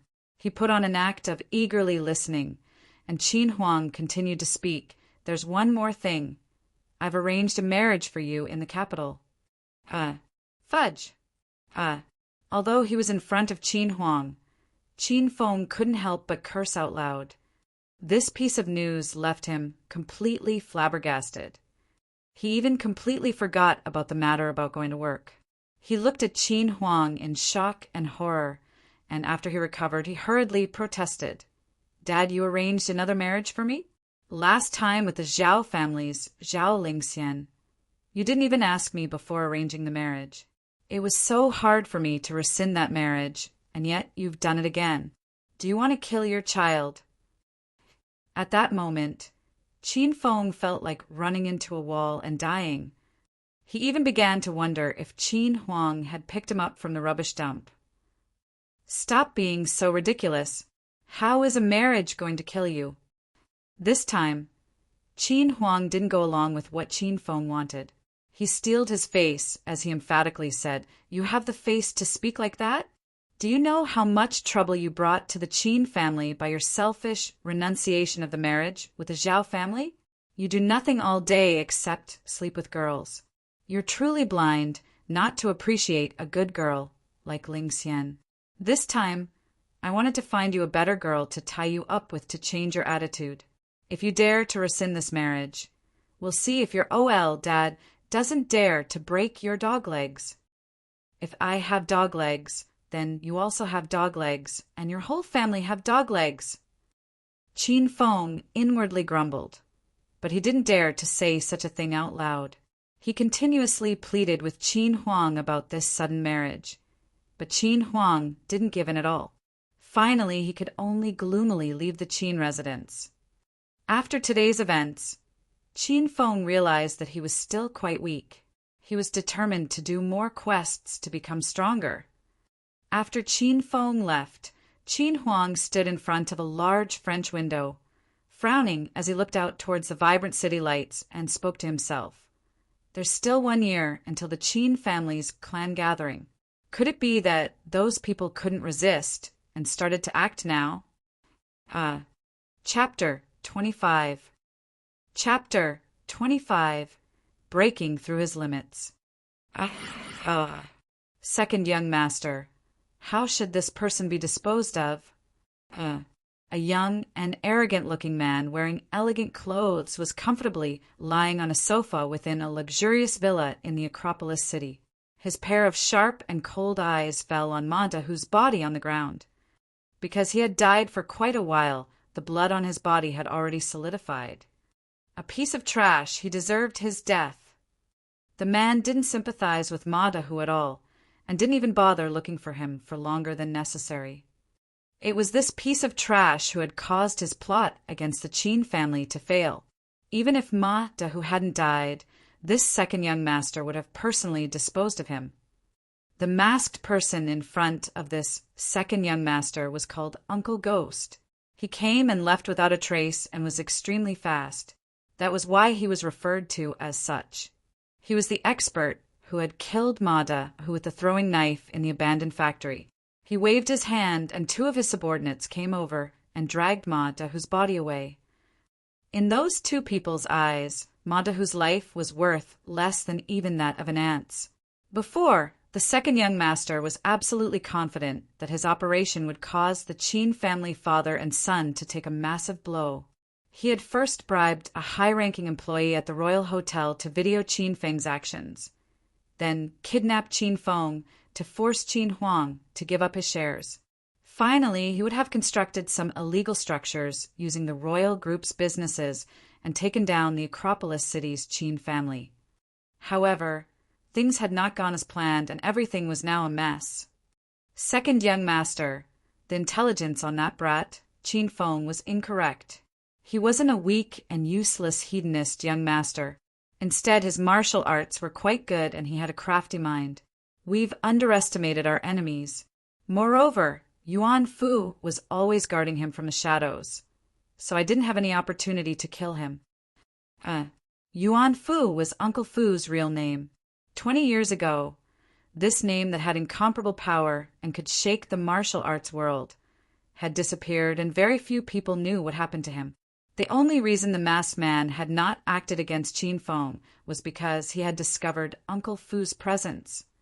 The fact that Qin Feng knew martial arts was something that the second young master didn't expect.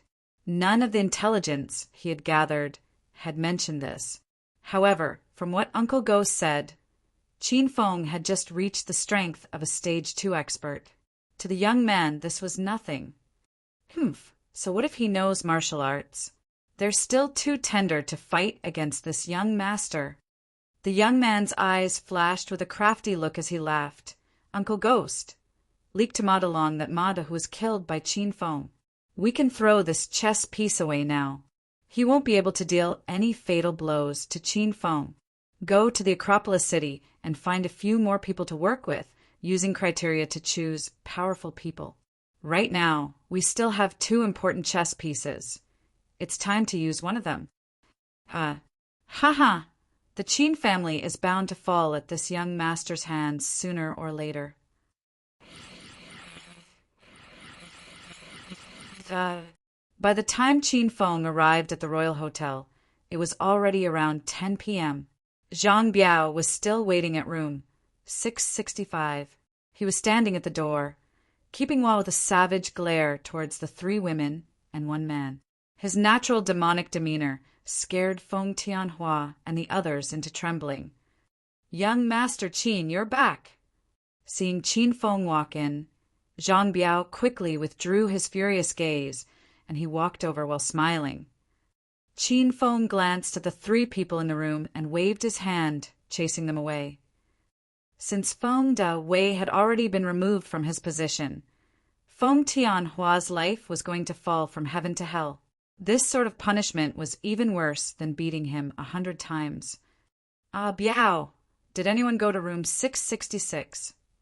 Qin Feng asked once only Zhang Biao and himself were left in the room.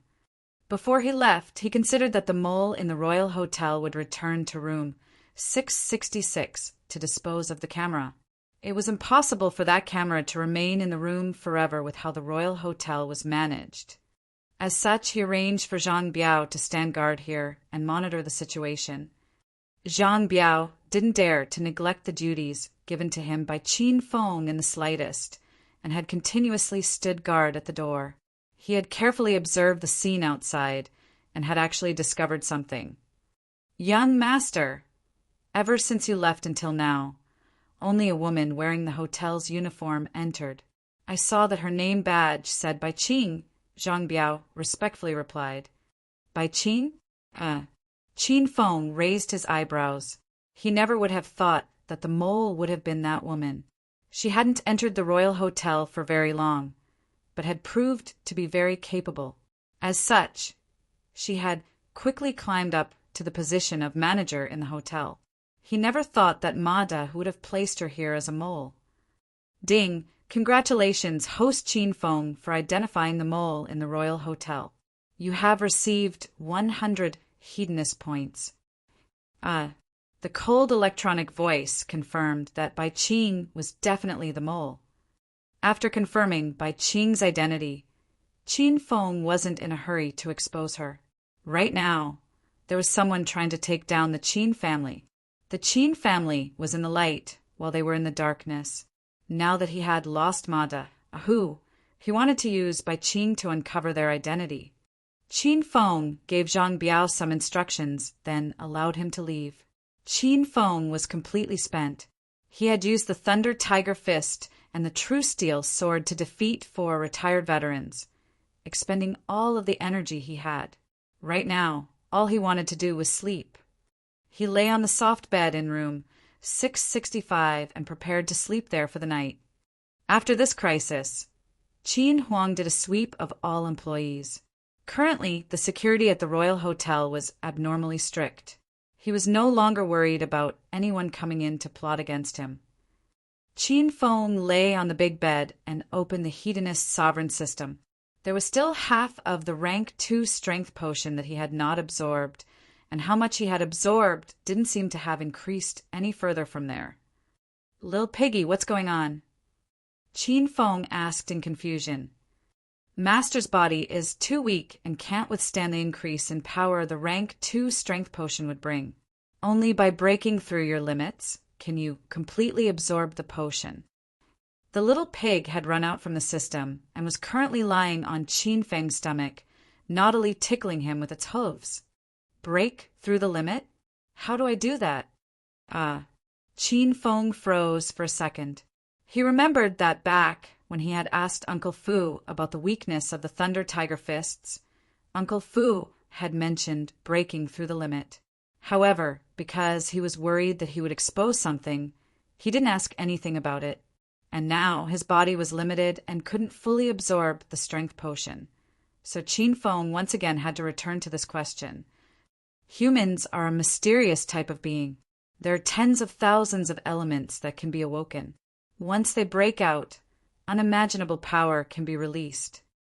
The little pig looked quite proud of its immense knowledge and raised its chubby little head as it said, "I'm sure Master has seen on the news situations where a father has saved his child from under a car by lifting up a car that weighs thousands of kilograms. Also, after some people's bodies broke through their limits, their brain's reaction became incredibly fast. Some can add, minus, multiply, and divide 5-figure numbers in their heads incredibly quickly. These are all signs of breaking through the limit." After hearing what the little pig said, Qin Feng suddenly thought of the female hero, Huang Rong, from the legend of the Condor Heroes. She was able to calculate the cube root of numbers that were in the 10 millions and could solve a simultaneous equation with 19 variables instantly. Although she was a figure from a wuxia novel, there were people like this in real life as well. There were probably a small handful of people whose brains had broken through the limit to such an extent. Chapter 26. Chapter 26. Crazily refining his body. The little pig continued to speak. According to the Hedonist sovereign system's accurate calculations, a human's body can break through the limit 9 times. The further you go, the more difficult it becomes. After breaking through, your body will become stronger and will be able to store more power. Your abilities in various areas will also become more powerful. This process is called body refining. As long as Master continuously tempers his body, perseveres, and grasps the opportunity to break through, breaking through the limits will actually be quite simple. The little pig shook its tail annoyingly. Qin Feng rolled his eyes in frustration. It's not like you're the one that has to break through. Of course it would seem like that to you. Ding, the Hedonist sovereign system has issued a quest. Break through the first layer of your body's limit. Quest time limit, 15 days. Successfully completing the quest will result in you receiving 200 hedonist points. Failing will result in the host's body never being able to break through. This quest's punishment was incredibly cruel. Qin Feng spent the entire night complaining and grumbling. In the early morning of early May, sunshine beamed on the Acropolis University, and there were quite a few people at the sports field. Some were doing morning exercise, while many more were pervs who had come to look at the long legs. Holy crap, what the hell is this? A male student who was drooling while looking at the beautiful legs around him suddenly cried out as if he had seen a ghost. In his field of vision, he suddenly saw 2 incredibly thick legs, with calves almost as thick as the thighs. For a leg fetishist, this was simply unacceptable. However, when he closely examined them, he found that these were a man's calves. Furthermore, it wasn't that his calves were incredibly thick, but that he had bound sandbags to them. Using sandbags to lure in chicks in the morning. This guy is quite the determined one. The male student evidently believed that the other person had bound sandbags to their legs while running to attract girls. The male student picked his nose as he condescendingly looked towards the face of the person. He wanted to see just how ugly someone had to be to do such a thing. However, as soon as he saw who it was, he stared with wide eyes and a gaping mouth, as his snot dried on his finger. Fudge! Is that the sensualistic young master, Qin Feng? Upon seeing Qin Feng's handsome appearance, the male student fell in a daze for a few moments before screeching in a high voice. He was completely dumbfounded. The young master of the Qin family was indeed the seducer sage. He had even put his life on the line in order to seduce girls. His shouts attracted the other students' attention. They all looked towards Qin Feng as their jaws dropped to the ground. Even the soccer team's players, who were burning with passion, stopped playing as they stared into the distance. These people probably wanted to gouge out their eyeballs and give them a good clean. Otherwise, why would they be hallucinating that the sensualistic young master, Qin Feng, was doing morning exercise? Zhao Lingxian was wearing a black exercise top and shorts and looked extremely stunning. Her exposed thighs were extremely eye-calling, and her tall and sexy figure was one of the reasons why she had persisted in doing morning exercise. Just like always, Zhao Lingxian came to the sports field in the early morning, preparing to work up a sweat. However, as soon as she walked onto the sports field, her pupils constricted, as a look of shock appeared in her beautiful eyes. Qin Feng? Isn't he usually dropped off and picked up by a chauffeur? That hedonistic young master who can't be bothered to even walk a few extra steps has come to do morning exercise? He even has sandbags bound to his legs, and each of them look they weigh at least 5 kilograms. Zhao Lingxian found that Qin Feng was becoming harder and harder to understand. Ever since the cocktail party, it was as if he had become a different person. Looking at him now, she felt as if his very nature had changed. He wasn't seducing women, but had instead come to the sports field to do morning exercise. Qin Feng had long since noticed the quiet discussions going on around him. He made a wry face. If it wasn't to break through his limits and become stronger, why would this young master come so early to do morning exercise? A 5-kilogram sandbag was bound to each of his legs, so he wasn't running very fast. However, his steps were filled with power, and he maintained a steady rhythm as he ran. Qin Feng's forehead was covered with sweat, but he didn't wipe it off. The loose muscles in his legs were slowly becoming tighter, and there was a look of extreme concentration on his face. He looked into the distance, determined to persevere until he broke through. There were no shortcuts to break through the limit. Only by tempering himself and persisting would he have the opportunity to break through. This was the path everyone who wanted to become strong had to pass through body refining. Every strong person had walked step by step on this path, and Qin Feng was no exception. 1 lap, 2 laps, 3 laps. Qin Feng maintained a steady pace, not too fast and not too slow, and ran lap after lap on the sports field. 4 laps, 5 laps, 6 laps. Now, there were more and more people coming to awe. All of them made a large circle around the sports field, looking in surprise as they talked about Qin Feng. Qin Feng completely ignored the spectators who had come to have some fun. By the time he was on his 7th lap, he felt incredibly lethargic, as if his body had been emptied of all its strength. However, his eyes remained resolute, and he didn't even think about giving up. He continuously, inwardly muttered, "Hang on. This young master must hang on." 7 laps, 8 laps, 9 laps. Qin Feng's steady rhythm slowed down, as he became slower and slower. By the end, it was as if he had stopped.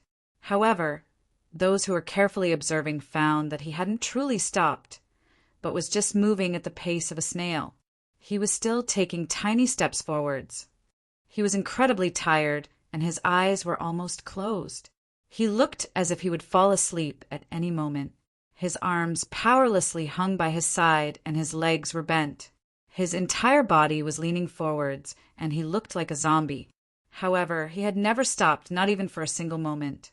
This was because deep in his subconscious there was a voice continuously telling Qin Feng not to give up, that he couldn't give up no matter what. Seeing this scene, the completely packed sports field fell silent. All of the spectators had strange looks on their faces and breathed raggedly. If they hadn't personally seen this, no one would have believed that the hedonistic young master, Qin Feng, had such determination. A small voice suddenly cheered, "Do your best, young Master Qin." This voice was quite weak and shaky, But in the silent sports field, everyone heard it clearly. It sounded like thunder erupting in their hearts. Everyone's gaze immediately fell on Lin Bei. Upon seeing this beauty with her gentle and weak demeanor, everyone's eyes lit up. After the introverted Lin Bei suddenly became the focus of attention. She tightly gripped the corners of her clothes, as an embarrassed and flustered look appeared on her face. She had heard people discussing that Qin Feng was running at the sports field, so she came to have a look in curiosity. Lin Bei felt moved inwardly when she Qin Feng's resolute appearance.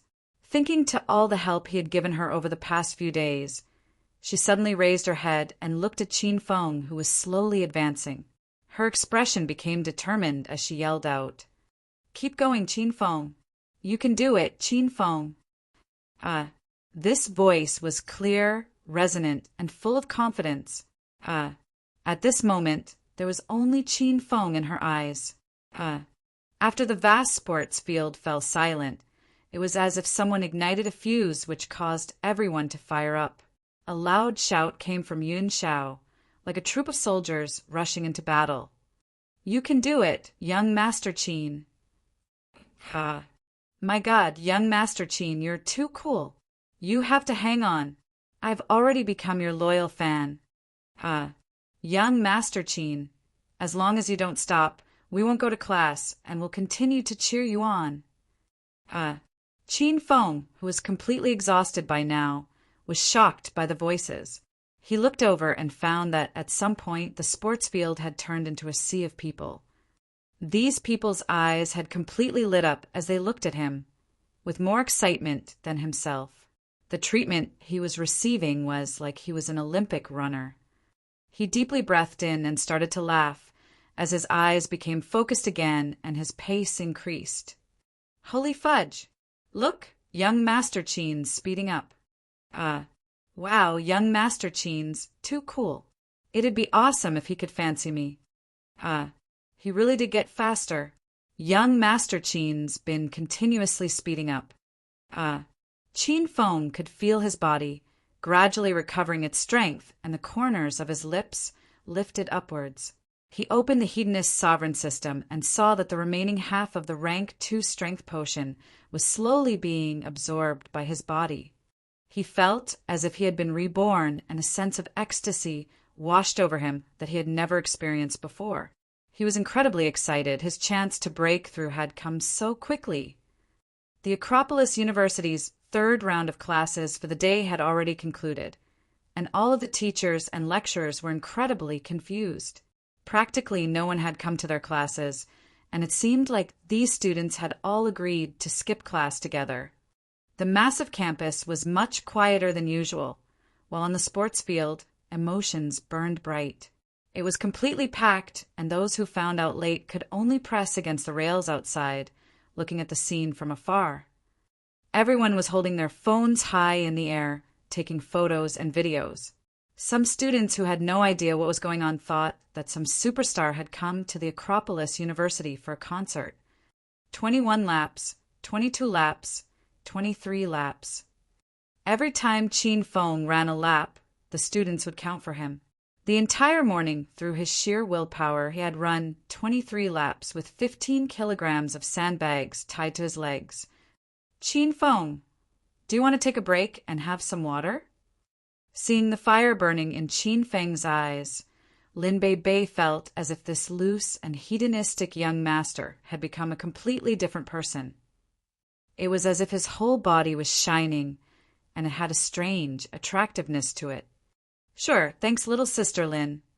Qin Feng stopped beside Lin Bei and took the bottle of water from her as he patted her dark and glossy hair.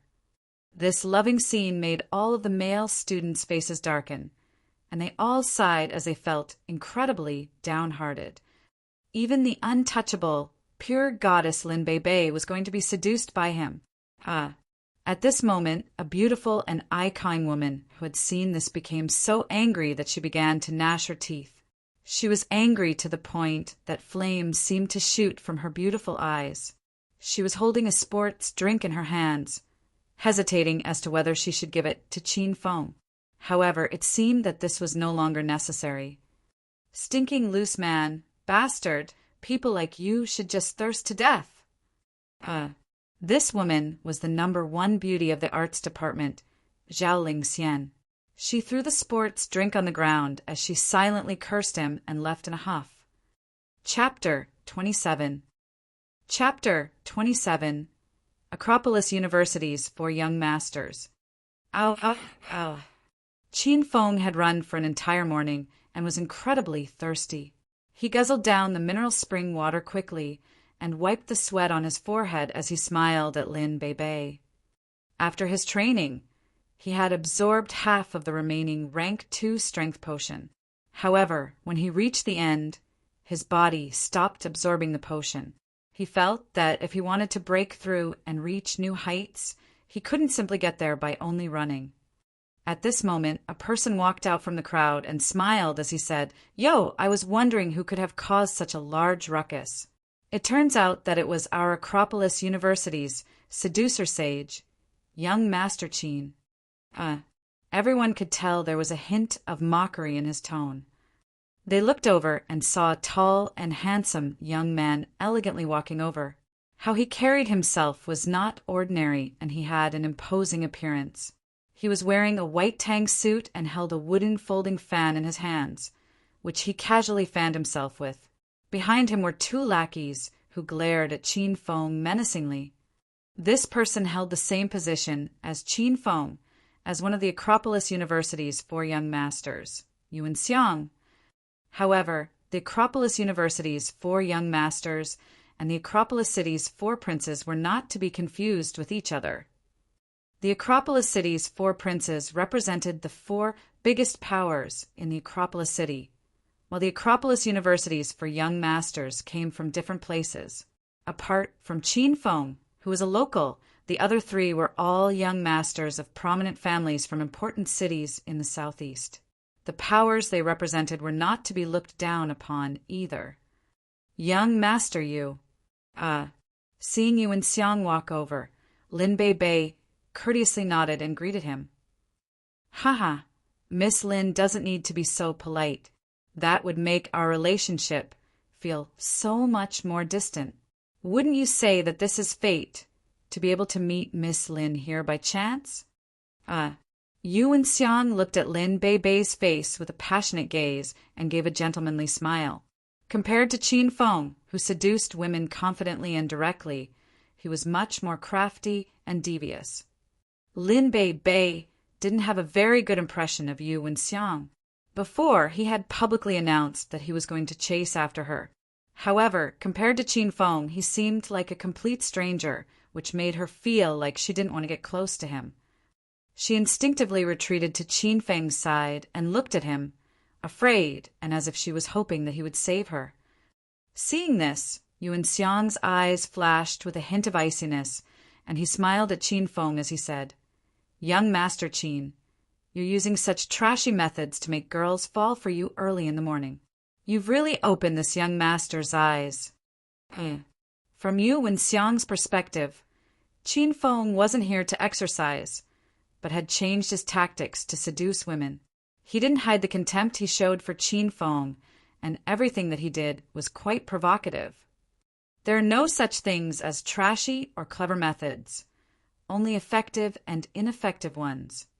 Against Yuan Xiang's forceful attitude, Qin Feng's expression didn't change. His arm naturally fell on Lin Bei's shoulder as he tiredly leaned his body against her back and laughed, saying, "What do you think, young Master Yu?" Qin Feng, this is a university, so you'd best pay attention to your image. Even if you're shameless, do you think Miss Lin is as shameless as you? Don't bring your shameless, low acts into here." Yuan Xiang was furious to the point of exploding, and his eyes flashed with ruthlessness. He gnashed his teeth as he stared down Qin Feng. Qin Feng. Lin Bei could feel the tension in the atmosphere, and she sweetly looked at Qin Feng as she gently pushed him aside. When Qin Feng leaned against her back, she didn't feel disgusted, but just a bit shocked. However, Lin Bei, who had a weak and gentle personality, was simply too embarrassed to do such things in front of so many of her peers. Qin Feng understood Lin Beibei's personality, and he squeezed her cheek. He laughed as he said to Yuan Xiang, "Oh well, tonight I'll find a place where there's no one around. There, little sister Lin and I can be intimate all we want. What do you say, little sister Lin?" When Qin Feng said this, he purposefully spoke loudly so that almost everyone at the sports field could hear. He wanted everyone in the Acropolis University to know that Lin Beibei was already his, destroying any intentions towards her. After finding out about her background, he knew how difficult her life was and didn't want her to be hurt anymore. The sports field was instantly filled with whispering as everyone looked at Qin Feng and Lin Beibei in surprise. None of them would have thought that their development would have progressed so quickly. Lin Beibei was now nervous to the point of death. Her once white face was so red that it seemed as if steam would be let out. Her long eyelashes rapidly blinked, not knowing what to do. However, when she thought about Qin Feng helping her out all of those times, Lin Beibei simply couldn't cause him to lose face in front of everyone. After hesitating for a moment, she nervously raised her head and looked at Qin Feng before weakly nodding and gently replying with a "mm." This sound was as quiet as a mosquito and was almost inaudible. However, Yuan Xiang, who was standing extremely close, could hear it clearly. Looking at how embarrassed Lin Beibei was, he felt a sudden urge to leap on her there, and then Lin Beibei had displayed that embarrassed manner for Qin Feng. "Qin Feng, if you're a man, do you dare to fight with this young master?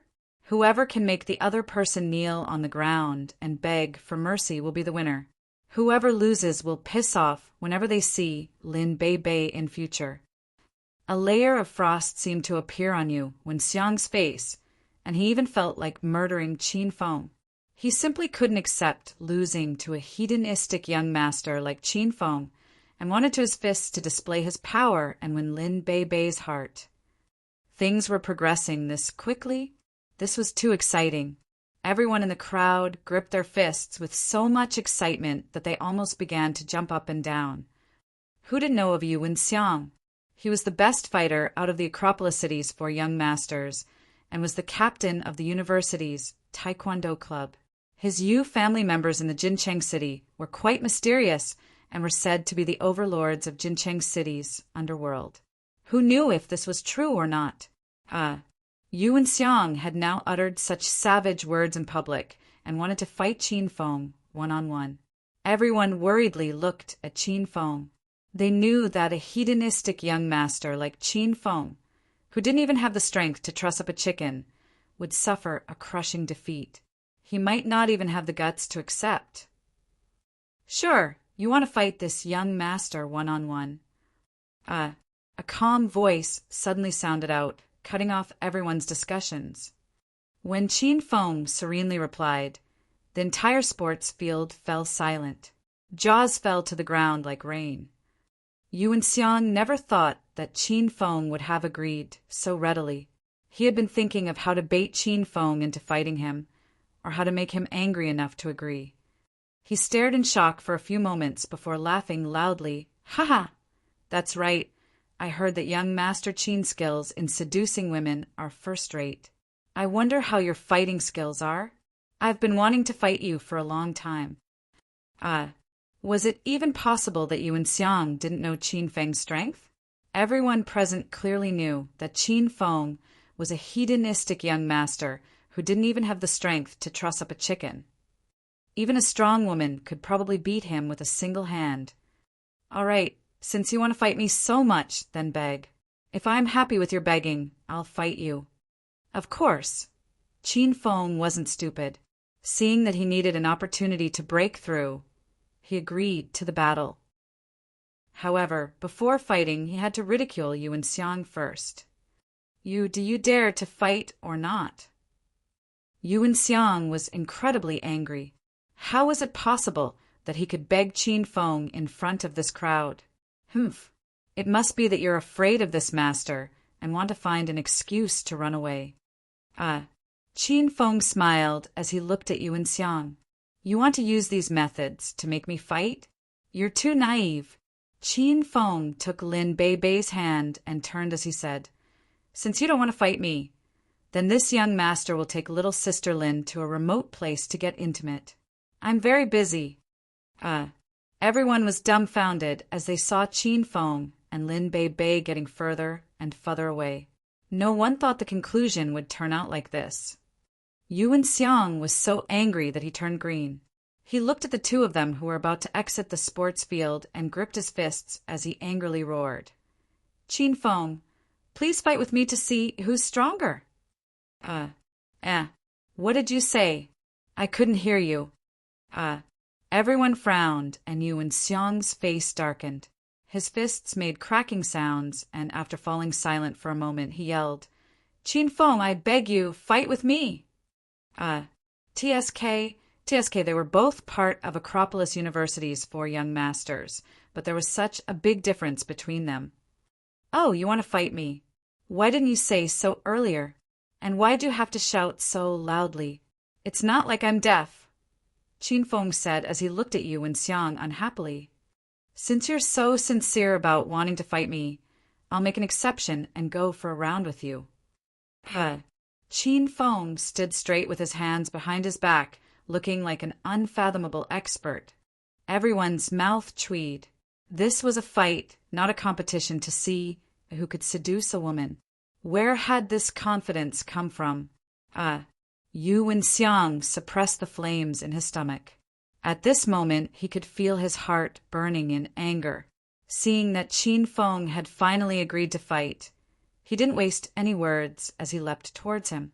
Right now, all he wanted to do was savagely beat up Qin Feng and teach him a bloody lesson. Yuan Xiang was incredibly fast and arrived in front Qin Feng in just a few breaths of time. Taekwondo primarily focused on using one's legs and feet, with the hands in more of a supporting role. Yuan Xiang gave a furious shout as he executed a side kick with good form.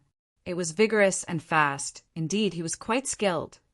As he kicked, a cold smile appeared on his face. He could already imagine how pitiful Qin Feng would look after being hit and not being able to get up. However, Yuan Xiang was shocked to see that not only had Qin Feng easily dodged his kick, he had ruthlessly punched towards his head. Everyone cried out in shock. Evidently, they were all surprised at Qin Feng's power. Chapter 28. Chapter 28. Battle of Life and Death. Yuan Xiang's expression changed. He hurriedly withdrew his right foot as he also punched out towards Qin Feng and roared, Your elder's going to break your arm with this punch. The two fists collided, resulting in an intense sound. Qin Feng maintained his punching pose, while Yuan Xiang stumbled back a few steps.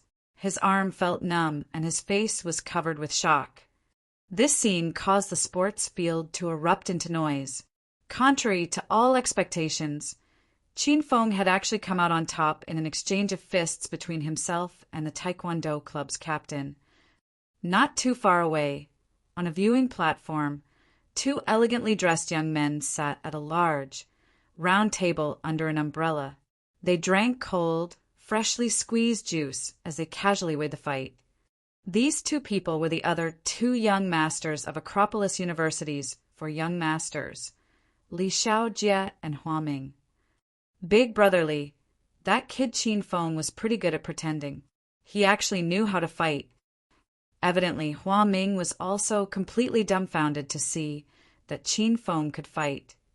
Li Xiaojie ignored Hua Ming. When he saw Qin Feng's vigorous and mighty punch, his eyes flashed as he smiled. Interesting. Feeling the looks of derision from all around him, Yuan Xiang almost became insane with anger, his face turning cold and savage. He never would have thought that Qin Feng would have also learned an external fighting technique. However, that was all there was to him. He had simply underestimated his opponent, which had allowed Qin Feng to gain the upper hand in that bout. With his strength as a stage 3 expert, he could release 4 times a normal person's strength. From the exchange just then, he concluded that Qin Feng was at most at stage 2, which was nothing to him. Yuan Xiang suddenly roared and charged at Qin Feng. The cold aura he emitted caused many students to take a few steps backwards. It was obvious that this time he was fully serious. Qin Feng narrowed his eyes as he saw Yuan Xiang charging towards him like an enraged beast. He felt a sense of danger and didn't dare to be negligent, putting all of his strength into his punch as he struck out. This time the sound from the collision was much louder and scared many people. Qin Feng felt a wave of energy blast through his entire arm, which then spread through his whole body as he was sent flying. As soon as he hit the ground, Qin Feng spat out a mouthful of blood. Everyone around exclaimed in shock, and many of the timid females covered their eyes, not daring to look at the bloody scene. This battle had turned out to be exciting, like the battles between experts from wuxia novels. Lin Bei was so scared that she turned white as a sheet. She hurriedly ran over to Qin Feng and frowned as she asked, "Qin Feng, are you all right? Don't keep fighting. I'll take you to the hospital." Qin Feng waved his hand and sat up, indicating to Lin Bei that he was fine. That punch had been too powerful, and although Qin Feng had used the Thunder Tiger Fists, which unleashed 3 times a normal person's strength, he still felt as though his internal organs had all been shifted. However, inwardly, he still felt incredibly excited. This was because his body had completely absorbed the rank 2 strength potion and was now filled with power.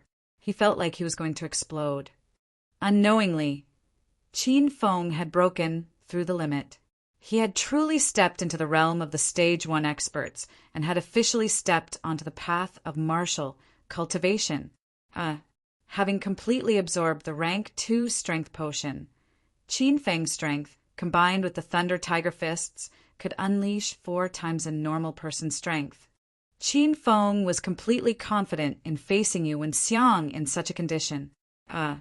Ding! Congratulations to host Qin Feng for breaking through the first layer of your body's limit. You have received the reward of 200 Hedonist points. Ding! The Hedonist sovereign system has issued a quest. Break through the second layer of your body's limit. Quest time limit, 1 month.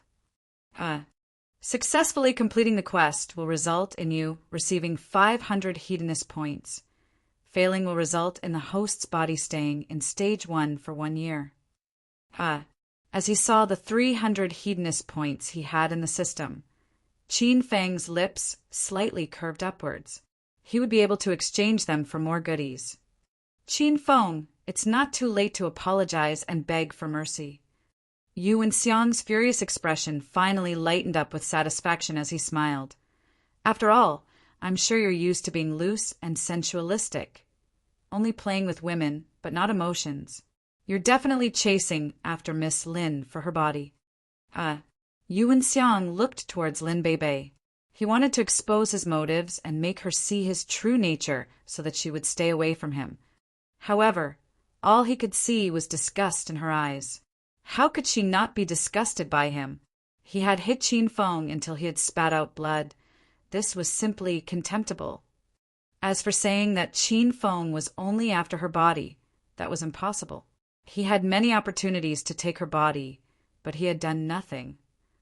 Even last night, Lin Bei had gone to room 888 at the Royal Clubhouse using the room card he had given her. She had waited for him for an entire night, but he hadn't come. "Young master, we're all fellow students here. I think you hitting him to this state is enough." Lin Bei stood in front of Qin Feng and mustered her courage as she spoke out. "Humph. Qin Feng, you're a man, right? Why are you hiding behind a woman?" Seeing that Lin Bei was determined to stand by Qin Feng, Yuan Xiang was so infuriated that he felt like he was also going to spit out blood. Yuan Xiang didn't waste any words. He went around Lin Bei and quickly stepped in front of Qin Feng, wanting to hit him while he was down. It seemed that Yuan Xiang wasn't going to stop if he didn't turn Qin Feng into a cripple. "Haha, I'm going to have to disappoint you. This time, this young master has really gotten involved with emotions." When Yuan Xiang's fist came close, Qin Feng coldly laughed and suddenly jumped up. He was almost twice as fast after breaking through the limit, and as he nimbly avoided Yuan Xiang's attack, he counterattacked with his own punch. This punch hit Yuan Xiang in the waist, with 4 times a normal person's strength. 200 kilograms of force struck Yuan Xiang's body, causing him to fly like a broken kite. Yuan Xiang landed heavily on the ground as blood burst out from his mouth. His 2 lackeys hurriedly propped him up as they hatefully glared at Qin Feng. "Well, it's your turn to beg for mercy." Qin Feng patted the dust off himself as he calmly looked at Yuan Xiang. Yuan Xiang's tang suit was now covered with dirt, and he looked like a sorry figure. His eyes flashed with amazement. He was completely shocked by Qin Feng's sudden explosion in strength. This guy had evidently just stepped into Stage 2, and yet was able to release the power of a Stage 3 expert, making it impossible for him to completely defend. Of course, if he knew that Qin Feng was only at Stage 1, it would be impossible to imagine what his reaction would be like. Yuan Xiang looked as if he had just eaten a fly. After remaining silent for a while, he gritted his teeth and said, "Qin Feng, this fight was a draw. I want to have a battle of life and death with you in 1 month at the Taekwondo Dojang." After saying this, Yuan Xiang angrily left. Chapter 29. Chapter 29. Incredible Boasting. Yuan Xiang had not said those words out of blind anger. He had put in much hard work to reach Stage 3 in external techniques, and could break through at any time. It was likely that with his family's support, he would be able to break through to Stage 4 in external techniques within a month. When that time came, he would be able to unleash 5 times a normal person's strength. That would be the date of Qin Feng's death. Although Yuan Xiang had already exited the sports field, the words he left were like a thunderstorm that sent everyone into a frenzy. A battle of life and death meant that both sides signed a waiver agreeing that if one party killed the other, they would not take any responsibility. Only bloody vengeances would instigate such battles. Goddamn, a battle of life and death. Big brotherly, Yuan Xiang's gone crazy. Even on the viewing platform, Hua Ming, who had seemed like he was on a holiday, couldn't stay calm. However, this Qin Feng guy is becoming more and more interesting. Big brotherly, should we go play with him? Li Xiao Jie's unfathomable eyes looked at Qin Feng from afar for a while, and he suddenly said, "If you want to play, go play. I'm not interested." The fight had concluded, and Qin Feng had broken through his limit. He didn't need to continue to run around the sports field, so the spectating students all dispersed, and it became empty again. "Young Master Qin, are you really all right?" When most of the people had left, Lin Bei mustered enough courage to run over to Qin Feng and ask while holding his arm. Standing so close together, Qin Feng could smell Lin Bei's fragrance, and he smiled, saying, "Don't call me young Master Qin. Call me Qin Feng like just then. Did you sleep well at the Royal Clubhouse last night?" After finding out that Lin Bei didn't have anywhere to stay, Qin Feng had given her the room card to room 888 at the Royal Clubhouse. As such, he had no further intentions in asking this. But Lin Bei's face suddenly became red, confused as to why Qin Feng had inquired. However, she shyly nodded her head and answered, "The environment there's really nice, and it's very quiet, so I slept quite well." "Qin Feng, last night, why didn't you come to sleep?" In the end, Lin Bei had summoned all of her courage to ask that question. As soon as the words left her mouth, her cheeks became as red as an apple, and she felt like diving into a crack in the ground. Qin Feng was a bit surprised by this question, but quickly realized what she meant. Lin Bei must have misunderstood him. She probably thought that he had given her the room card because he wanted her body. He felt slightly bitter, wondering why he had recently been misunderstood by so many beauties. First, it was the beautiful teacher Yun Xiao, and now even Lin Bei thought this way as well. Qin Feng could only accept this, however, as he thought to his loose and sensualistic nature. Bei Bei, you can have that room to yourself. When I've sorted out your compensation, you can move back, Qin Feng said while bitterly smiling. Lin Bei Bei looked at him in shock as a complicated look arose within her eyes. She couldn't help but stare at Qin Feng dumbly.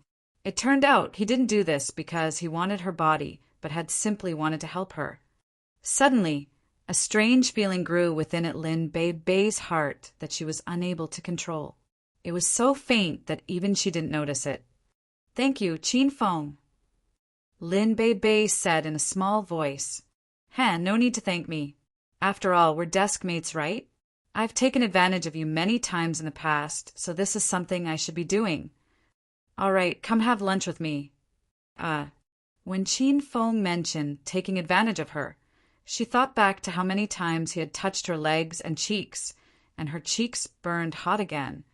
As the two of them walked through the Acropolis University's campus, countless students looked at them strangely and discussed among themselves in soft voices. Qin Feng had long since become accustomed to being the center of attention, and his expression didn't change in the slightest.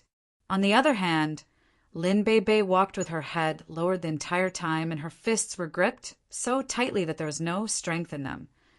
Beauty Lin, you've finally come out. We've waited so long for you. Are you free for lunch? Big Brother will take you to have a big feast. Just as the two of them walked out of the campus, a bald-headed man wearing sunglasses walked over. When his gaze fell on Lin Bei Bei's body, his eyes almost became green.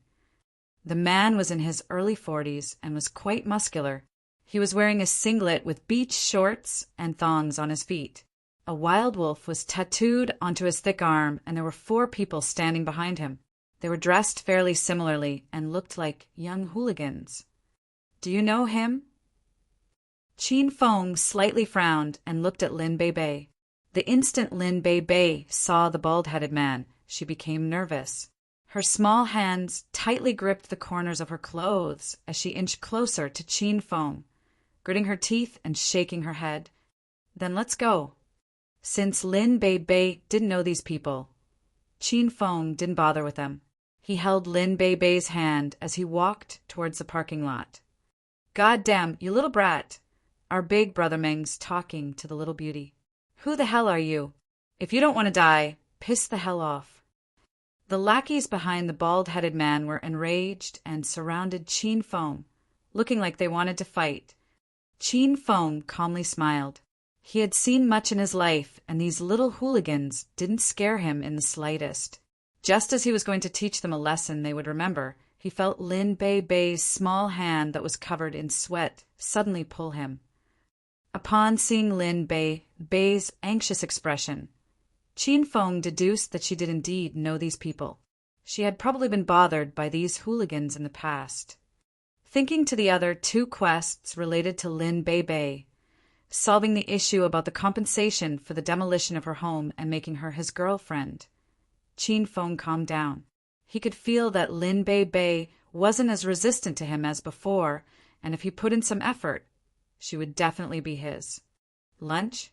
All right, count me in as well. Qin Feng smiled, looking expectantly towards the bald-headed man. Inwardly he laughed. If you want to treat this young master to lunch, you'd best prepare a few cards. The bald-headed man glared at Qin Feng, but didn't say anything. Just as his lackeys were about to push Qin Feng away, he nimbly avoided them, causing the afro-headed one to curse loudly. Fudge, you dare to dodge your elder? And who the hell are you? Big Brother Meng's inviting this beauty for lunch. Why are you still here? Bao, shut up. Just as the afro-head called Bao was about to attack, the bald-headed man yelled out and stopped him. Noticing the frightened expression on Lin Bei Bei's face, the hostility on the bald-headed man's face quickly disappeared.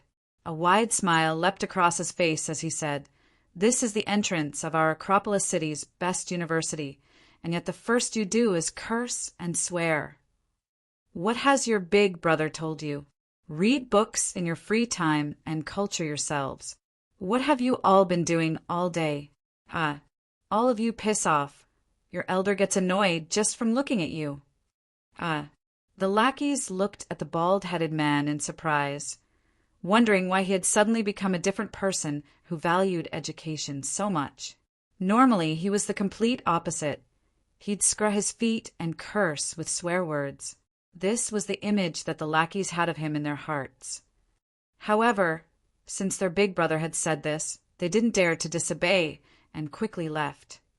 After they left, Tai Meng's expression changed as he gave Lin Bei Bei a gentlemanly smile and said, "If you please, Beauty Lin, my car's this way." Qin Feng almost threw up at the sight of a bald-headed, tattooed man whose body was covered with muscles giving such a smile. He said to Lin Bei Bei, "Let's go. Since there's someone paying, why not?" Seeing that Qin Feng was shamelessly determined to come, a hostile look flashed in Tai Meng's eyes, and he coldly smiled. Since this brat wanted to die, he would use him as a stepping stone for his boasting. He'd use this brat to show Lin Bei Bei his status and wealth, snaying her over in an instant. As for that brat, he would find a few brothers to give him a vicious beating after the meal. How much you eat will determine how much your elder will beat out of you. At this point, Tai Meng was in awe of his own intelligence and wisdom, and he began to show off. The trio happened to be passing by an incredibly cool-looking Lamborghini Batmobile. Tai Meng suddenly stopped and patted his chest, proudly saying, "Beauty Lin, look at this. Big brother bought this Lamborghini Batmobile just this year. It wasn't that expensive either. Someone I knew gave me a discount of over $6 million. We'll pick a night for Big Brother to take you out for a ride." Tai Meng didn't even bat an eyelash when he boasted. He had thought that Lin Bei Bei's eyes would shine with a golden light, and that she would run over to hug his arm and cutely flirt. However, all he could see was her desperately suppressing her laughter. How could Lin Bei Bei not want to laugh? Although she didn't know much about cars, she still recognized this unique and cool-looking Lamborghini Batmobile because it belonged to Qin Feng. The first time he had driven it to the university, it had caused a massive ruckus, and Lin Bei Bei still remembered it. "Haha, who would have thought that you're quite rich? You know what, why wait? How about you take Beauty Lin for a ride right now?" Qin Feng suggested and laughed. Tai Meng's face darkened. He awkwardly coughed a few times and said contemptuously, "Brat, you don't understand anything. This sort of luxury car is best driven at night. Why would you want to ride around it during the day? Plus, the keys were carried off by my subordinates, so we can only wait until another day. All right, let's get in my other car. I'm already hungry, so let's go and eat now." In order to prevent further questioning from Qin Feng, Tai Meng hurriedly brought the two of them over to his car, which was a second-hand Buick. Tai Meng drove as Qin Feng and Lin Bei Bei sat together in the back. During the trip, Tai Meng continuously tried to chat with her, but was ignored by her every time. However, Qin Feng was able to make her laugh repeatedly. During the drive, Qin Feng was able to find out the relationship between the bald-headed man and Lin Bei Bei. It turned out that Tai Meng was a big-time gangster who was part of the #1 gang in the northwest of Acropolis City's underworld, the Wild Wolf Gang. Recently, the Wild Wolf Gang had been involved with a development project. They were responsible for helping Eternal Abundance Real Estate forcibly demolish homes and relocate the residents of the place Lin Bei Bei was living at. The first time Tai Meng had seen Lin Bei Bei, he had vowed to make this beautiful girl his. Lin Bei Bei had not been fazed by his earlier tricks, so he decided to use more forceful tactics. Lin Bei Bei happened to be staying at the Royal Clubhouse for the past few days, so he hadn't been able to see her. As such, he had specially come to the Acropolis University's entrance to wait for her. After understanding what was going on, the corners of Qin Feng's mouth tilted upwards. He had been planning to spend some time to take care of the compensation for the demolition of Lin Bei Bei's home. But who would have thought that the opportunity would have presented itself to him? Chapter 30. Chapter 30. Order more if it's not enough. The The Buick stopped outside the Royal Hotel. Qin Feng fought the urge to laugh as he looked at the massive hotel that seemed to extend up to the clouds. The Royal Hotel is the Acropolis City's best five-star hotel. Beauty Lin, is this good enough? As soon as they got out of the car, Tai Meng looked at Qin Feng as he tilted his head back and spoke proudly. Even Qin Feng inwardly shook his head, seeing Tai Meng act so pretentiously. The black-haired, long-legged, beautiful attendant gave a sweet smile as she greeted the three of them. "Welcome to the Royal Hotel. Please come in, she said, but stopped halfway through her sentence. She immediately adopted an extremely respectful tone when she saw Qin Feng. She started another sentence and said, "Young Mas but was once again cut off by Qin Feng. He still wanted to watch Tai Meng show off as he found it quite amusing, so he suddenly yelled out, "Wow, no less than expected from a five-star hotel. Look at these decorations, it looks like a palace. I'm sure it's expensive to eat here, right? Baldy, you're quite right." Baldy? Tai Meng's mouth tweed and his face almost turned green after hearing the name Qin Feng called him. However, seeing the look of wonder and awe on his face, he suppressed the anger and said, "Che, how expensive can a meal be? Seeing that you're Beauty Lin's classmate, you can order what you want. Your elder will show you what the upper-class lifestyle is like." Seeing Tai Meng's insufferably arrogant manner, the beautiful attendant wondered if she hadn't completely woken up. She hurriedly rubbed her eyes and looked at Qin Feng carefully. However, she was certain that this was the Royal Hotel's director's son, Qin Feng, young Master Qin. This was the first time the beautiful attendant had heard someone speak of the upper-class lifestyle to Qin Feng. "This way, please." The beautiful attendant noticed the look Qin Feng was giving her. It seemed that he didn't want to reveal his identity, so she didn't say anything else and guided the three of them to a private room. The whole way, many of the workers bowed to Qin Feng. Tai Meng was walking at the front, so he thought that these people were showing him respect. He marched on with a straight back, feeling as if he was flying. See, this is what the service in five-star hotels is like. It's worth it to spend some extra money. Following the beautiful attendant, the three of them came to a luxurious private room on the third floor. "Sir, what would you like to eat?" The beautiful attendant thought the host was probably the Baldy after her observations, so she presented the iPad to him. "Beauty Lin, you can order. Don't look at the prices. Just order what you want. The thing Big Brother here lacks the least is money. In future, if you become Big Brother's girlfriend, you'll be able to live in bliss." Tai Meng pushed the iPad over to Lin Bei. He tried to bait her in, but found that she did not look at the iPad as she pushed it over to Qin Feng, shyly saying, "You order. I'm not good with these things." Qin Feng smiled and pushed the iPad to the side as he looked towards Tai Meng, saying, "Baldy, I'll order for us then. This is the first time I've eaten in such a high-class restaurant before. Surely you won't mind if I order a lot, right?" That's right. Order as much as you want. Your elder's got plenty of money." Tai Meng rolled his eyes. He would allow this brat to have some fun for now. Tai Meng resolved not only to beat him up until he vomited, because he dared call him Baldy, but also to get people to shave him bald as well for running off his mouth. I'll go ahead then." Qin Feng gave an evil smile and leaned back on the sofa chair, casually saying, "We'll have one of each of the most expensive dishes, as well as the special dishes, recommended dishes, seafood dishes, dessert dishes, but no soup. Oh, and a 1982 Lafite, please." "All right, that's enough. We'll order more if it's not enough." After Qin Feng finished ordering in a confident and an easygoing manner, Tai Meng looked as if he had become petrified.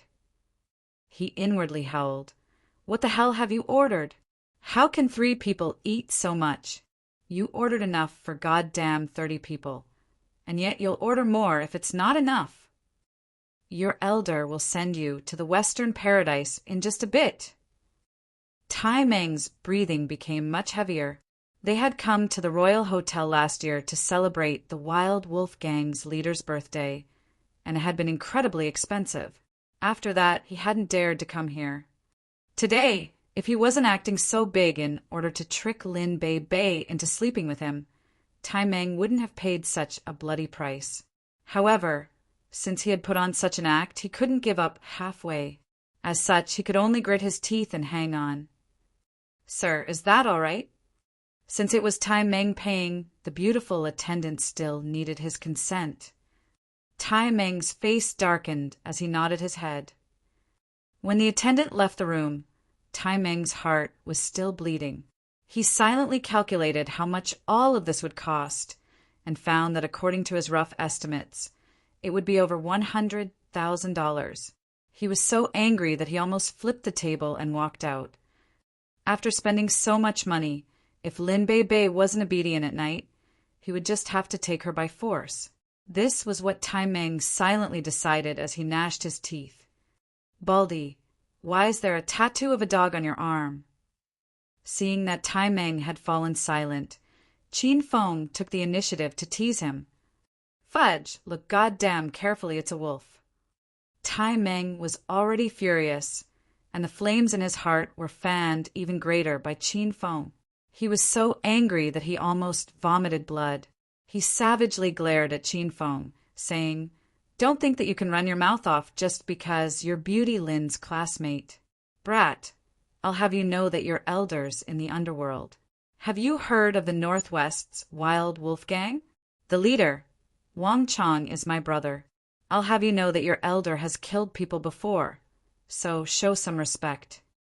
The Acropolis City's underworld was split into two, Wild Wolf Gang in the northwest and Flying Dragon Gang in the southeast.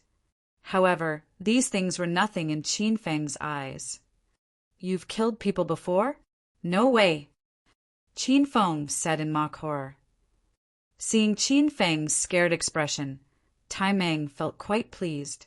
He continued to boast, saying, "In the underworld, killing people is as normal as eating. You should know Qin Feng, right? He's that good-for-nothing son of the royal group's president, Qin Huang.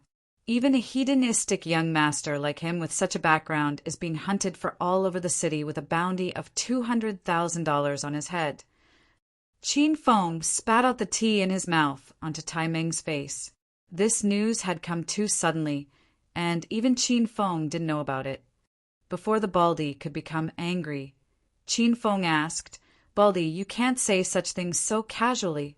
Surely the Flying Dragon Gang wouldn't dare to kill Qin Feng." Brat, you haven't even grown out all of your hair. What do you know? Qin Feng killed Ma De Hu. So do you think his dad wouldn't dare to kill Qin Feng?" Tai Meng resisted the urge to kick Qin Feng as he wiped his face with a serviette. Qin Feng knew that the leader of the Flying Dragon Gang was Ma DeLong. However, saying that he killed Ma De Hu was rubbish. He had been killed by that masked person. Chapter 31. Chapter 31. Actually, I have the heart of a Buddha. Lin Bei Bei now felt nervous to death. There were people hunting down Qin Feng, and they seemed to be powerful bad guys as well. Her delicate hands grabbed onto Qin Feng's arm. Feeling the cold sweat on Lin Bei Bei's hands, Qin Feng smiled and patted her head, indicating for her to relax. He then looked back to Tai Meng and tried to get more information out of him. "Baldy, I can't believe such a thing. I'm sure you people in the underworld are just boasting to seem scary." Tai Meng was quite pleased with his boasting. These university girls all liked violent and manly boyfriends, and yet Qin Feng had spat water on him and doubted him repeatedly. He was now eyeing to kill Qin Feng. He unhappily replied, "You think I'm boasting? Humph. I might as well tell you. We have a high-ranking member of the Flying Dragon Gang as our spy who gave us this information. If this information is false, your elder will behead himself." Tai Meng seemed adamant that he wasn't lying, and it seemed that he was telling the truth. Qin Feng realized that it was possible that after the masked person had killed Mada, who, the blame had been put on him. This act of getting someone else to do one's dirty work seemed to be quite effective. If Qin Feng hadn't met this idiot Tai Meng and didn't find out that he was being hunted down by the Flying Dragon Gang, it could have been quite dangerous. Although the Flying Dragon Gang was nothing to him, a sudden ambush could cost him his life. Because the young Master Qin was present after chatting for a short while, the dishes Qin Feng had ordered were quickly brought up. The attendant had especially told the chefs to prepare his meal first. The large table was quickly filled with many delicious dishes, and there were still many dishes that couldn't fit. They were all put on a separate table. Looking at the dazzling array of food, Tai Meng didn't have any appetite. Instead, he felt so angry he felt like exploding. All of this had been bought with his money. Open that bottle of red wine. Qin Feng waved his hand, signaling the attendant to open the 82 Lafite. While Tai Meng was in no mood for food, Qin Feng was in a fabulous mood. Wait. Seeing that the attendant was about to open the 82 Lafite, Tai Meng was so scared that he almost fell off his chair. He had never tasted this wine before, but he knew that a single bottle costed more than $50,000. Adding on all this food, this meal would definitely cost more than $100,000. Tai Meng's intestines were green with regret. He shouldn't have brought this idiotic boy along with them. Don't open this bottle of red wine. Your elder's already sick of it. It tastes the same as red wine you can buy for tens of dollars. Plus, it's not strong enough. Go and bring a bottle of white wine. White wine tastes way better. Since they had come and spent so much money, Tai Meng was determined to make his plan succeed. He was planning to use a bottle of white wine to make Qin Feng and Lin Bei Bei completely drunk. The one who should be beaten up would be beaten up, and the one who should be screwed would be screwed. Tong. Just as Tai Meng spoke, Qin Feng had already opened the red wine with practiced ease. He poured a glass for Lin Bei Bei and himself. He had already started treating Tai Meng as heir. Bei Bei, have a taste. This wine is $50,000 per bottle, so a single mouthful is thousands of dollars. Qin Feng said as he smiled at Tai Meng. Lin Bei Bei was frightened. She knew that the Royal Hotel was extremely expensive, but she never expected a bottle of red wine would cost $50,000. Her hands trembled as she held the wine glass, looking at the bright wine, but she didn't dare to drink it. Her mother's operation had costed $100,000, and this bottle of wine was worth half of that. Lin Bei Bei simply couldn't understand the upper-class lifestyle. Baldy, since you said you're already sick of this wine, I won't pour any for you. Bei Bei, cheers. Since the wine had already been opened, Tai Meng had nothing to say. He had never tried this sort of wine before, and he was hoping to have a good taste this time. However, Qin Feng's words almost made him furious to the point of passing out. Qin Feng smiled as he looked at Tai Meng, then touched his glass with Lin Bei Bei's. He knew Lin Bei Bei was reluctant to drink such an expensive wine, so he took the lead. Seeing Qin Feng drink the wine, Lin Bei Bei stopped hesitating. She was quite curious as to how such an expensive wine tasted, and she also took a small sip. Just as the wine entered his mouth, Qin Feng frowned and spat out the red wine. He used his hand to wipe his mouth and threw away the 82 Lafite, cursing, "Fudge, it tastes disgusting. It must be fake." Lin Bei Bei also frowned.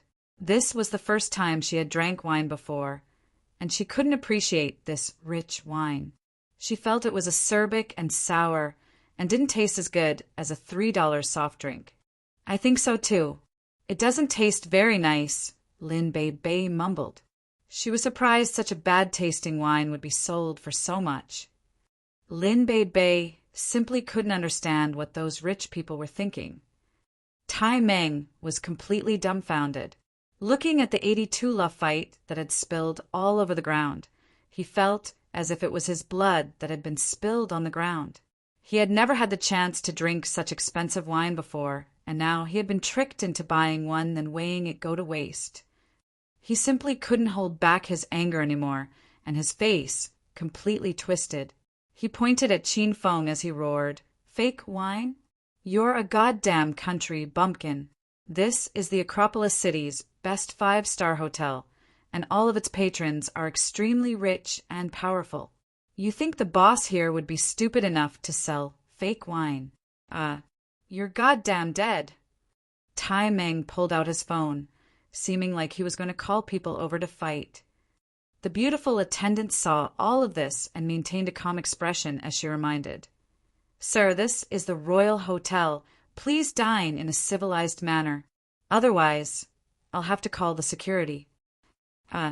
Normally, it didn't matter how much of a ruckus the guests made in the private rooms. However, the young Master Qin was here, so she couldn't allow this person to behave too atrociously. "You!" Tai Meng savagely glared at the attendant, but couldn't say anything. The Royal Hotel was simply too powerful, and wasn't an entity that a little thug like Tai Meng could take on. He furiously sat down and secretly started to send a text to order people to come over. Since he couldn't make a ruckus in the Royal Hotel, he would arrange for people to wait outside. He didn't believe that this brat could hide in here forever. "That's right, Baldy. What are you getting so angry about? It's just a bottle of wine, right? If I had the opportunity to treat Bei Bei to a meal, I wouldn't mind how much money I spend," Qin Feng said without changing his expression. Tai Meng was so angry that he gnashed his teeth. "It's not like we're spending your money. Of course it doesn't hurt for you." However, since they had already come so far, he still needed to maintain his act. He withdrew the hostility he was emitting as he smiled, saying, "It's just a bit of money. What is there to be angry about? I'm just angry that you, brat, are so unknowledgeable and spouted such nonsense. Could it be that you're saying I'd treat Beauty Lin to fake wine?" Qin Feng laughed, but didn't say anything. Naturally, he had been acting as well. He had begun tasting wine since he was 6, and had tried nearly all of the best wines under the heavens. This was a Lafite that the Royal Hotel had imported from a French vineyard, and he had personally identified it, so he was sure it was real. "Baldy, this is the first time I've met such a generous person before. In that case, I won't hold back anymore." Qin Feng smiled as he made a loud click with his fingers, and the beautiful attendant quickly came to his side. "I heard that the Royal Hotel invited the Caesar Band from France. Call them over to play something for us. Just eating isn't very fun, so we should find something interesting while we dine. Baldy, I'm sure you wouldn't mind spending a bit more money, right?" Qin Feng said as he smiled at Tai Meng.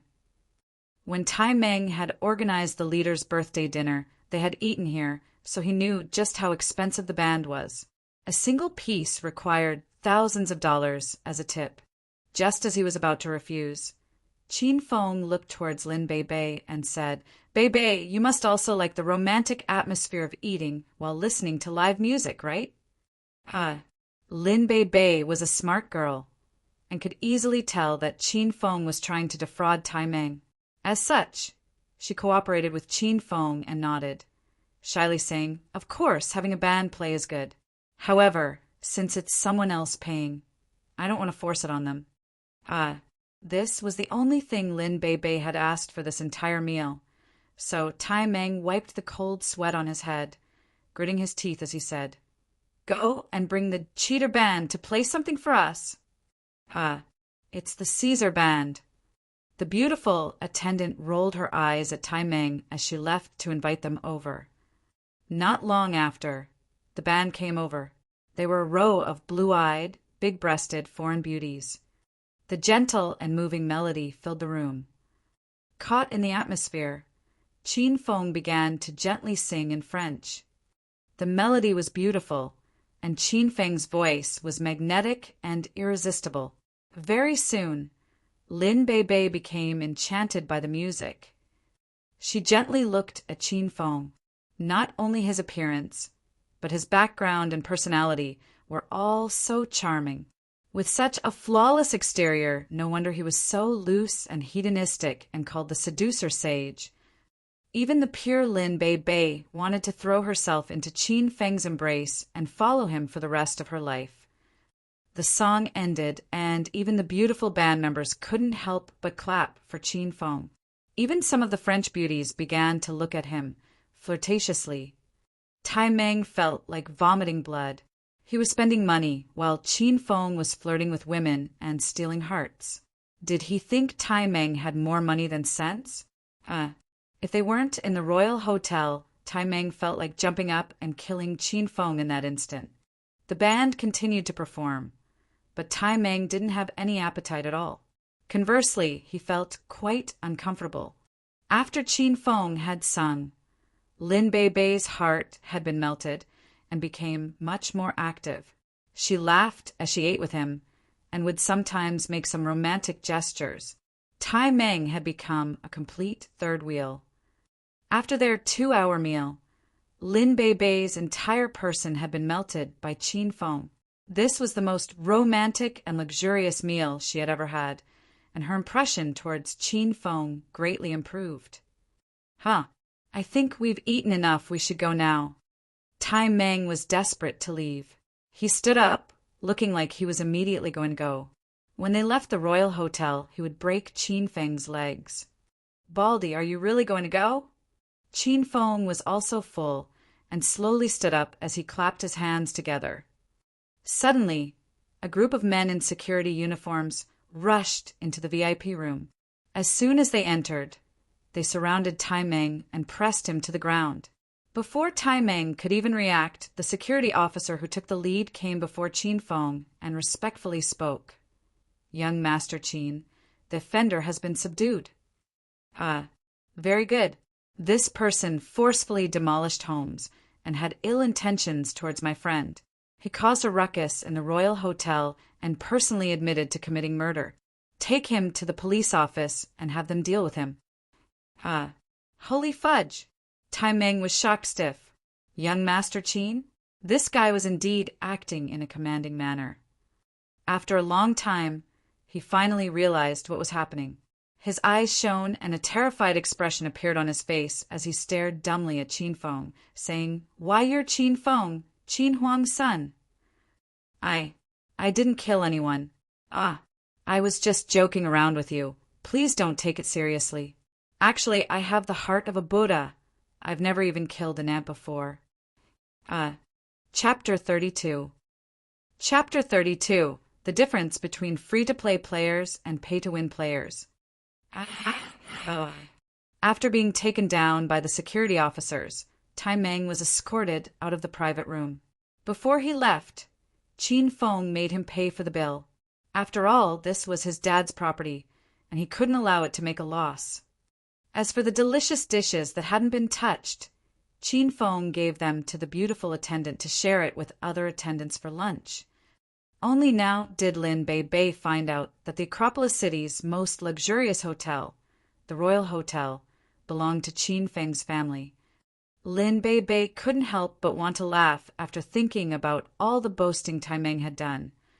After eating their fill, Qin Feng arranged for someone to drive Lin Bei back to the university. He returned to room 665, and soon Zhang Biao hurried over. During the course of this lunch, Qin Feng had obtained an important piece of information. Ma Delong had mobilized the entire Flying Dragon gang to hunt him down, so he naturally had to retaliate. Young Master Qin, what orders do you have? Zhang Biao respectfully asked. Qin Feng pointed at the sofa opposite him, indicating for Zhang Biao to sit down. A look of delight flashed in Zhang Biao's eyes, and he carefully sat down opposite Qin Feng. Biao, I feel that Acropolis City's underground is full of fish and dragons mixed together. Do you think we should unite them? Qin Feng casually said as he played with an ancient jade in his hand. After hearing from Tai Meng that Ma Delong was trying to hunt him down all over the entire city, he realized how powerful the mastermind was. He didn't mind killing Ma De, who in order to frame Qin Feng. Qin Feng had been passive this whole time, being attacked by others. This feeling was quite uncomfortable, so he decided to take the initiative and shake the city up. Zhang Biao sat up straight and was so excited that he almost jumped up. He fully understood Qin Feng's meaning.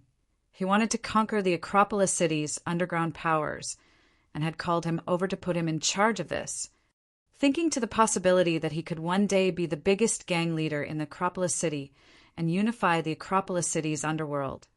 Zhang Biao was incredibly excited. Zhang Biao immediately voiced his assent. Young Master Qin, if there's anything Zhang Biao can do, I'm willing to walk up mountains of knives and go down into pans of oil for you.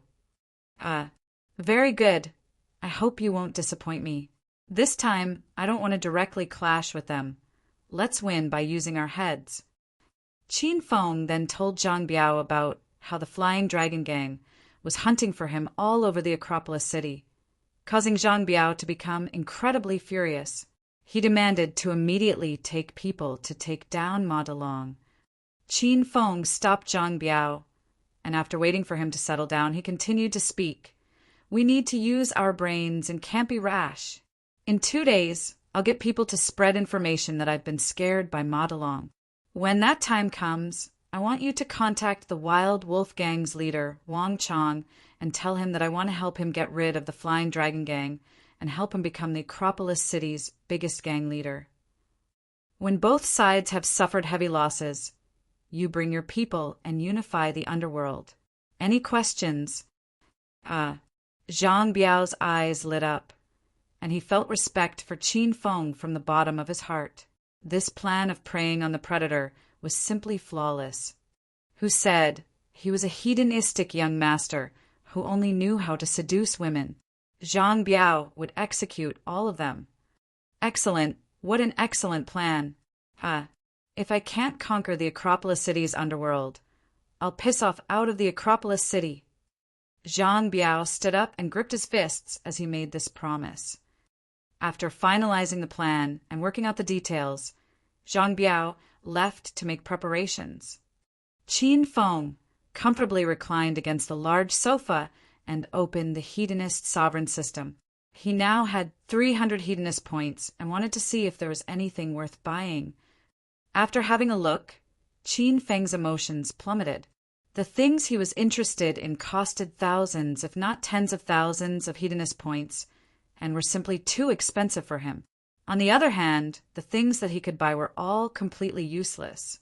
Suddenly, the little pig's waxy voice sounded out, giving him suggestions. Master, according to this little pig's analysis, there are 2 courses of action you can take. Firstly, you can save up the Hedonist points you have now and do your best to do quests. When you have 1,000 Hedonist points, you can buy elementary sword skills. Combined with the True Steel Sword, Master Strength will be able to greatly increase. Alternatively, Master can spend 300 Hedonist points to buy a Rank 1 Speed Potion and a Rank 2 Speed Potion, increasing your speed. Elementary sword skills? It sounds quite ordinary. Why is it so expensive? Qin Feng complained as he made a wry face. You think it's ordinary? The elementary sword skills includes all basics to mastering the sword. Similar to the Thunder Tiger Fists, once you learn it, you will have learned the sword arts that normal people would take 10 years of hard training to learn. Gathering qi and refining qi are all included. Do you understand? The little pig ferociously glared at Qin Feng, looking at him impatiently. Qin Feng frowned. Indeed, he was too unknowledgeable. This sort of sword skill was indeed powerful. It even related to gathering qi and refining qi. Could this be the inner qi of the legends? However, looking at the number of hedonist points he had, then looking at the hedonist points required to buy the elementary sword skills, Qin Feng deeply sighed. Thinking to the masked person in the abandoned factory, Qin Feng felt quite scared. That person was simply too fast, and if they wanted to kill him, it would be incredibly easy. He had to quickly raise his strength. Otherwise, it was likely that he would die before he could even save up 1,000 hedonist points. Forget it, I'll buy the speed potions first.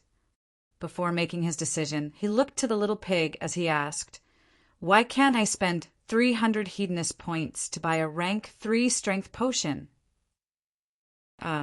According to the determinations by Earth's ancient external experts, there are 9 stages in total. After breaking through the first layer of one's body's limit, they will have stepped into stage 1. After breaking through the second layer of their body's limit, they will have stepped into stage 2, and so on. A stage 1 expert has 2 times a normal person's strength. A stage 2 expert has 3 times a normal person's strength.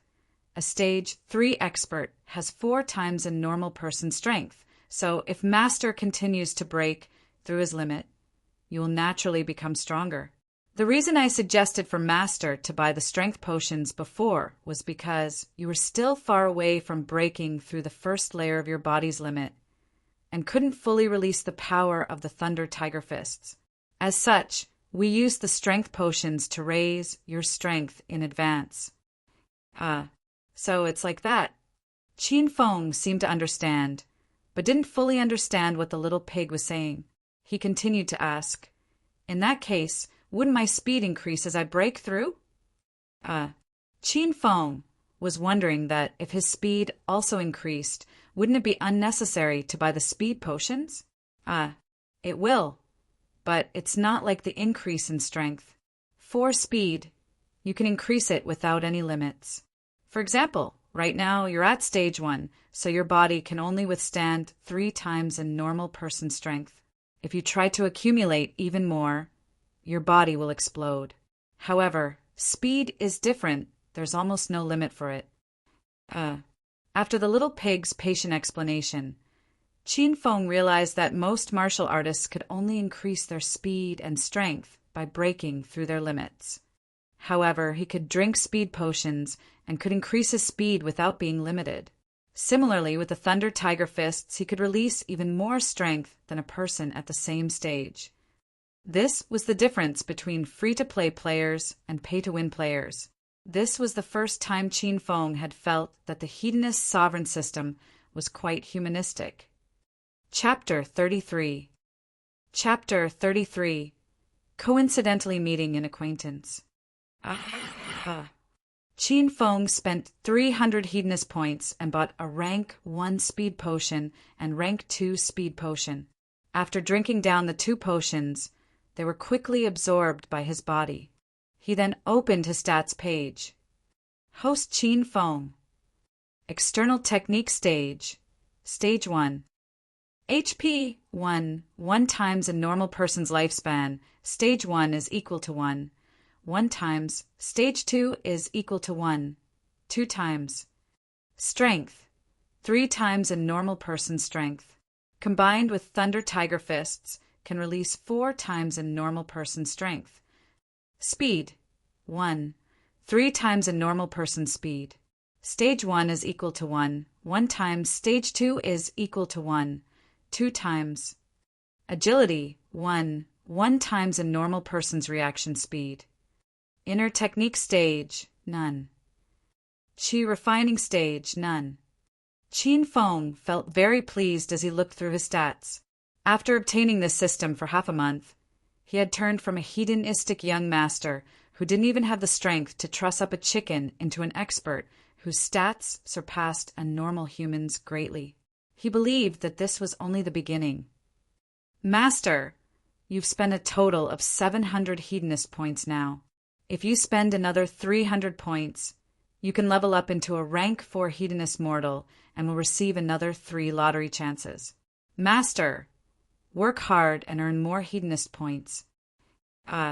Hearing that he could soon obtain more lottery chances, Qin Feng felt quite excited. He had previously drawn the Thunder Tiger Fists and True Steel Sword. Maybe this time he would be able to obtain something even more heaven-defying. Not too long after he finished absorbing the 2 speed potions, Uncle Fu walked over and handed some freshly printed documents to Qin Feng, saying, "Young master, this is all of the information on the Eternal Abundance Real Estate's general manager, Chao Yang. It's enough for him to eat prison food for the rest of his life." Qin Feng had arranged for Uncle Fu to take care of the demolishing compensation long ago.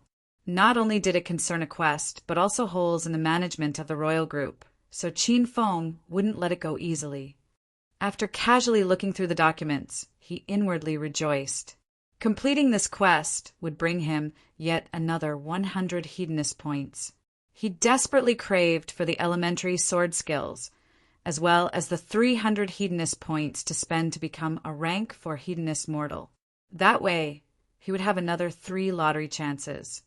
As such, he had to think of how to do as many quests as possible. Qin Feng asked Uncle Fu to send those documents to the police station, then came to the main hall of the Royal Hotel. Since he was free, he decided to find Bai Qing to talk and see if he could gain any information. In the empty hall, Bai Qing was wearing a professional-looking skirt with black stockings. Although only a small portion of her legs were revealed, she still looked quite alluring.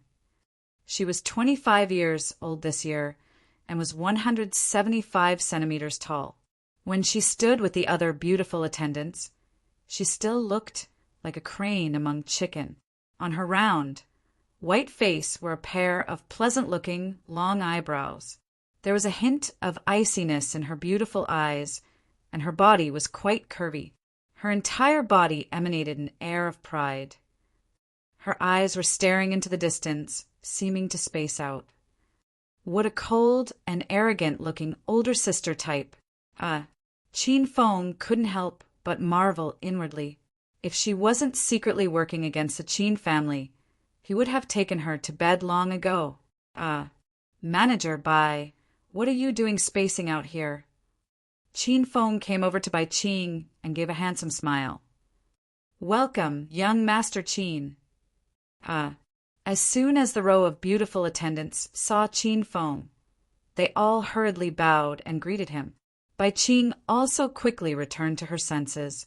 When she saw Qin Feng, a look of disdain flashed in her eyes before she gave a beautiful smile, softly hitting Qin Feng's chest as she coyly said, I was thinking of young Master Qin and spaced out.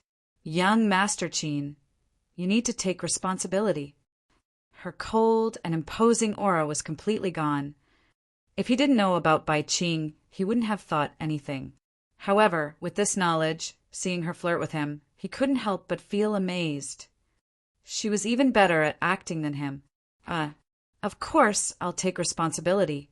This young master will naturally take responsibility for a peerless beauty like Miss Bai. Qin Feng didn't show any weakness, and acted like his hedonistic self as he smiled lewdly while looking at her twin peaks. Bai Qing covered her mouth as she laughed, and a cold look flashed in her eyes for a brief moment. How is young Master Qin going to take responsibility? Let's go. This young master is going to take you shopping, and we'll have a candlelit dinner at night. Finally, we'll go to the royal clubhouse and hire a room. And Qin Feng gave an evil smile as he lifted up her chin with his index finger. Bai Qing hurriedly swatted Qin Feng's hand away, and she laughed while she scolded. Ai-ho, there are too many people here. Young Master Qin, let's talk outside. Under the admiring and envious gazes of the other beautiful attendants, the two of them left the royal hotel. They all wished that they were the one Qin Feng took a fancy to. If that happened, they would be able to rise up like a phoenix. The royal clubhouse, royal hotel, and royal jewelers were the royal group's 3 main assets. Currently, Qin Feng was taking Bai Qing to the royal jewelers' main store. He believed that just as women were irresistible to men, jewelry was irresistible to women. In this room filled with gold, silver, and other treasures, he didn't believe Bai Qing could keep her rationality and not make any mistakes. Young Master Qin, you finally have time to come over. As soon as Qin Feng entered, the beautiful manageress, Rao Xueqing, smiled as she hurried over. Haha, I'm here to pick out some jewelry for this beauty. Qin Feng laughed as he put his hedonistic side on show. Manager Rao, pick out some of the best upper-market jewelry for us to have a look. Rao Xueqing furtively stole a few glances at Bai Qing. Women were by nature jealous creatures. It could be said that it was a great fortune for many women to be fancied by Qin Feng, and they would obtain immeasurable glory and wealth. Who wouldn't want such a life? However, after comparing herself to Bai Qing, Rao Xueqing could only pout and inwardly complain as she went to pick out some jewelry. Qin Feng and Bai Qing found a place to sit. At this moment, a young, devilish woman wearing heavy makeup and revealing clothes walked in on the arm of a young man in a Western suit. "Darling, you promised that you would buy me a big, sparkling, beautiful diamond necklace today. You won't break your promise, right?" The woman spoke in a sickly sweet voice, causing many people to look over. Qin Feng's body trembled and almost felt like vomiting. "Darling, this royal jeweler is the biggest jeweler's store in the Acropolis city. They have a good reputation and have promised that they will never sell fakes. I heard that they just received some diamond necklaces from the French designer, Victoire de Castellane. I really want one, okay?" As she spoke, the woman pouted and twisted her hips, trying to act cute. Qin Feng screwed his tortured ears. He was just about to stand up and kick this woman out when, unexpectedly, the woman suddenly stopped acting cute and looked in his direction in shock. Bai Qing. Seeing Bai Qing, the woman's face was filled with surprise. Bai Qing looked at the other person for a while before hesitantly and curiously replying, "Zhu Dinyo." Hearing this name, Qin Feng's mouth violently tweed. Chapter 34. Chapter 34. A Woman Who Deserved a Spanking. "Oh, ha. The woman who had been acting cute skipped over to Bai Qing and said in surprise, "Bai Qing, it really is you. I've already changed my name to Angel, as in the beautiful winged beings in heaven. Don't you think it really suits my personality?" After confirming that the other person was Zhu Dinyo, Bai Qing also revealed a surprised smile. This was her old classmate from year 12, and they hadn't met in over 4 years. To suddenly see an old classmate from high school within a sea of unfamiliar faces, they were naturally happy to see each other. "Bai Qing, are you shopping while taking a break from your job?" After exchanging a few greetings, Zhu Dinyo looked up and down Bai Qing. Seeing her uniform and the name badge on her chest, she didn't try to conceal the scorn in her tone. She covered her mouth as she lightly laughed. "Haha, I should tell you that this jeweler is very expensive. Even if you like anything here, you won't be able to afford it."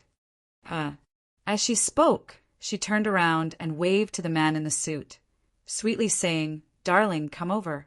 I'll introduce you to my classmate from high school."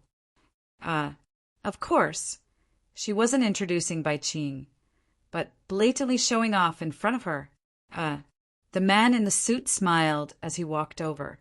When he was close enough to see Bai Qing's beautiful appearance, his body slightly trembled and a look of lust flashed in his eyes. However, he was able to calm his expression almost immediately.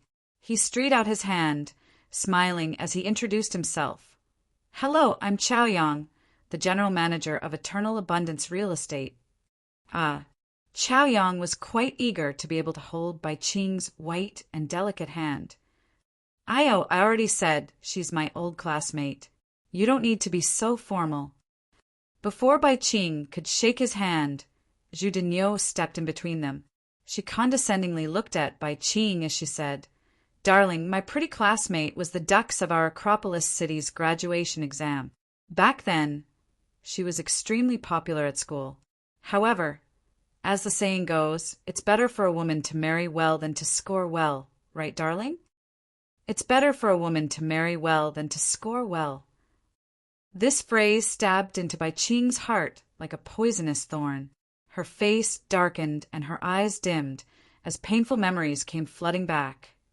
In high school, Bai Qing's results were all excellent, and it seemed as if going to the best university, finding a good job, and marrying a good man were all guaranteed. However, the night she received her results for her graduation exams, something had happened which completely changed the course of her life. Because of that, she had given up on going to university and started out as an attendant at the hotel. She had climbed up step by step until she had become a manager at the Royal Hotel. However, this was just the beginning of her revenge. Miss Zhu Dinyo, Mr. Chowing, hello. I'm Bai Qing's friend, Ah Feng. Qin Feng had been weighing from the side and saw that Zhu Dinyo had come over to show off and belittle Bai Qing. However, Qin Feng couldn't help but smile upon hearing Zhu Dinyo's boyfriend introduce himself. "Io, who is this? So annoying. I already said my name is Angel, it means princess. Don't call me other names, all right?" Zhu Dinyo hatefully glared at Qin Feng, then arrogantly said, "You're Bai Qing's boyfriend? You look pretty ordinary and don't seem very rich. You must be a playboy leeching off Bai Qing, right? Who would have thought, Bai Qing, you're actually a cougar?" Zhu Dinyo's looks were all right, and she seemed like the petite type. However, she was loud-mouthed and showed no restraint when talking, which gave off an aura of arrogance. She had lived in the same dormitory as Bai Qing for her 3 years in high school. Her grades weren't as good as Bai Qing's, and she didn't look as good as her either. The bit of light she had was completely dwarfed by Bai Qing's, and she resented her from the bottom of her heart. Now, seeing the difference between them, she felt incredibly pleased and wanted to savagely show off. "Miss Bai Qing, if you're not happy with your company, we would welcome you at the Eternal Abundance Real Estate anytime. With a single word from me, I can guarantee you'll make twice as much as you are making now." Chao Yang acted as if he didn't even see Qin Feng and completely ignored his self-introduction. His gaze lingered on Bai Qing's body and didn't shift at all. He even began to subtly seduce her. These sorts of exquisite beauties were rare, even in the Acropolis city. Chao Yang had almost had his soul stolen. Zhu Dinyo's face darkened in anger when she saw the light in her boyfriend's eyes, which were fixed on Bai Qing. "Io, how could an arrogant person like Bai Qing accept a handout from someone else? Darling, don't make a fuss. Otherwise, we might be misunderstood to be looking down on her like giving out handouts to a beggar." Bai Qing's face slightly paled. Before, she had been quite happy to see an old classmate, but she had not expected her to become such an unpleasant person. She was about to ask Qin Feng if they could leave, but saw that he was walking towards Chao Yang with a look of shock on his face. "Ho, isn't this the Eternal Abundance Real Estate's general manager? I heard that the Eternal Abundance Real Estate belongs to the Royal Group. So incredible." Qin Feng's flattery caused Bai Qing to deeply frown. Not many people knew about the Eternal Abundance Real Estate, but there was no one who didn't know the Royal Group. After all, its director was Qin Huang, the richest man in the Acropolis city. And now his only son, Qin Feng, was standing right next to her. Bai Qing couldn't help but smile at the irony. Zhu Dinyo felt quite pleased when she saw Qin Feng's shock, and was so proud that she almost started flying. She looked at Qin Feng disdainfully and said, "Humph, it's not that I'm boasting, but my darling is quite important in the Eternal Abundance Real Estate. There are nearly 1,000 employees managed by him, and their employment is governed by him. AI for a lower-class person like you. I'm sure you wouldn't understand. Just forget what I was saying." Ahem.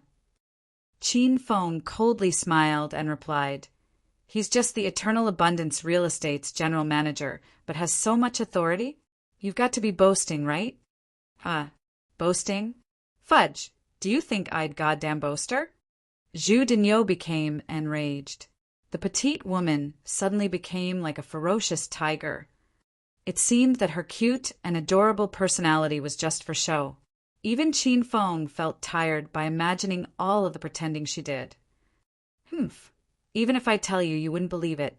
Lower-class people like you are destined to be poor forever and will never rise up from the bottom of society. Darling, let's go and pick some jewelry. Let's not waste time on these people." Lower-class people? This was the first time that Bai Qing had heard someone call Qin Feng a lower-class person. She suddenly felt that this situation was becoming more and more interesting. What Angel said is true, but being at the top of the company is just a very slight effort. Chao Yong didn't react as extremely as Zhu Dinyo. He handed Bai Qing card as he smiled and said, "This is my business card. If Miss Bai Qing needs anything, just let me know. I'll be free any time." The two of them then turned and walked towards the counter. Before they could walk too far, Rao Shueqing came back with a fancy-looking box and a big smile, trying to curry favor. "Young Master Qin, sorry for the wait. This is the newest necklace that has just come in yesterday. Please have a look if it's good enough for your tastes," she offered.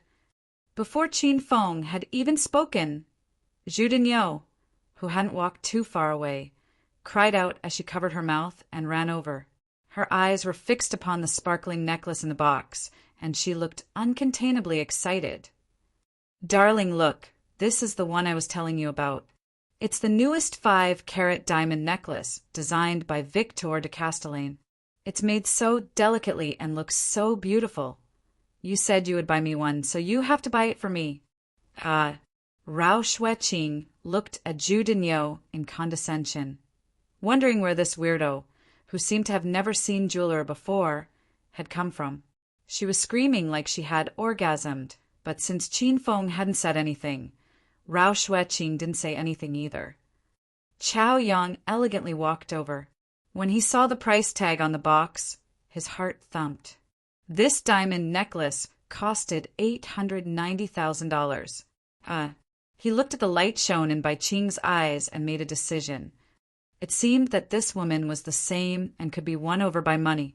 Spending a few $100,000 to get a woman like this in bed would be worth it. "This necklace is quite good, and if darling wants it, I'll buy it for you. I never look at the price when buying things for my woman." Chao Yang looked at Bai Qing when he said this. He was sure that Bai Qing would be able to understand the hidden meaning in his words. Qin Feng ignored Chao Yang's words, and his gaze fell on Bai Qing's jade-white neck. If she wore this necklace, it would be incredibly compatible. "Qing, do you like it?" "If you like it, I'll buy it for you," Qin Feng softly said. Bai Qing felt quite surprised, but quickly calmed herself down. She looked at Qin Feng with a complicated expression before finally shaking her head, saying, "I'm a bit tired. Let's go back." If you don't have money, don't pretend to be a rich young master. Leaving? You're just finding excuses." Zhu Dinyo was certain that Qin Feng couldn't afford such an expensive necklace, and her tone became incredibly mocking. "Miss, reserve this necklace for me. And also, you shouldn't allow anyone to just waltz into this store. If an expensive piece of jewelry goes missing, your salaries won't be enough to cover it." When she saw Zhu Dinyo's incredibly arrogant manner, Rao Shueqing felt like whipping her. She glared at Zhu Dinyo as she replied, "I'm sorry, miss, but we won't sell this necklace to you. I'm planning on gifting it to this miss over here because it would look 10 times better on her than on you." What did you say?" Zhu Dinyo was completely dumbfounded. She thought that there was something wrong with her ears, and she stared at Rao Shueqing with wide eyes full of shock. After a few moments, she started to shrilly yell, "Fudge! What did you say, you loose woman? I'm a goddamn VIP here, and I want you to kneel and apologize right now. Otherwise, I'll call your general manager and have you pay the price for your actions." Zhu Dinyo seemed like a fishwife cursing in the streets, and soon she attracted every customer's attention. Chapter 35. Mysterious Hatred. Rao Shueqing was furious. She coldly laughed as she stretched out her hand and slapped Zhu Dinyo's face, thinking to herself, "Ring them if you want. Your granny here won't be afraid even if you report me to the Royal Group's director. I'll have you know your granny follows young Master Qin." A crisp sound rang out, and Zhu Dinyo stood frozen, with a look of disbelief on her face. "You dared to hit me?" As she came back to her senses a while later, she dove into Chao Yang's embrace and wailed, "Darling, that stinking woman dared to hit me. Quickly call some of your brothers to violate this slut." When she heard this, Rao Shueqing felt like spitting out blood and slapping this woman a few more times. However, she was stopped by Qin Feng. He walked over to Chao Yang, revealing a faint smile as he said, "General Manager Chao Yang, I'll apologize for this lady, if that's all right." Chao Yang had felt annoyed by Qin Feng's presence for a while now. Bai Qing being with him was like a flower being stuck in a pile of dung. He gave him a contemptuous, sideways glance as he replied, "Humph. If you want to apologize, you have to do as my darling said, by kneeling on the grue dash." Before he could finish his sentence, a slap made his face bloom like a flower. The strength that the slap contained directly sent him flying. "This is this young master's apology. Is it to your pleasing?" Just you wait." Chao Yang was dazed by Qin Feng's slap and was now completely furious. He quickly took out his phone, preparing to call his lackeys to make Qin Feng a cripple. At this moment, a group of uniformed security officers ran over to Qin Feng, respectfully asking, "Young Master Qin, would you like us to throw out these pair of dogs?" Young Master Qin. The hand that Chao Yang was using to dial a number froze. Just then he had been so furious that he had not been thinking clearly. Now that he had calmed down, looked at Qin Feng closely and searched through his memories, his entire body became petrified and his jaw almost fell to the ground. The royal jeweler's security officers treated him so respectfully, and the female manager had wanted to gift him a necklace worth hundreds of thousands of dollars. Young Master Qin. Apart from Qin Huang's son, Qin Feng, who else could it be? "Why, you're Qin Feng? Young Master Qin?" Qin Feng's name was like a thunderclap. Although Chao Yang had never met him in person, he quickly ran in front of him. "You know me? To be recognized by the general manager of the Eternal Abundance Real Estate is my honor," Qin Feng sarcastically said as a cold smile flashed on his face. He couldn't help but marvel at his luck. In just a single day, he had met two people who had been acting incredibly cocky. "Darling, hurry up and call your people. I want to kill these dogs, personally." After being slapped, Zhu Dinyo was mad with fury and didn't notice how the atmosphere had completely changed. She was still pointing at Qin Feng and the others and furiously cursing. However, very soon, she was given a big slap by Chao Yang. "Stop goddamn babbling, you slut. Open your dog eyes and look who that is. It's the Acropolis City's biggest young master, Young Master Qin. Hurry up and apologize. You're just begging to be slapped." After confirming Qin Feng's identity, Chao Yang was so scared that he began to break out in cold sweat. When he thought to how cocky and condescendingly he had been acting, he wanted to run into a wall and die. Chao Yang released all of his unhappiness on Zhu Dinyo, only stopping after giving her multiple slaps. Zhu Dinyo was completely dumbfounded. How could a shallow and pretentious woman like her not have heard of Qin Feng before? Before hooking in Chao Yang, she had investigated Qin Feng, wanting to be his mistress. However, after comparing the women that Qin Feng had been with to herself, she completely gave up on that. And now, Qin Feng was right in front of her, although she had been slapped quite a few times in front of everyone else. Zhu Dinyo put on a big smile as she bent at her waist and said, So it's young Master Qin. Looks like the water has rushed into the Dragon King's temple, haha. A great person should show great magnanimity. Please don't hold it against lowly people like us. I deserve death for angering you. I'll slap myself to death." Without Qin Feng needing to do anything, Zhu Dinyo began to continuously slap herself. When she saw her swollen face, a look of worry flashed on by Qing's face. After all, they were high school classmates, and she didn't want to see things like this. She grabbed Qin Feng's arm, softly saying, "Young Master Qin, please let this go. It's not that big of a deal." Qin Feng was preparing to ignore Zhu Dinyo, but this woman had started slapping herself, so he didn't really care. He waved his hand, saying, "All right, that's enough. Both of you piss off. You're an eyesore.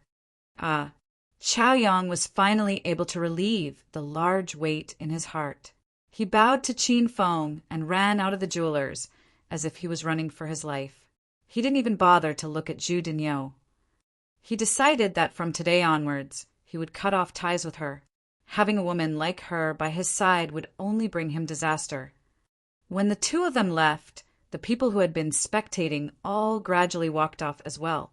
Qin Feng didn't take any of this to heart and picked up the necklace worth $890,000. He smiled as he looked at Bai Qing and said, "Beauty Bai Qing, let me put this on for you."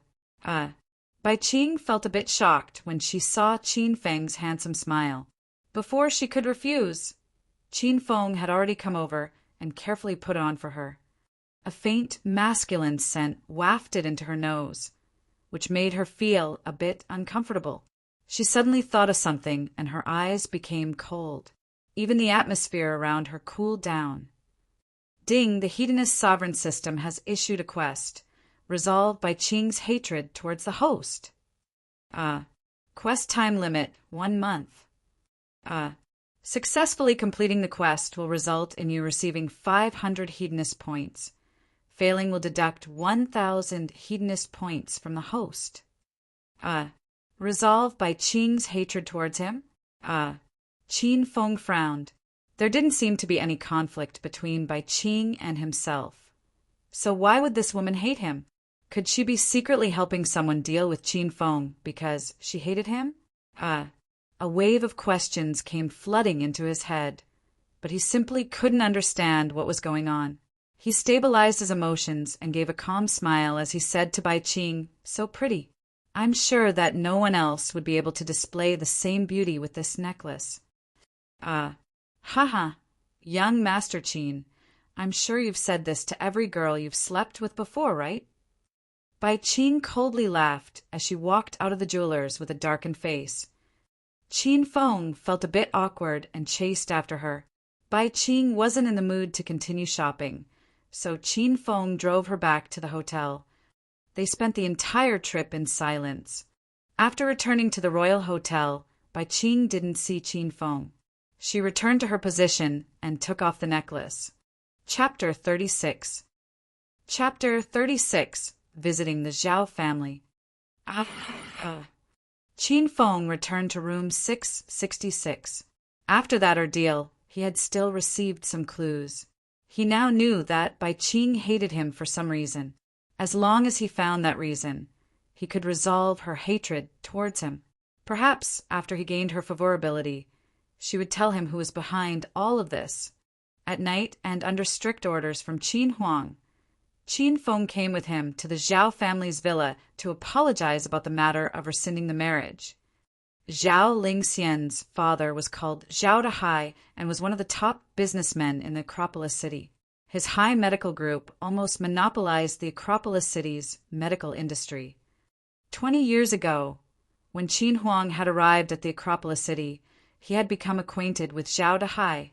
He had received much help from Zhao Dahai, and with his own business mind, he walked step by step to where he was today. The two of them were not related by blood, but were closer than brothers. "Brother Huang, Feng Er, you've come. Hurry and come in." Just as Qin Feng and his father arrived outside the villa, the chubby Zhao Dahai came over. He knew that Qin Huang was coming tonight, so he had been waiting outside for them. "Brother Hai, you actually waited outside for us.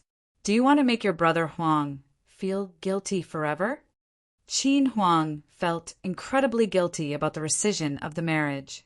However, Qin Feng was simply too loose and sensualistic. Perhaps rescinding the marriage was a good thing for Zhao Lingxian. Zhao Dahai had an appearance that seemed to be blessed by the heavens.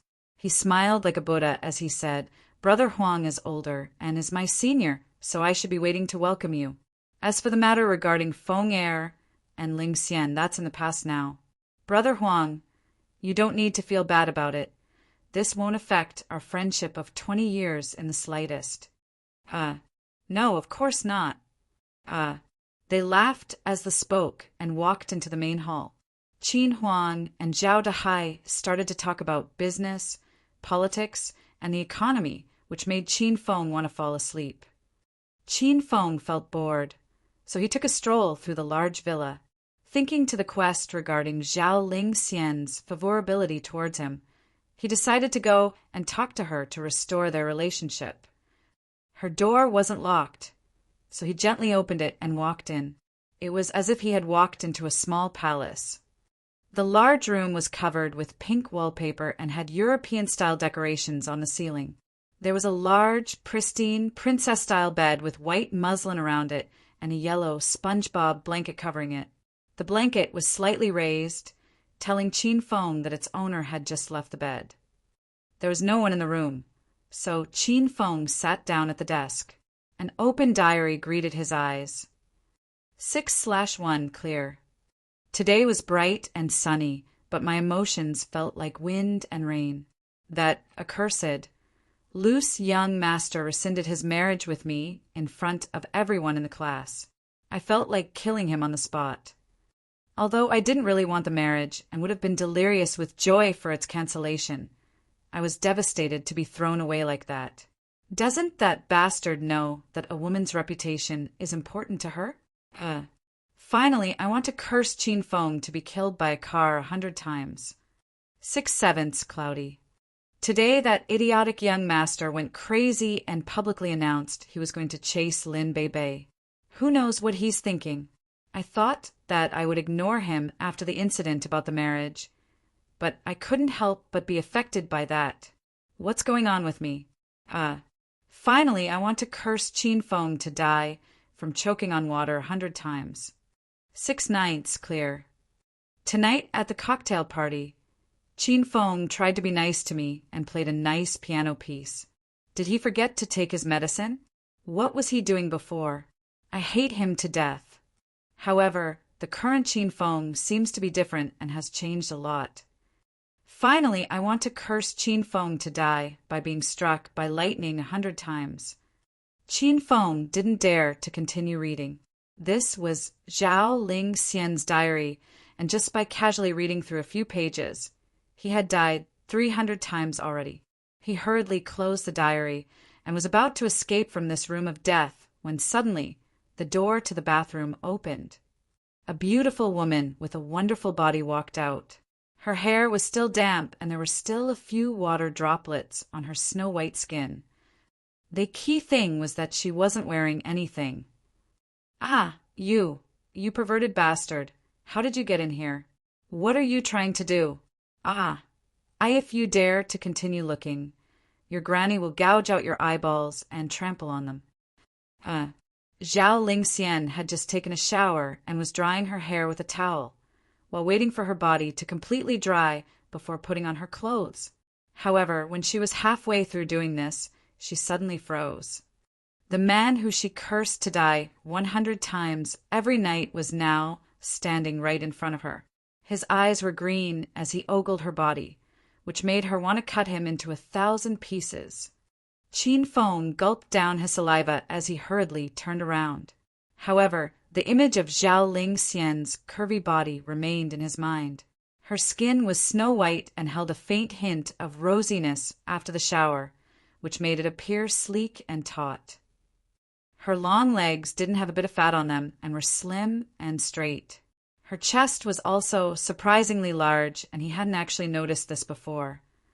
Suddenly, Qin Feng felt slightly regretful that he had cancelled their marriage. This was no less than expected from the Acropolis University's art department's #1 beauty. She completely deserved this title. What are you still standing there for? Piss off already. Zhao Lingxian hurriedly covered her body with a towel and gnashed her teeth at Qin Feng's back. This was the first time a man had seen her body, and it was Qin Feng, that beast. As she thought about it, her eyes grew misty. After suppressing the fire in his heart, Qin Feng hurriedly ran downstairs. His father and Uncle Zhao were still heartily chatting, unaware of what had happened upstairs. Qin Feng couldn't help but think to himself that even if he violated Zhao Lingxian, they probably wouldn't have realized. After sitting downstairs and feeling bored, he heard footsteps on the stairs. Looking up, he saw that Zhao Lingxian had changed into a white dress and was elegantly walking down. Her calves could be seen, which caused Qin Feng to think of that shocking scene from before. Zhao Lingxian looked at Qin Feng's shining eyes as she gnashed her teeth and glared at him, then sat down next to Zhao Dahai. She angrily asked, "Dad, why did you let Qin Feng come to our house?" If the Acropolis University's males saw Zhao Lingxian acting in such a coquettish way, they would probably screw out their own eyeballs. Was this really that cold, aloof glacier goddess? Seeing that his daughter had come downstairs, Zhao Dahai lovingly stroked her head before saying seriously, "This girl really doesn't know how to speak.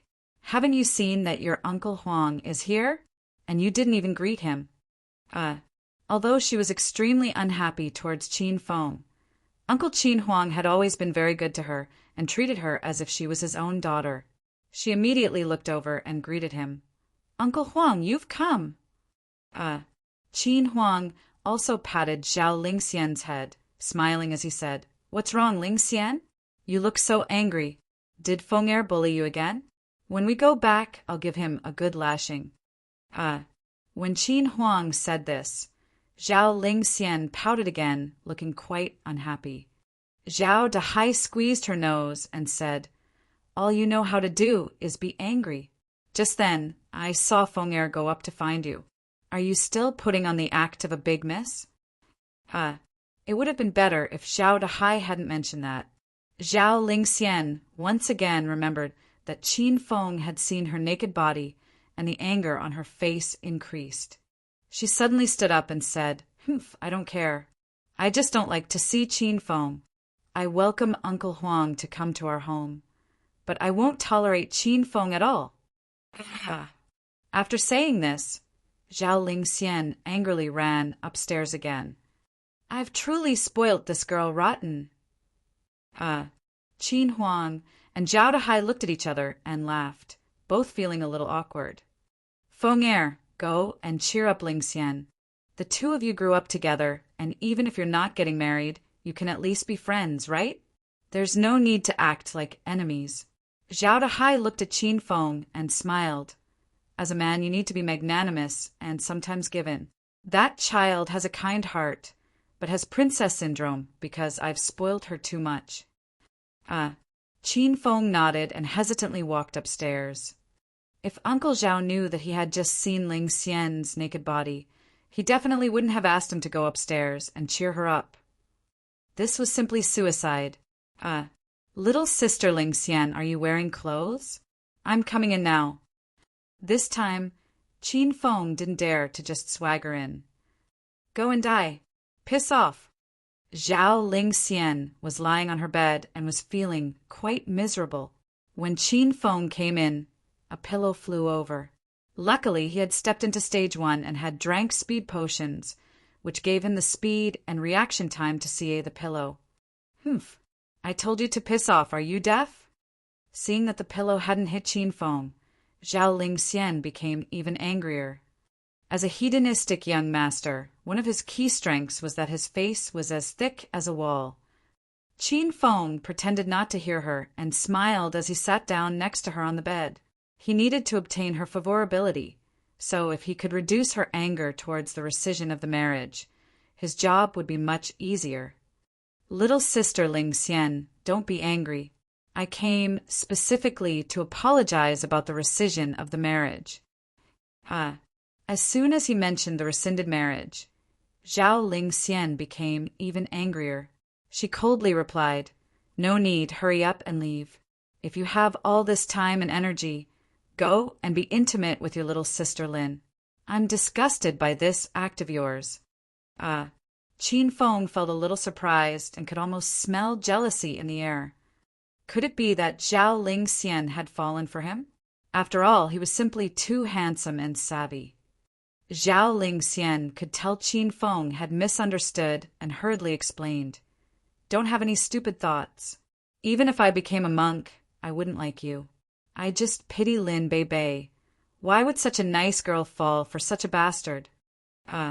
Princess Lingxian, Don't say such things. I remember when we were younger, a certain someone would always follow me around. Qin Feng proudly replied. Chapter 37. Chapter 37. Obtaining Zhao Lingxian's favorability. Qin Feng had grown up with Zhao Lingxian, so he was familiar with her family background. When they were little, Zhao Lingxian's mother had stolen much of Zhao Dahai's wealth and fled. Zhao Dahai hurriedly rebuilt his family, but had neglected Zhao Lingxian in the process. This caused Zhao Lingxian's personality to become lonely and aloof, so she virtually had no friends. Because Qin Feng was good with people and could get along with anyone, Zhao Lingxian always played with him. After they grew up, Qin Feng fell into the temptation of beautiful women, and they gradually drifted apart. However, they could still be called childhood sweethearts. What? I don't remember.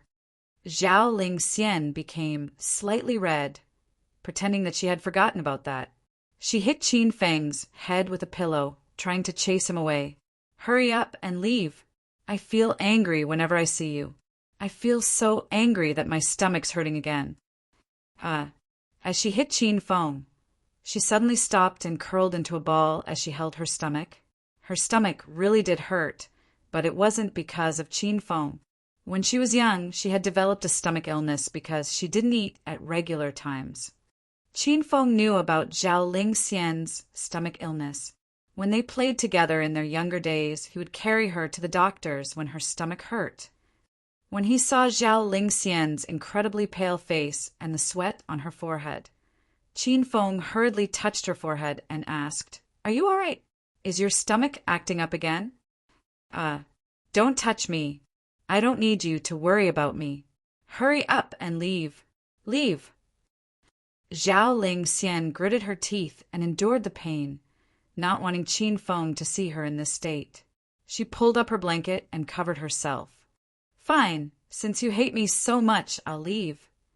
Qin Feng laughed as he stood up and left the villa. Zhao Lingxian stayed under the blanket for a while, and after confirming that Qin Feng was gone, she uncovered herself. Seeing that the room was empty and that Qin Feng had indeed left, she suddenly felt a bit dispirited. Men are all the same and don't have any patience. If you had tried to cheer me up, maybe I would have let you stay and look after me for a bit. Zhao Lingxian suddenly felt quite complicated. Unknowingly, her attention had been focused on Qin Feng. This feeling was quite strange, and even Zhao Lingxian couldn't understand it. In reality, she had been keeping something bottled up within her.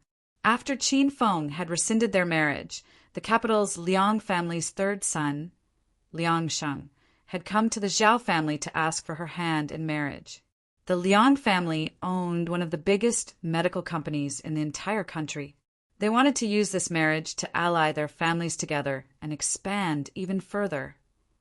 Although Zhao Dahai didn't immediately agree to the marriage and allowed Zhao Lingxian to make the decision, she could tell from his eyes that he wanted this to go through. The only problem was that Zhao Lingxian didn't feel anything for that Liangsheng. In fact, she would have been more willing to marry Qin Feng than Liangsheng. "You beast, you scoundrel, you bastard. If you didn't rescind the marriage, I wouldn't have so many troubles. I curse you to trip over and die 100 times. Zhao Lingxian cursed Qin Feng for a while, which would have made him die a countless number of times. Her stomach began to hurt more and more, to the point where she didn't have the strength to curse Qin Feng anymore. Her beautiful eyes became misty, and she felt incredibly pitiful and wronged. Ever since she was young, she had never been properly looked after by anyone. Every time she had been hurt, she would lick her own wounds in the corner. "Stop cursing me. If I really died, who would go out at night to buy medicine for you?" The door was suddenly flung open as Qin Feng walked in with a handsome smile on his face. Zhao Lingxian was completely dumbfounded, and she thought that she was dreaming. She never thought that Qin Feng would have come back. He had even bought medicine for her. She suddenly felt a warmth in her heart, as well as an urge to cry. From memory, whenever her stomach hurt, it would always be her father, mother, or Qin Feng who went to buy stomach medicine for her. Even after Qin Feng started chasing beauties, she would still think of a certain someone when her stomach started hurting. Who asked you to come back? Your seducing techniques won't work on me. Hurry up and get out. Although she felt quite moved, Zhao Lingxian wouldn't show it.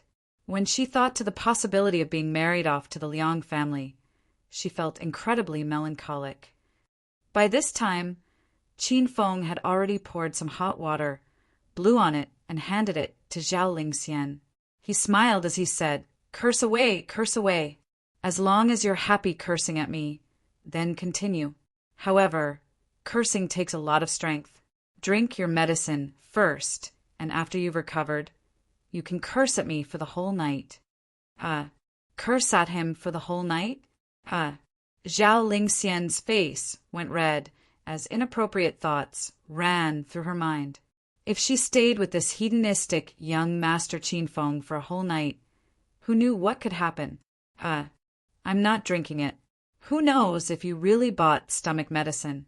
I'm sure you put some sort of aphrodisiac in it. I'm definitely not drinking it, Zhao Lingxian said as she angrily pouted. Seeing Zhao Lingxian act in such a stubborn manner, Qin Feng suddenly thought back to when they were younger. Back then, Zhao Lingxian was incredibly cute and would do whatever he said. However, they had gradually drifted apart, and Zhao Lingxian had gradually recovered her cold and arrogant personality. Despite this, Qin Feng knew that deep down she hadn't changed. She was still a weak girl who didn't have anyone to rely on. Her coldness was just a facade to protect herself. All in all, she was a very difficult girl. Princess Zhao, what nonsensical things are you thinking about? Look here, this bottle is stomach medicine, Qin Feng said as he rolled his eyes at Zhao Lingxian. Zhao Lingxian didn't even look at the bottle. She coldly harumphed and replied, maybe you swapped it out for other medicine. Qin Feng frowned and felt quite speechless. He exasperatedly continued, Big Miss Zhao, this is your own home. What could I do to you? Who knows? This young miss is beautiful and has a sexy body. One always has to be on their guard against a perverted fiend like you. Unknowingly, Zhao Lingxian and Qin Feng had begun to act like a couple having a fight. In fact, Zhao Lingxian secretly enjoyed this feeling. She had no friends at school, and there was usually no one at home. She rarely talked to anyone during her days. She actually felt quite happy to have someone to quibble with. Fine, if you won't eat your medicine, then this young master will have to feed it to you. Qin Feng knew that Zhao Lingxian was venting her anger against him, but she still didn't look quite well. Qin Feng held a capsule in one hand as he put his other hand around her slim waist, trying to force her to take it. Oi, what are you doing? Let go of me, I'll call for help. You beast, don't touch me. I'll kill you. By now, Zhao Lingxian was completely within Qin Feng's embrace. She was only wearing a thin, silk sleeping gown. They were touching so closely, and she became so embarrassed that her face turned completely red. She desperately hit Qin Feng's chest with her small fists and struggled for a while. However, she soon found that it was completely useless and that it allowed Qin Feng to take advantage of her even more. Hurry up and take it. Otherwise, I'm not letting go, Qin Feng ordered as he finally brought the capsule to her mouth. Zhao Lingxian was the proud and aloof type, and she definitely wouldn't give in after being ordered like that. As a result, she desperately resisted. Zhao Lingxian, are you going to take the medicine or not? Qin Feng's expression became serious. I won't. Zhao Lingxian wasn't afraid at all. Although she hated Qin Feng, she knew that he wouldn't really do anything to her. Then this young master will have to use his ultimate skill. Qin Feng evilly smiled, drank a mouthful of water, and lowered his body as he pressed his lips against hers. As a soft, damp feeling met his lips, and he breathed in her fragrance, even an experienced man like Qin Feng felt a bit dazed.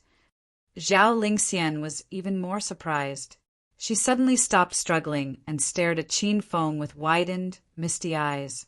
Her buzzing brain was in a complete mess. After a few moments, Zhao Lingxian came back to her senses. She was furious, which caused her chest to heave. Every time she breathed in and out, Qin Feng could feel her soft chest rubbing against his. It was a feeling so wonderful that it made him want to cry out. Let go of me." Zhao Lingxian once again began to struggle, but her mouth was blocked by Qin Feng's, which made it difficult for her to speak. Qin Feng could feel that Zhao Lingxian was still trying to spit out the stomach medicine, so he decided to take things a step further. He suddenly opened his mouth and strayed his tongue into her mouth. Huff! Zhao Lingxian suddenly breathed in. This time, her brain completely short-circuited and went blank. She even closed her eyes, feeling intoxicated. This was her first kiss, and it was the first time that she had experienced such a wondrous feeling. She couldn't resist and allowed Qin Feng to do as he wished. Originally, Qin Feng had been planning to stop after he had placed the stomach medicine into her mouth. However, after starting, he simply couldn't stop. He slowly began to kiss her more and more passionately. Zhao Lingxian's body slowly relaxed, and she even wrapped her arms around Qin Feng's neck. She spread her legs and sat on his lap, engaging in the kiss of the century. As they kissed, Qin Feng's hands subconsciously found their ways to Zhao Lingxian's chest. They were soft, bouncy, and large. They were simply exquisite. Qin Feng, what are you doing? Zhao Lingxian suddenly came back to her senses and kicked Qin Feng off the bed in fright. She wanted to step on this beast's head and finish him off there and then. Suddenly, Zhao Lingxian's phone began to ring. Do. Zhao Lingxian looked over in surprise and glared at Qin Feng, then picked up the phone and answered it. Hello? Who is this? She was feeling quite angry and spoke coldly. Lingxian, it's me, Liangsheng. I'm about to arrive at your place. Would you like to have dinner with me? When he heard Zhao Lingxian's bone-chillingly cold voice, Liangsheng couldn't help but shiver. I don't have any time. Zhao Lingxian never liked Liangsheng to begin with, and adding on how angry she was feeling, she directly ended the call. She savagely threw her phone at the bed and glared at Qin Feng as she coldly said, The hell are you looking at? I've taken the medicine, and you've had your kiss. Qin Feng, you're the worst bastard under the heavens. I hate you. Piss off already. As she spoke, her tears shamefully flowed out. She suddenly realized that Qin Feng's reputation as a loose and sensualistic young master was completely deserved. Ding! Congratulations, host Qin Feng, for completing the quest to make Zhao Lingxian have a favorable impression of you. You have received 200 hedonist points. Ding! The Hedonist sovereign system has issued a quest. Help Zhao Lingxian extricate herself from Liangsheng's wooing. Quest time limit, 1 month. Successfully completing the quest will result in you receiving 500 hedonist points. Failing will result in the host completely losing Zhao Lingxian. Chapter 38. Chapter 38.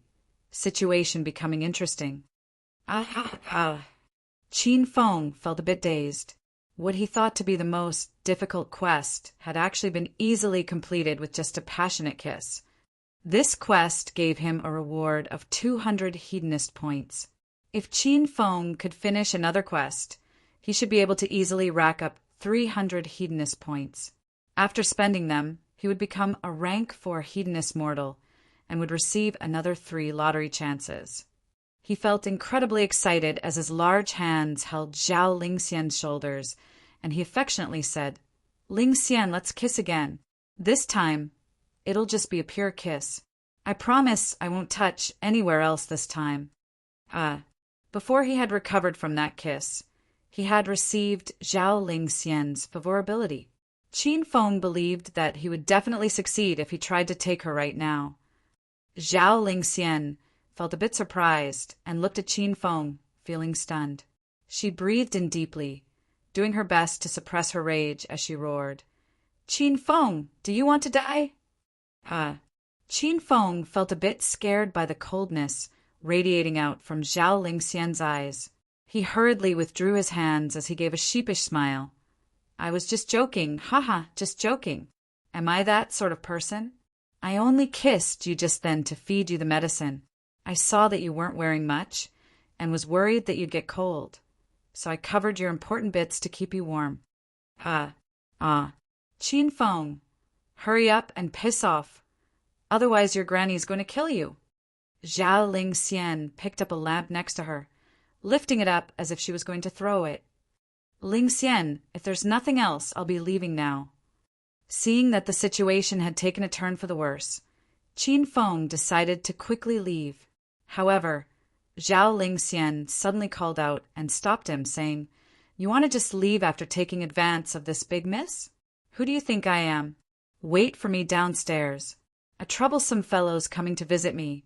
If you can help me get rid of him, we'll be even. Otherwise, I'll make you take the consequences. Qin Feng's mouth tweed as he felt the chilling intent from Zhao Lingxian's body. He suddenly imagined Zhao Lingxian not sleeping for the entire night, furiously scrawling in her diary, I cursed Qin Feng to die in various ways 100 times. Most likely, Zhao Lingxian would only show this childish, overbearing attitude in front of Qin Feng.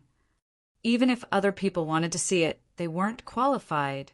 Qin Feng went downstairs first, and soon, Zhao Lingxian walked down in a white shirt and short yellow skirt.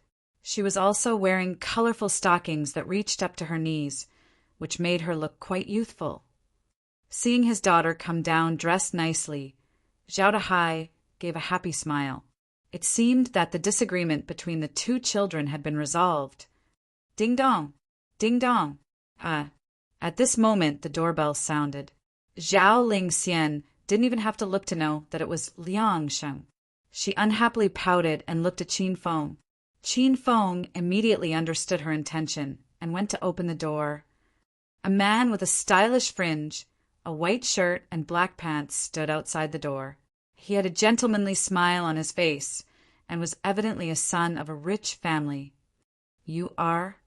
Seeing Qin Feng, Liang Sheng felt a bit surprised and wondered who he was.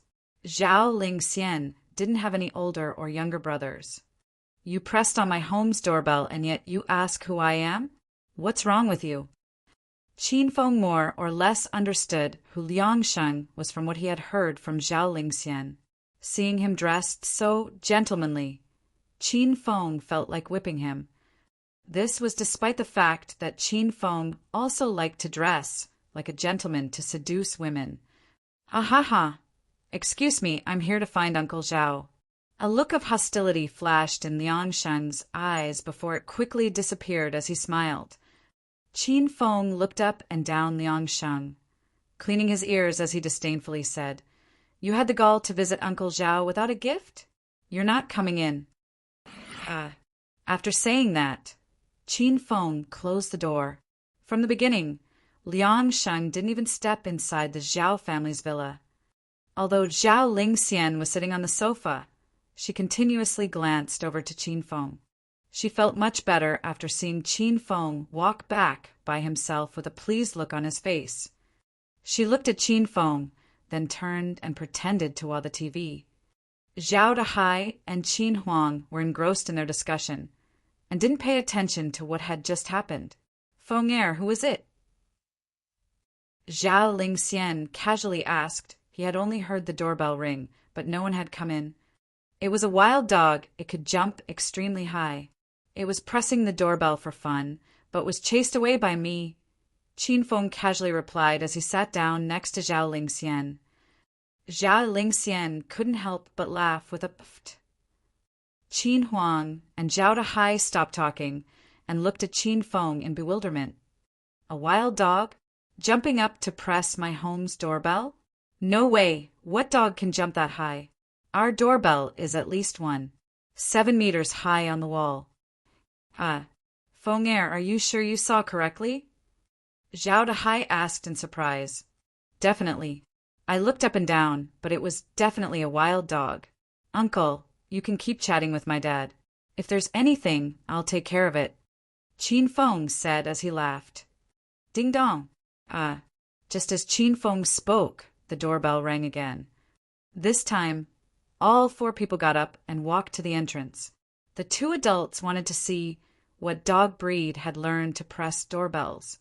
Uncle Zhao, so you were already entertaining guests. It seems that I came at a bad time.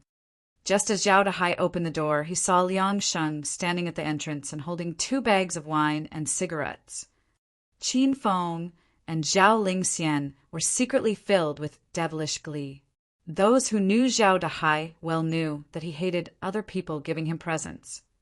As expected, when he saw the 2 bags of presents, Zhao Dahai's face darkened. He said neither warmly nor coldly, so this time it wasn't a dog. Liang Sheng, in future, when you come to visit Uncle Zhao, don't bring these sorts of gifts. Your uncle doesn't like these sorts of things. All right. Next time I definitely won't then. Liang Sheng felt a bit confused about Zhao Dahai's words. Dog. What dog? However, he glared at Qin Feng. He hadn't been planning on bringing anything, as it would make him feel like he was a stranger, but did so because of this brat's words. Moreover, seeing him stand so close to Zhao Lingxian, it seemed that they weren't relatives. In an instant, Liang Sheng remembered Qin Feng in his heart. I'm having a good time chatting with your Uncle Huang, so I don't have time to entertain you 3 kids.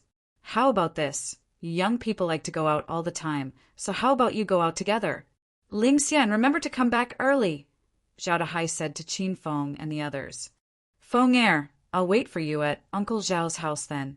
Don't bring Lingxian back too late and look after her safety. If she's missing even half a hair, I'll make sure you suffer the consequences. Qin Huang said as he looked at Qin Feng. He then continued to speak with Zhao Dahai and ignored the 3 youngsters. Liang Sheng had been ignored this whole time and felt quite displeased. He hurriedly walked over and said while smiling, Lingxian, what do you want to eat? I'll take you to have some good food. Zhao Lingxian looked at him with a stony face. How could she have the appetite to eat while with him? Seeing that she wasn't replying even after a long time, Liang Sheng continued to speak. All right, let's go to the Royal Clubhouse then. There's good food and entertainment there. What do you say? The Royal Clubhouse. Qin Feng and Zhao Lingxian's mouths curved upwards upon hearing this name. The situation was becoming interesting,